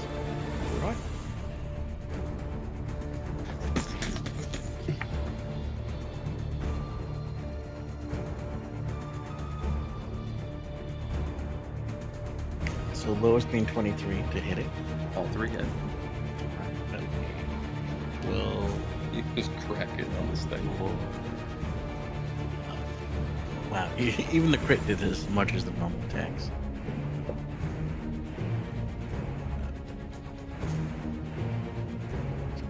So, yeah, 12, and it's 36, 3d6. So how much total? Well, 36 there, and then I have my force damage. The 36 will kill it outright. Easily, just not being able to punch the Devourer at all, you decide to revert your aggression on anything else you can find. How much health did it have? Total, or Before I punched it. before you punched it, it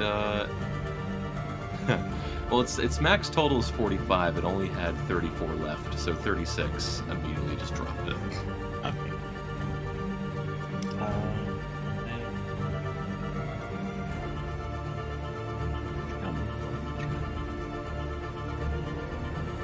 I'll just not have the right thing selected to actually move myself. I'll just move over here.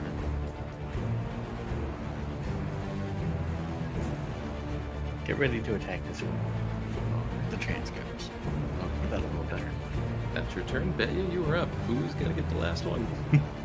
Well, I realized that I made an oopsie because I thought that one of these was going to attack Wanye face to face.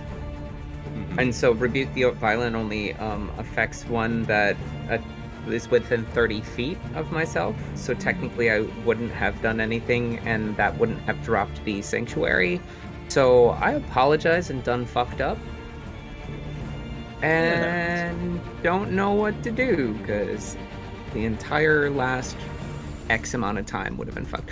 I'll just go ahead and attack it with my quarterstaff. Okay.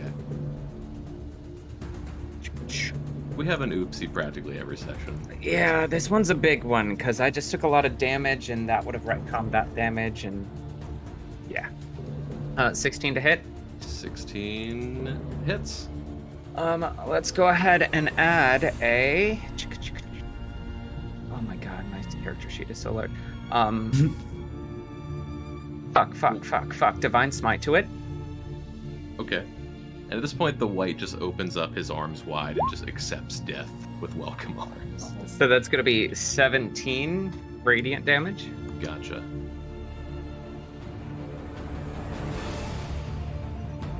Anything? Still hanging. This was the first time he got hit. Cool. Sorry, spent a lot.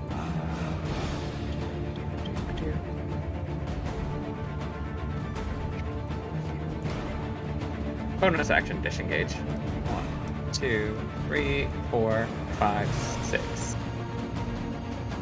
Just to get out of the way. Okay. And that's it.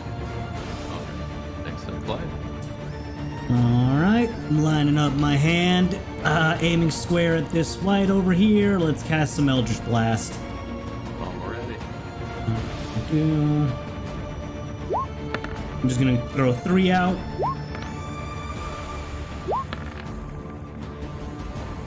$31, $32, $33, wow. Oh yeah, they all hit. 5 force damage. 2 force damage. 3 force damage, so 10 force damage to this man. Gotcha, 10 force damage to that man, still hanging on. Alright, so that's gonna be my turn. I'm just gonna kinda like Alright. sit over here and like kick my feet up. Baldrus, you were up. Baldrus, he's looking pretty bad, you said. Yeah, he's on death's door. Baldrus reaches out a hand and Nasira, I suppose if he starts to feel a little bit warm around you, and a 5-foot bonfire erupts beneath the feet of this guy, and he has to roll a dexterity save throw. Just humiliating him. Yeah, he's gonna fail that. It's 18 fire damage.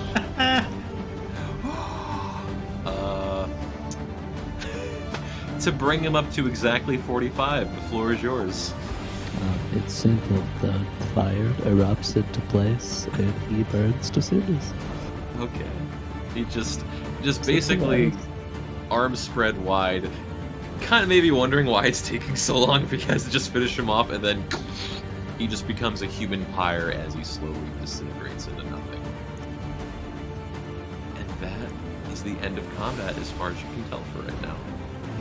This here drops into a sitting position just in front of the fire. It stays around for a minute. You know, it's no He's fun gonna when they join. start to accept it. No wonder Orcus always taunts us all the time. What do you mean? I He's mean, gonna warm his hands over the fire. I don't know. Gives us a reason to keep going, huh? I don't know. Suppose it's something to look forward to. I didn't think you'd whip out the banishment there. That was pretty, That was Good about to on be you, pretty Orky. nasty. Alice, are y'all good over there? Hey, great work on finishing that thing off. Yeah, I was Well, kind of wondering what was going to happen with that body inside of it. I was hoping it wouldn't explode like it did that one time underground. I'm not gonna lie. That was kind of why I wanted to get away from it. these whites look like the body that was in him, right, Tim? Yes. It seemed like it was trying to transform the body inside of itself into another minion or pawn. Hmm. Make I'll say, who was the first person to ask? Was that Clyde who asked, or was it Baldrus who asked about the body inside? Hmm. Well, I asked whether or not it might explode because of that, but Baldrus. I He just saw that punched it it. was. I wanted to see what would happen if I killed the thing Yeah. inside. I was Hot like, he dang. keeps rolling saving throws. Something's So going- then, in that light, I'll give it to Wanye. Wanye, make a general intelligence check. Oh God, gave it to Wanye. Nice. You okay? I'll say. It's Bardic inspiration. No, just Was that Yorick? I made the DC 15 on this, so how do I word this? do you have my bardic inspiration? I do. I didn't use it. You go ahead. You have it for 10 minutes. You see me like wipe away the slobber from my cheek. Huh, I wonder if that was the Yorick they were talking about. You start connecting the dots a bit, but you haven't seen or heard of them from a while. But there were the Madrons, the robotic machines that were floating kind of all about everywhere. You remember while you were in prison and sometime afterwards that they began kidnapping people and taking them to Sylvestra. You can imagine to some end it's to Orcus's purposes to summon fiends and other minions, but you think this is a part of the plan of why people have been getting kidnapped, and you're wondering why it hasn't happened as much lately anymore. So if you will recall, everyone, those Madrons that were kidnapping, and he's gonna relay everything. Pretty much, these guys are a bunch of innocent people turned into husks that we butchered. And yeah, not sure why they aren't kidnapping people anymore. Perhaps they have enough. Perhaps he's conducted a quantitative measurement of how many little whites he needs. Orcus doesn't seem like that kind of guy. Gotta give him Measure. credit, honestly. He just does. He just takes action. That's what we need to do. We need to go down to the cemetery. We need to take action. We need to find Leia. We Buried need in to the cemetery. summon Tiamat. Speaking of summon, this circle here. Is there any like runic markings on this circle, DM? As far as you can tell on this, it seems like there are a bunch of, we'll say, painted markings on it. You can surmise that it came from the people of Phaestro, that they designated this. You're not sure exactly what they mean, but you can easily tell this is essentially just a designated sacrificial spot. Well, I'm hungry. Who else? Oh, they promised free food. That's right. Yeah. Wanya's gonna kick out the fire with the white inside it and just. You have to make a dexterity saving throw if you kick the fire. That's Jeez. 3d8 points of damage. That's a fail right there. eight fire damage. Wow. Wanya has resistance. He just ouch. It's also magical, so it doesn't go out anyways. Wanya's too dumb to realize that. All right, with the No one wonders where Nasira magically found a stick and some marshmallows. Mhm. We'll let her have this moment. Hey, where's Betcha? In the meantime, the village is to the south, right? Yes, the village would be to the south.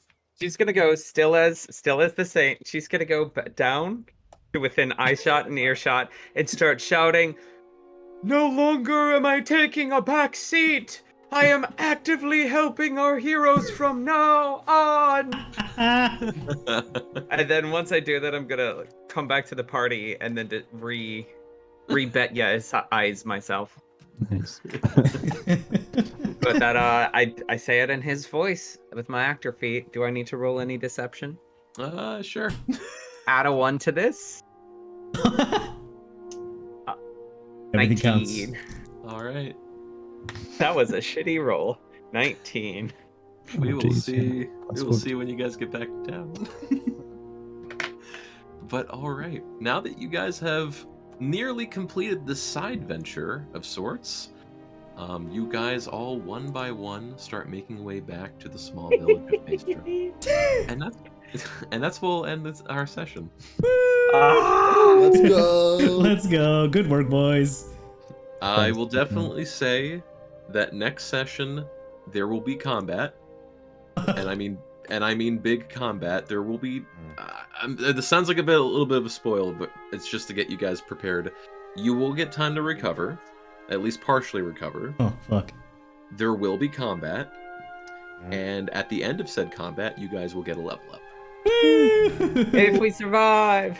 Well, we'll survive.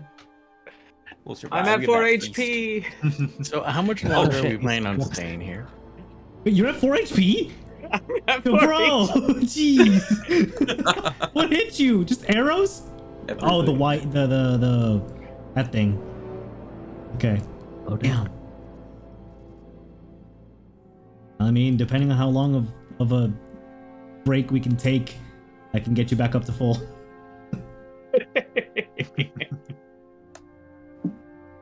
So yeah. I see. All right. Well, fantastic work, everybody. Yep. We done did good. Good We're ready session. for this next combat, DM. Can't believe you killed my wife. Now she's just being tortured. She only lost a finger, only the pinky or ring finger. It was a cooking accident. She's fine. Orca's like, I was "Oh, wondering, are you okay?" He's just checking in on her. DM, I don't know if you're. I tried to Google it, but I didn't want to like clack on my keyboard. Can I use his wife's ring finger as a teleportation like item? You teleport directly to if her. it does belong to her, yes. Wanya was when he was gonna ask you for the finger and do it immediately, but I didn't know the rules, so. Ooh. Clyde was gonna use it as a component for Scry, if he That might be found good if he to do found the proper tool to use it through, because he doesn't have like a scrying orb or anything. But my mask doubles as a scrying orb. No way. Really? I mean, that would have been how I would have built it. I guess I didn't ask Tim permission, so maybe I shouldn't have said anything. But Yeah, I've been flavoring it like the surface of the moon, which is a reflection of the water. So as far as teleport goes, I know with scrying, if you have an actual object, it helps with the scry. With teleport, that's more so the location. It's not so much as like, take me to where this thing is. I mean, true. But if you scry and get an idea of where they are.